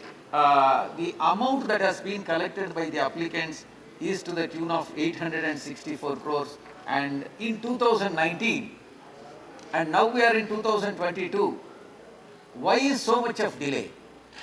Sir, we have a Union Public Service Commission which take cognizance of the total vacancies in the country, IAS, IPS and various 14, 15, 16 sectors, IAS, various posts. And it is mandatory on the part of Union Public Service Commission to conduct the examination every year in a time-bound manner. I am asking Honorable Railway Minister, why the same principle and logic can't be applied in the case of Railway Recruitment Board also? So therefore, it has to be made mandatory and constitutional responsibility is to be fixed on this Railway Recruitment Board to conduct the examination and fill up the vacancies in a time-bound manner every year like UPSC. Sir, the next point which I would like to bring to the notice is railways. Visakhapatnam Steel Plant. It is a relevant point for TDP also. Please. Sir, Vizag Steel Plant has been built with state-of-art technology and with a turnover of 28,000 crores and a profit of 835 crores in 2021-22. Honorable Railway Minister and also the ministry which he is heading has failed to provide the rakes for transportation of coal from Mahanadi coalfields to Vizag Steel Plant. That is the reason why the two of the furnaces have been closed and only one furnace is being operated, and with one furnace the 835 crore profit has been earned, and such a great institution, Navaratna institution, the government of India, particularly BJP government, is trying to privatize it, which is very, very unfortunate, and it is the policy of NDA government. Sir, I have time. No, sir, I have time. Sir, you make the last point. It will be. It is the policy of NDA government not to privatize the profit-making sectors, and unfortunately, this is being done by NDA government, sir. And sir, last 2 points, sir. The pending railway job. Make it the last point. Sir, unfortunately, last point. Unfortunately, my friend Jairam Ramesh ji has loosely drafted the AP Reorganization Act, and everywhere he has used the word may instead of shall, and this is being taken advantage of by NDA government, and they are not setting up the railway zone with its headquarters at Visakhapatnam, and it is very unfortunate, sir. And for the omissions and commissions that has been made by my friend who is author of the Reorganization Act, Andhra Pradesh can't be penalized, sir. Therefore, I request the Honorable Minister to take cognizance of that, immediately set up the zone with railway zone with its headquarters at Visakhapatnam, sir. And the project report has been pending for the last 3 years. And the last point, sir, one last point. Sir, Railway Recruitment Board. Sir, there are 21 railway recruitment boards situated in the different parts of the country. Andhra Pradesh currently does not have any railway recruitment board, and applicants have to travel from various places to Secunderabad to take the examination. I urge the Honorable Minister to take cognizance of this and set up a railway recruitment board at Visakhapatnam or any place in Andhra Pradesh. Thank you very much, sir. Thank you. Thank you very much. The next speaker is Dr. V. Sivadasan. Yeah. Chair, this bill is not ready to address the core issues in education sector. You have 2 minutes. We have to finish the bill. Yeah. Sir, this bill is not ready to address the core issues of the education sector. The first one is the enrollment ratio. In India, enrollment ratio is 26. Sir, the other countries, in America, 88, Britain is 60, Germany is 70, but the government of India is targeted only 50 in 2035. So government is not ready to spend proper amount in education sector. Secondly, sir, I think this new university, they will invite the researchers, but what is the condition condition of the research scholars? So all research scholars fellowship has been cut down. Sir, these research scholars fellowship for ST students, that has been decreased 9,000 to 4,000. The research scholars fellowship for Maulana Azad Research Fellowship, sir, that is has been reduced for 6,000 to 4,000. Sir, the National Fellowship for Basic Science Research, that has been reduced from 4,000 to 700, sir. The Research Fellowship, Postdoctoral Fellowship for Women, that has reduced from 4,000 to 600. The other fellowship also same kind of thing we are seeing, sir. Then another thing, sir, I am telling to you, sir, researchers, Adivasi research, the situation of Adivasi researchers, sir. I don't know whether this university have provided the research facility for the Adivasi students. Sir, in India, 21 research institutes, IITs and IIMs, they have not admitted a single Adivasi research scholar in 2021, sir. Sir, in IITs and IIMs, they have not admitted a single Dalit students in 2021, sir, as a research scholar. So I am adding to you, sir, the status of the teachers. I think this whether the university will provide the teaching facility or not. But sir, only one point I am adding to, sir. The central universities, 6,500 teaching posts are lying vacant. IITs, 4,000. IIMs, posts are vacant. 450 posts are vacant. NITs, 2,500 posts are vacant. Sir, thousands of posts are laying vacant in the university. Sir, one more point I am adding to, sir. This government, they proposed an NAT, National Testing Agency, sir. This testing agency, not National Testing Agency. This is a National Testing Agency, sir. This was National Testing Agency. The UGC net system totally collapsed, sir. Central University entrance exam, that is totally collapsed, sir. You have made your last point. Thank you. Totally collapsed, sir. That is why I am requesting to you, sir, this bill, the name of this bill, the name of the university, Gadi Shakti University, sir. Gadi Shakti. Sir, I am telling you, sir, the government is deceiving the students and teachers. Thank you. Only one point, sir. You made your point. You made your point. The government, they are providing each and every Gadi and Shakti to the richest of the rich, sir. Yes. So, sir, you please look the matters of the students and teachers and the issues of the university. You made your point. Sir. Thank you. Thank you, sir.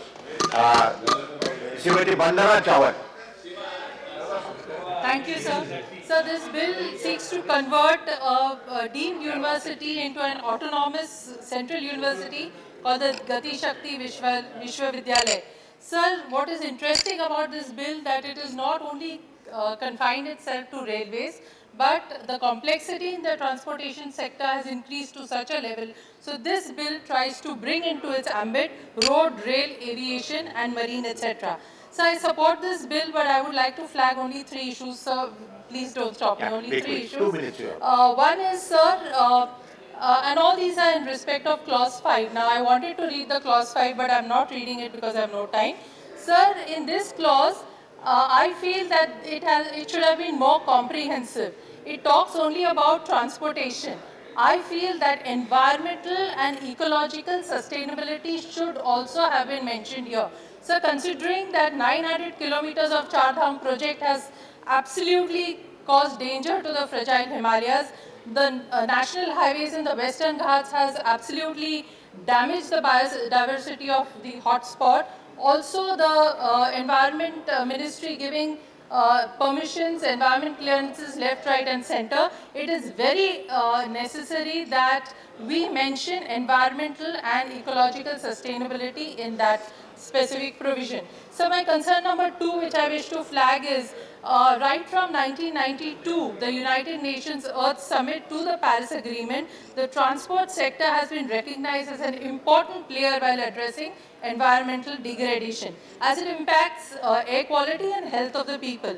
Even the UNFCCC, sir, has said that 1/4 of the energy-related global GHG emissions come from the transport sector.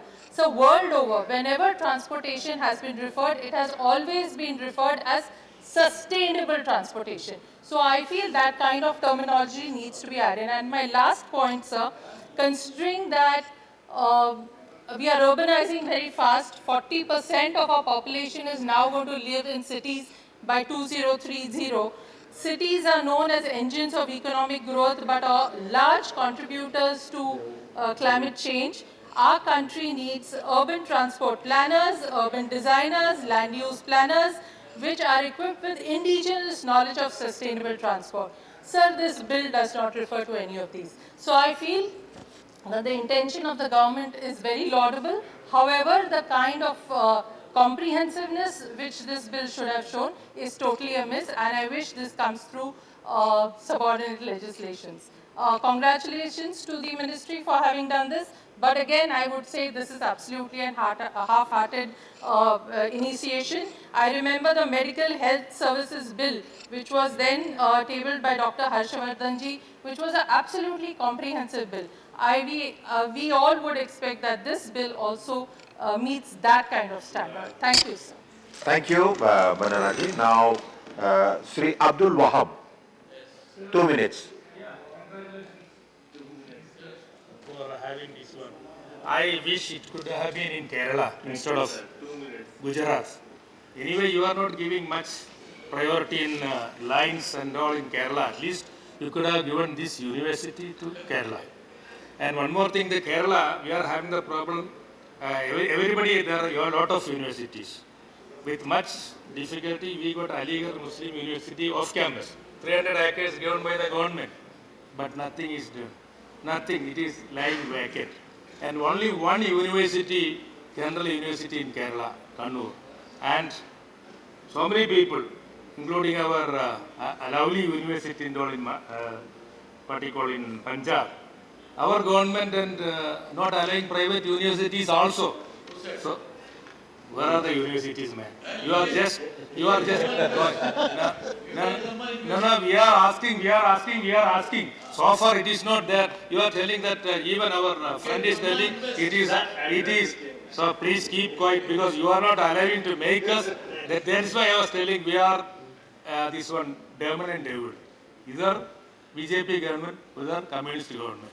Yeah, against every purpose they are against. Or only for Kerala only, which you are not agreeing also. So my request, have good teachers in the universities and allow us to have more. I got only 2-3 points only. Just read. Be quick. You have only 1 minute. My demand. Yeah, increase PhD seats in central universities. Timely recruitment of teaching vacancies. Ensure transparency and merit-based procedures in faculty recruitment. Mechanism to timely disbursal of fellowship. UGC must increase non-net fellowship for research students. Affirmative action depreciation point for minority and communities and other backward classes. Improve the residential facilities in universities. Make our universities differently abled and transgender friendly. I hope the minister will respond positively in the reply. Both education minister and railway minister. A good combination. Thank you. Thank you. Dr. M. Tambudurai. Sir, I support the bill which is introduced and we are going to pass in the respective house. The Central Universities Amendment Bill to 2022 provides for converting the National Rail and Transport Institution deemed to be a university under the Grants Commission Act 1956 into an autonomous central university to be known as Gaddi Sakti Vishwavidyalaya. Sir, our honorable members spoke regarding the name.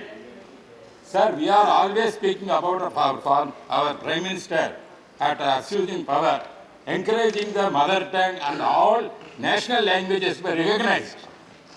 When you are putting this name, you put other in Tamil also, other languages also. Because when you are advocating 3 language formula, But whenever the names are coming in Hindi, there is no English or any other language. That is why here we are putting this Gadi University. I know Gadi means Tamil, some other different meaning Gadi. That is Vagaya. That is the meaning will come. Therefore, you put in English also, or as Tamil, you put mother tongue, my mother tongue. Because we have spoke all the members, praising of the Vice President, encouraging the all other languages, even Prime Minister, wherever it says, advocating all national languages to be spoken, mother tongue is more important. No, I am telling you, sir, this is very, because I don't want to take much of time. Sir, the deemed university, why you are going to the national university, I could not understand. Because deemed university, we are having a NAC A plus gradation, you can have anywhere the center.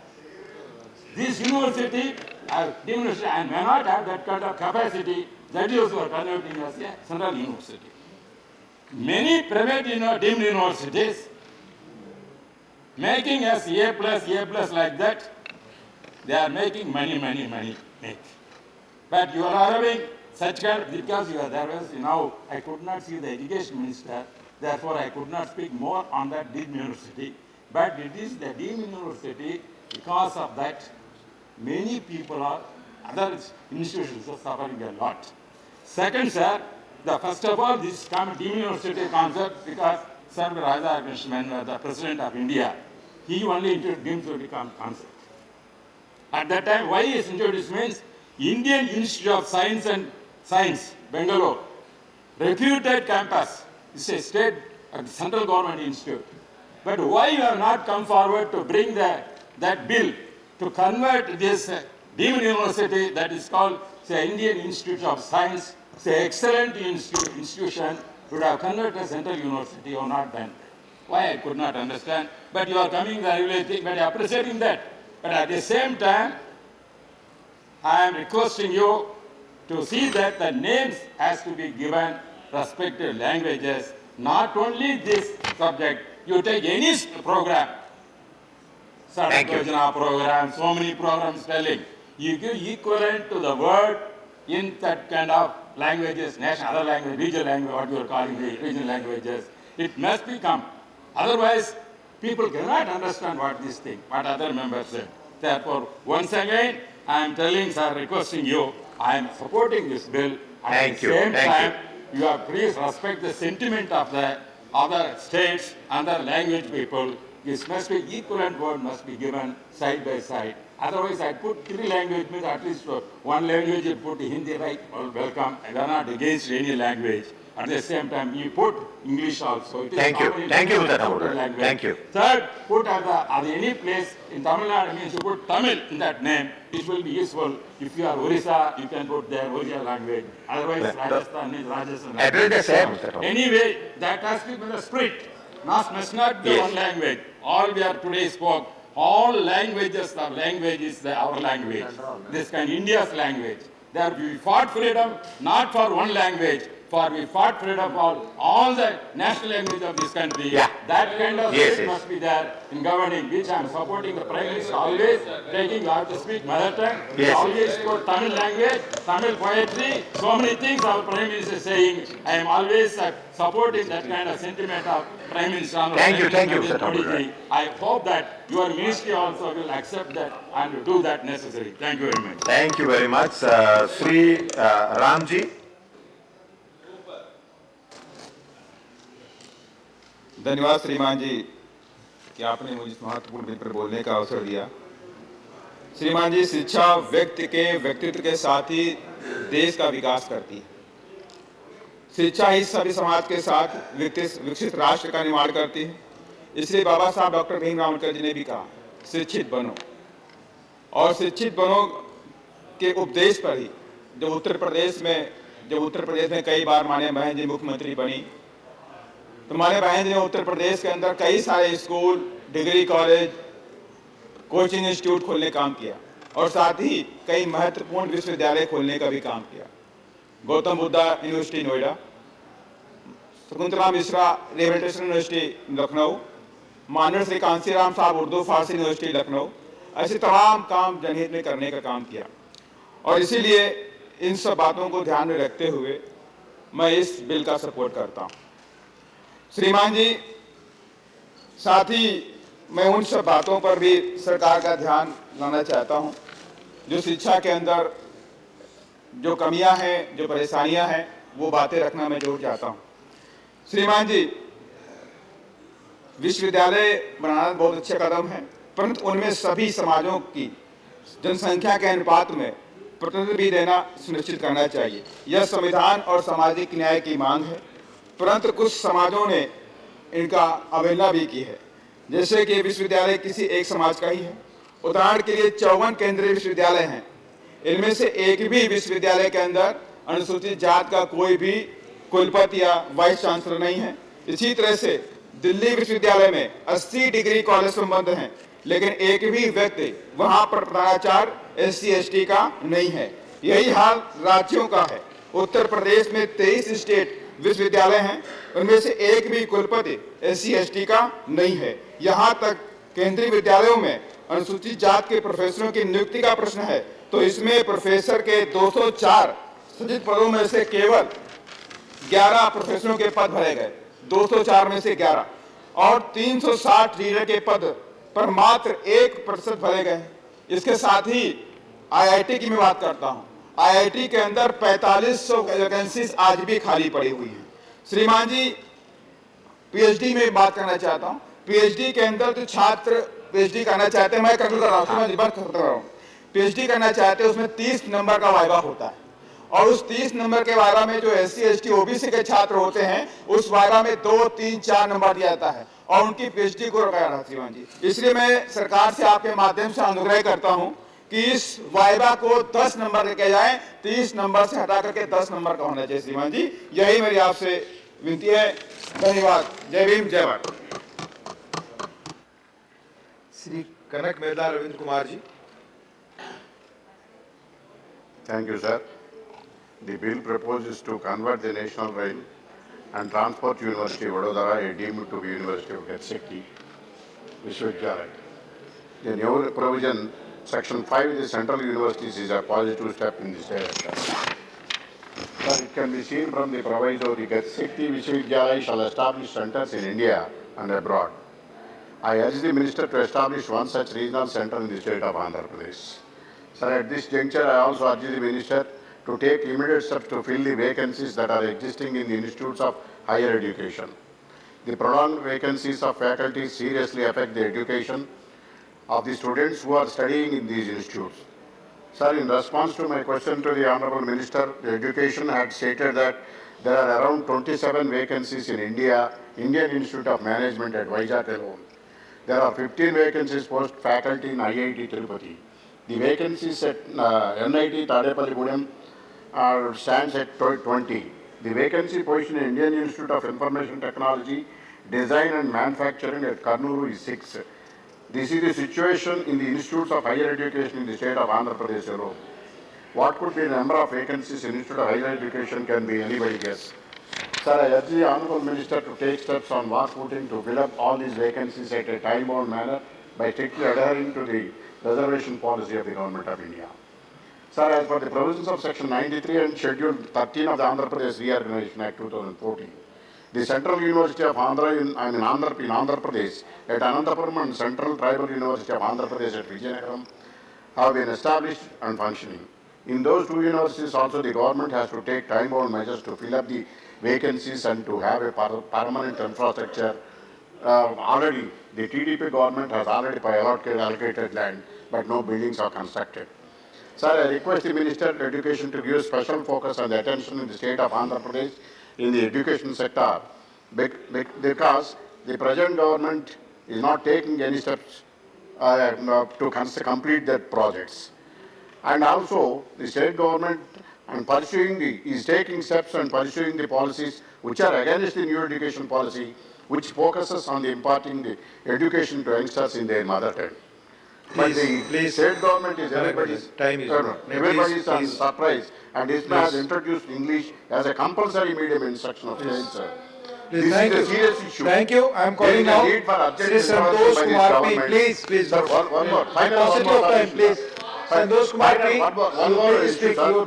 Sir, as far as the right... You speak, Yeah, it will go on record. one more... Now it's not on record. No, sir, time is over. Sir, There are few more speakers.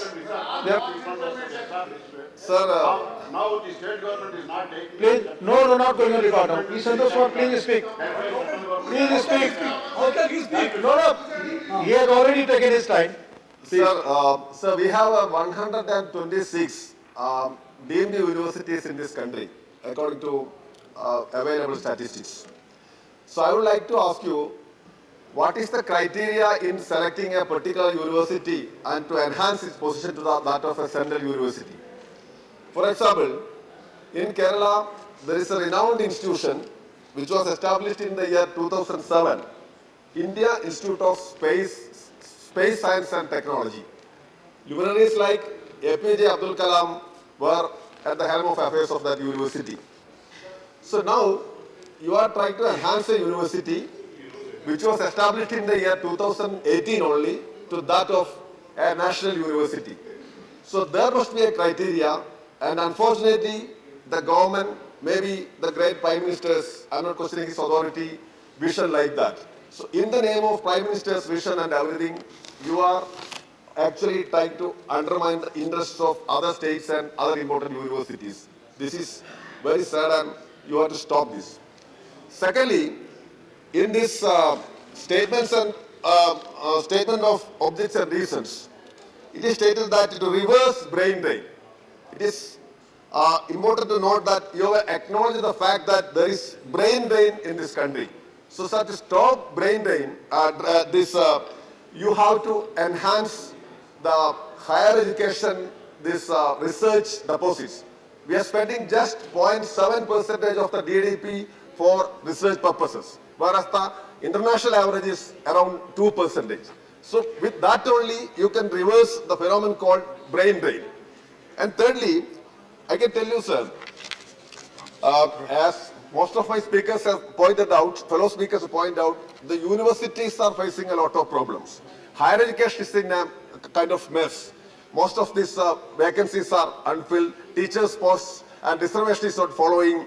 But your government is interested in fragmentalization of this university education. Please, now you are starting this kind of university, tomorrow you will start another kind of university.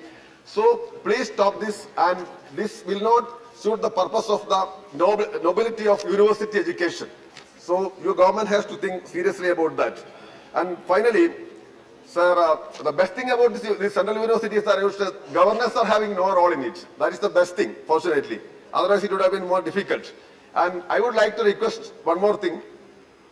This railway is the lifeline of this country, and if you are going to implement this thing, then a branch must be started in Kerala also.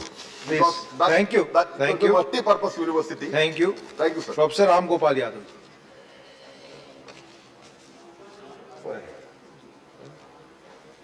Professor Ram Gopal Yadav. शिक्षा के क्षेत्र में कोई भी कदम उठाया जाए progressive तो वो अच्छा ही होता है। हालांकि कुछ माननीय सदस्यों ने जो प्रश्न खड़े किए हैं वो स्वाभाविक भी हैं और जायज भी हैं। मैं सिर्फ ये कहना चाहता हूँ कि जब इस तरह के कदम केंद्रीय विश्वविद्यालय उठाने के लिए केंद्र सरकार सोचती है, विचार करती है, तो अन्य राज्यों का भी ख्याल रखना चाहिए। हमारे बगल में बैठे हुए माननीय सदस्य ने कहा कि केरल में खुलना चाहिए, और राज्य भी ये कह सकते हैं, और जो राज्य पहले से ही ये यूनिवर्सिटी से संपन्न हो उसकी जगह दूसरे राज्यों में खोलना चाहिए था। प्रधानमंत्री जी का अब राज्य उत्तर प्रदेश है, वो उत्तर प्रदेश से एमपी हैं, उत्तर प्रदेश से प्राइम मिनिस्टर हैं, तो गुजरात के बजाय ये यूनिवर्सिटी आप उत्तर प्रदेश में बनारस में काशी में खोल देते, वहाँ यूनिवर्सिटी है उसको अपग्रेड कर देते और तो बेहतर होता। एक प्रश्न डॉक्टर हनुमंतैया ने शुरू में किया था, मैंने स्वयं सोचा था कि जिसका आपके बिल में जिक्र नहीं है कि इस यूनिवर्सिटी में एडमिशन लेने वाले बच्चों को का किस तरह से होगा, कोई इसका कम्पिटिटिव एग्जामिनेशन होगी एंट्रेंस की, सारे देश के बच्चों को एडमिशन करने का उसमें मौका, एडमिशन लेने का मौका मिलेगा या नहीं मिलेगा, ये चीज़ स्पष्ट होनी चाहिए ताकि कोई कन्फ्यूजन ये न हो कि उसमें केवल एक राज्य के बच्चे ही पढ़ें।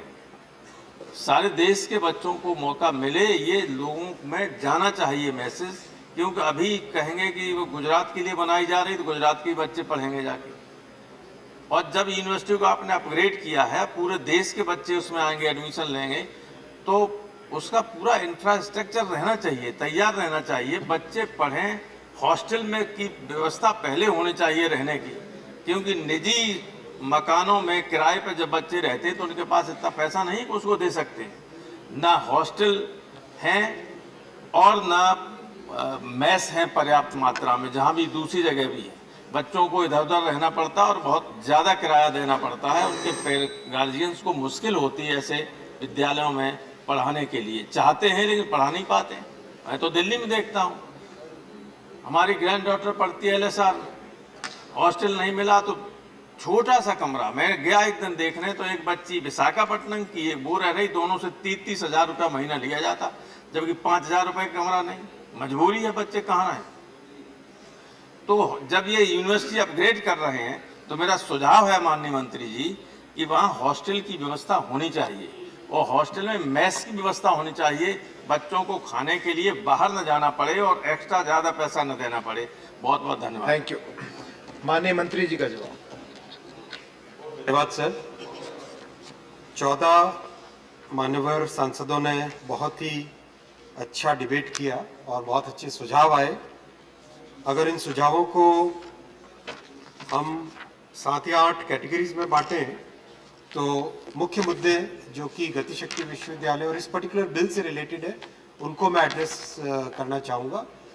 कई मुद्दे रेलवे से रिलेटेड थे, कई मुद्दे एजुकेशन की दूसरी सवाल जो दूसरे प्रश्न उठते हैं उन वैसे विषय थे, उन विषयों को शायद किसी और फोरम में एड्रेस किया जाए।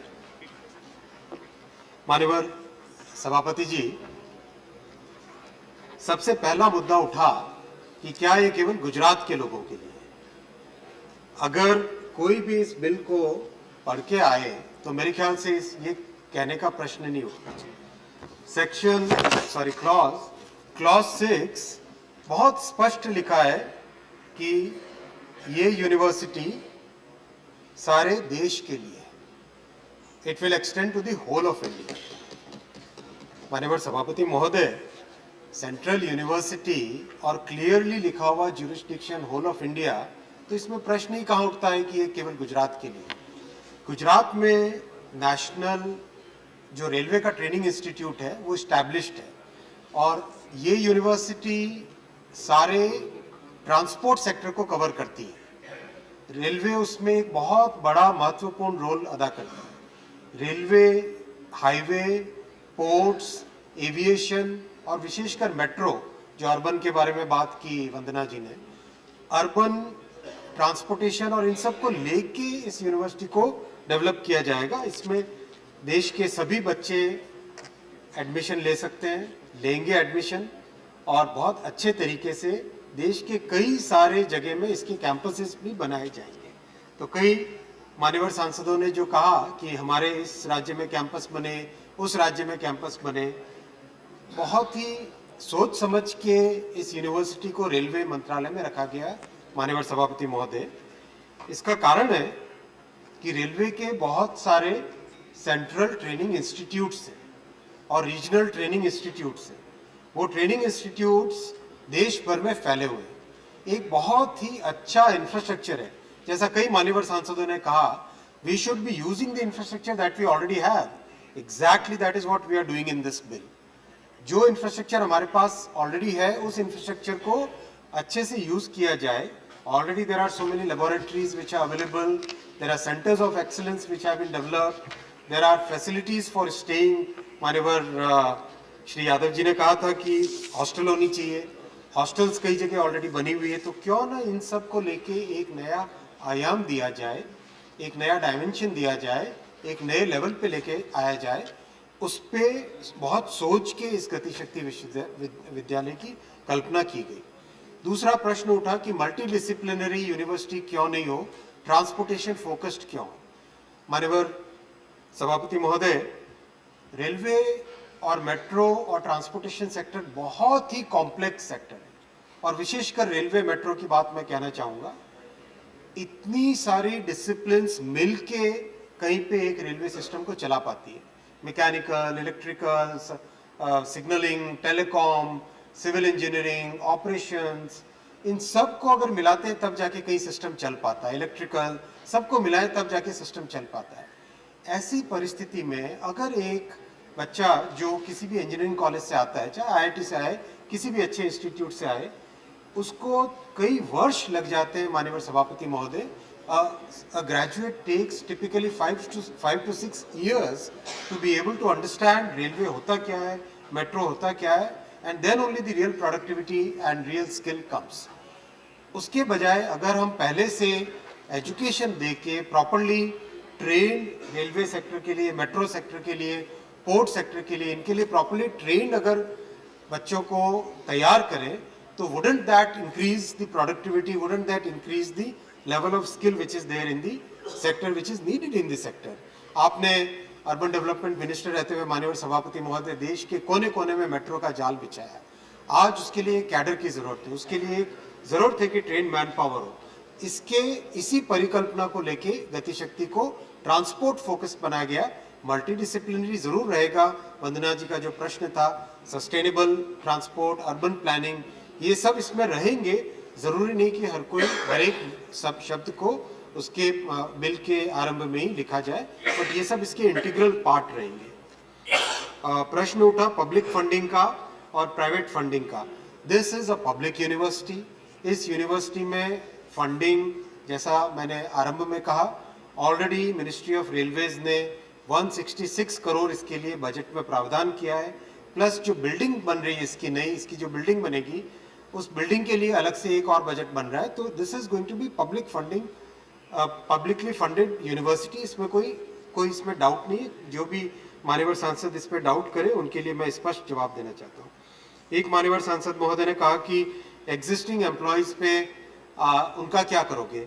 Again I would like to refer to the clause 4F, और जिसका अन्य हाउस में बहुत ही प्रशंसा भी की गई कि एब्सोल्युटली कोई डिसरप्शन नहीं हो, एक सीमलेस कंटिन्यूटी बने, उस परिकल्पना के साथ क्लॉज 4F लाया गया।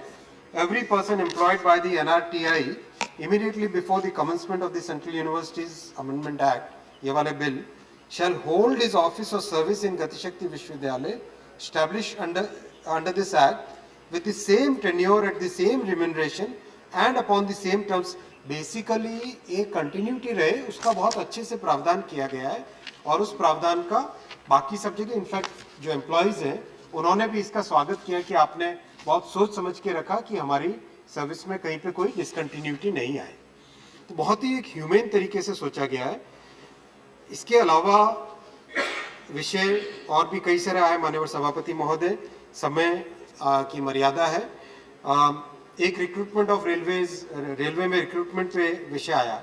मैं एक बार फिर दोहराना चाहूँगा, 2014 से 2022 के बीच में करीब 3.5 lakh 3,50,000 employees have been given employment by Indian Railways. So this is not a small number, Honorable Chairman, sir. This is a very large number, and if some honorable member needs more details can be provided, but don't please quote selectively and give and mislead the House, Honorable Chairman, sir. This is what I'll request Honorable member who gave this number in a different context. और मुद्दे आए, women participation in transport and logistics. ये definitely एक बहुत ही important मुद्दा है, और मैं बहुत ही गर्व के साथ कहना चाहूँगा कि इंडियन रेलवेज ने विमेन पायलट, यानी जो लोको और इंजन को ड्राइव करते हैं, विमेन पायलट का भी रिक्रूटमेंट आरंभ किया, उनकी ट्रेनिंग भी की है, and the results have been very good. This is a very good example of women's empowerment in a very difficult and very complex sector, Honorable Chairman, sir. बहुत सारे और विषय, अर्बन प्लानिंग का मैंने एड्रेस किया, लैंग्वेज का, this will definitely have, this university will definitely have global standards of education, अगर दुनिया के हम इससे कोरिलेटेड इंस्टीट्यूट्स देखें तो MIT of US is probably the best in the world. किस तरह से उन्होंने ट्रांसपोर्टेशन फोकस्ड कोर्सेज लेके they have created a cadre of people who are today serving all over the world as the best professionals in the transportation sector. We already have tied up with them. We will be tying up with many other institutes in the world, and the education standard will be global standard. The thought process will be that the students who come out of this university not only serve the transportation sector of India, but also they should be capable and be prepared for serving the transportation sector all over the world, and they should become the biggest brain power, because Honorable Chairman Sir, ऐसी complexity और इस तरह का complex network बहुत कम देशों में होता है जिसमें स्टूडेंट्स अपने स्किल्स को होन कर सकें, अपने स्किल्स को और डेवलप कर सकें। तो हम लोग सौभाग्यशाली हैं कि भारत में इतना कॉम्प्लेक्स नेटवर्क और इतना एक ऐसा नेटवर्क अवेलेबल है जहाँ पे स्टूडेंट्स अपने प्रैक्टिकल थियरी के अलावा प्रैक्टिकल नॉलेज भी ले सकें, और इन सब प्रैक्टिकल नॉलेज को लेके दुनिया भर में भारत का परचम फहरा है। भारत को जो विश्व गुरु का दर्जा देना है वो उस राह पे चले और भारत की जो हमारी टेक्निकल कैपेबिलिटीज़ है उसको आगे लेके जाए। माननीय सभापति महोदय, बहुत बहुत आपको धन्यवाद कि आपने आज आपके फेयरवेल समारोह के बावजूद इस बिल के लिए समय दिया। मेरा पर्सनल सौभाग्य रहा है आपके साथ कई वर्षों से जुड़े होने का। आपने हमेशा आशीर्वाद रखा है और हमेशा स्नेह दिया है, हमेशा गाइड किया है, और आज इस बिल को आपके चेयरमैनशिप में ये हाउस पास करेगा। इस हाउस का सौभाग्य है कि आपने जो युवाओं के साथ, एजुकेशन के साथ आपका हमेशा जुड़ाव रहा है, उस जुड़ाव की एक सबसे बड़ी मिसाल ये गतिशक्ति विश्वविद्यालय बनेगा। धन्यवाद। The question is that the Central Universities Amendment Bill has passed by Lok Sabha be taken. Right. Minister didn't No, say please, anything about Shiva, you made your point. Sir, sir. No, there is no question of imposition. No imposition, no opposition. That should be the proposition. Sir, sir, Honorable Minister did not say anything about the railway zone which has been promised, sir, in Right. AP. Want to say anything about railway zone? Honorable Chairman, sir, there is no relation with this bill, but still I would like to mention that whatever has been promised is being done in a very meticulous way. The South Coast Railway Zone issue has been deliberated with the Honorable Member outside this House also, and the DPR has been prepared, land for constructing the building has been identified. This is something which is already a work in progress, Honorable Chairman. Lakshman, Dr. Lakshman. Sir, Please. Sir, Honorable Chairman, Sir, Honorable Chairman, sir, in pursuance of this Andhra Pradesh Reorganization Act 2014, there was supposed to be a tribal university in Telangana also. But due to the delay in the allocation of land by the state government and also to the priorities changed by the state government. We are not discussing. No. I would like to know what is the latest position of the Right. government in establishing tribal institute in Telangana, sir. The question is that the Central Universities Amendment Bill 2022 has passed by Lok Sabha be taken into consideration. Those in favor will please say aye. Those against will please say no. I think the ayes have it, the ayes have it, the ayes have it. The motion is adopted. We shall now take up class by class consideration of the bill. Class 2 stands part of the bill. There is one amendment, number 1 by Dr. V. Sivadasan. Sivadasan, are you moving? That's a very important job. That's why I'm moving. Amendment moved. Those in favor will please say aye. Those against will please say no. No, I think the noes have it, the noes have it, the noes have it. The amendment is negatived.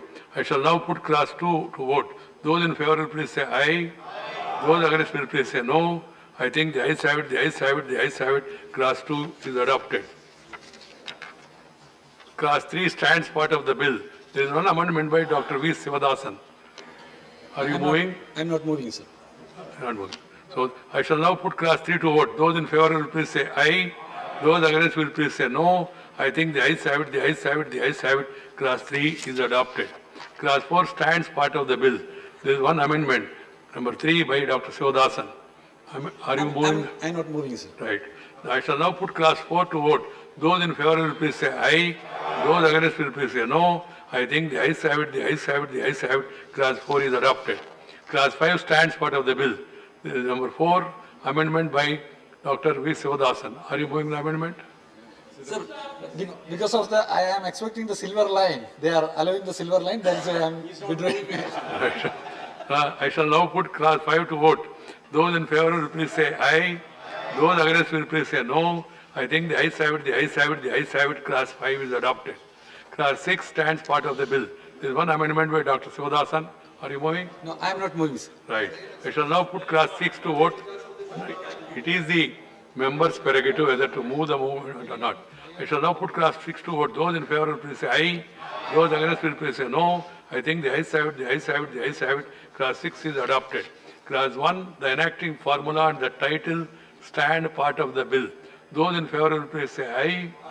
Those against will please say no. I think the ayes have it, the ayes have it, the ayes have it. Clause 1, the enacting formula and the title are adopted. Sri Minister Sri Ashwini Kumar to move that the bill be passed. Honorable Chairman, sir, I move that the bill be passed. Motion moved that the bill be passed. The question is that the bill be passed. Those in favor will please say aye. Those against will please say no. I think the ayes have it, the ayes have it, the ayes have it. The bill is passed. Message from Lok Sabha Secretary General.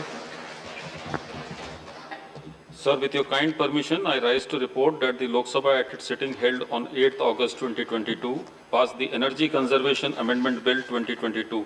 I lay a copy of the said bill on the table. Permitted special mentions. As there is paucity of time, only you can raise and say that I am placing it on the table. Sri Mukul Balakrishna Vasik, absent. Dr. D.P. Vats. This is regarding receding water table in southern Haryana. Right. And I lay on the table. Thank you. Sri Ramnath Thakur. Right. Sri Haridwar Dubey. Hindu मंदिरों के पुजारियों के लिए वेतन भत्ता की व्यवस्था के बाद Right. Great. Sri Sushil Kumar Modi.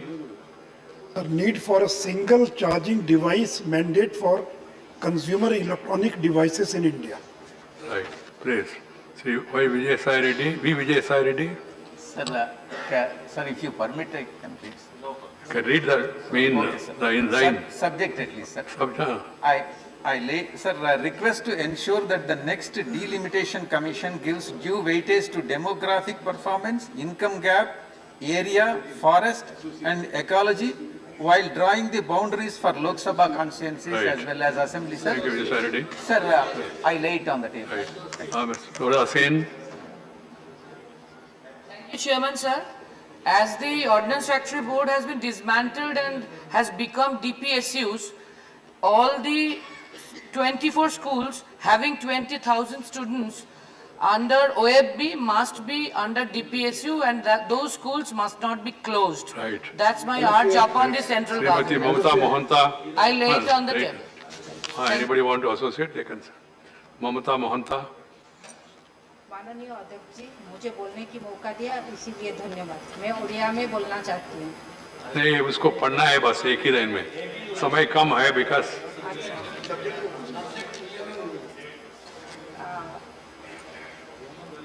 राय रंगपुर में केंद्रीय आदिवासी विश्वविद्यालय का स्थापना के संदर्भ में स्थापित प्रतिष्ठा की।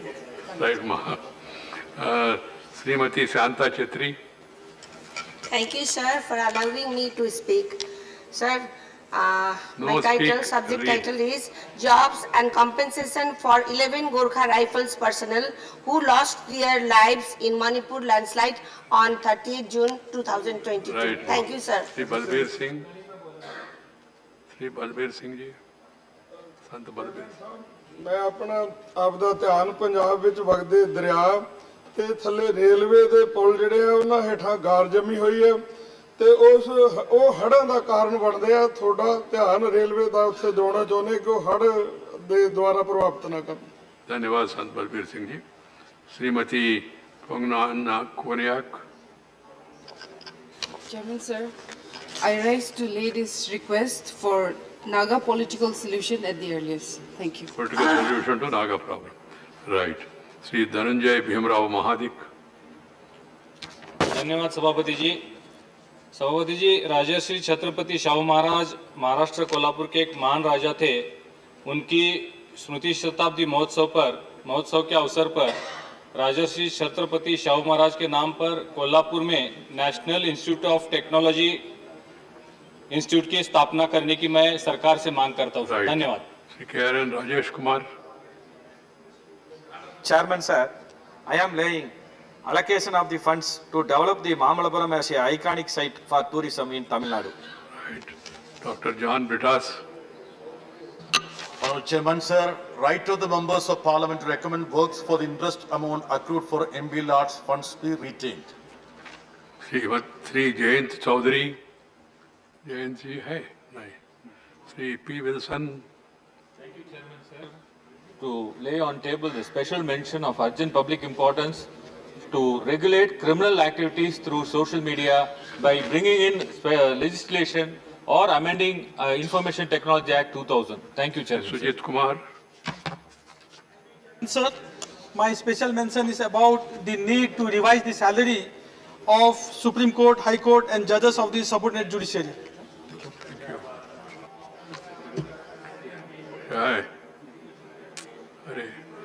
Honorable members, as we move towards the conclusion of the session, I have to report to the House that the session 257 of Rajyasabha, which commenced on 18th of July 2022, comes to a close today. In all, the House had 16 sittings during which it conducts business for more than 38 hours. However, more than 47 hours were lost due to interruptions, which is a sad reflection of the functioning of the House of Parliament. The session was characterized by regular and continuous disruptions, which deprived members of opportunity to discuss matters of urgent public importance and seek accountability of the executive through questions. Out of 235 stalled questions admitted, only 61 could be answered orally, and question hour could not be taken up on 7 days. Only 25 matters could be raised by members with the permission of the chair, and only 60 special mentions could be made during the entire session. The House discussed the issues of raising of essential items in the form of a short duration discussion which lasted for more than 4 hours, in which 33 members participated in the debate. Only 5 government bills were considered and passed during the session. 27 private members' bills were also introduced, and only 1 private member bill regarding right to health could be partly discussed during the entire session. No private member's resolution could be taken up. I once again thank the Honourable Deputy Chairman, leaders of opposition, different political parties, leaders of the House, and all the honourable members for offering their good wishes on completion of my tenure as the chairman of this august House. I thank the LOP and also the leader of the House for the coordination they have extended in the overall conduct of the functioning of the House. I also thank Secretary General, officer staff, Secretariat for their help and assistance. The detailed statistics pertaining to this session will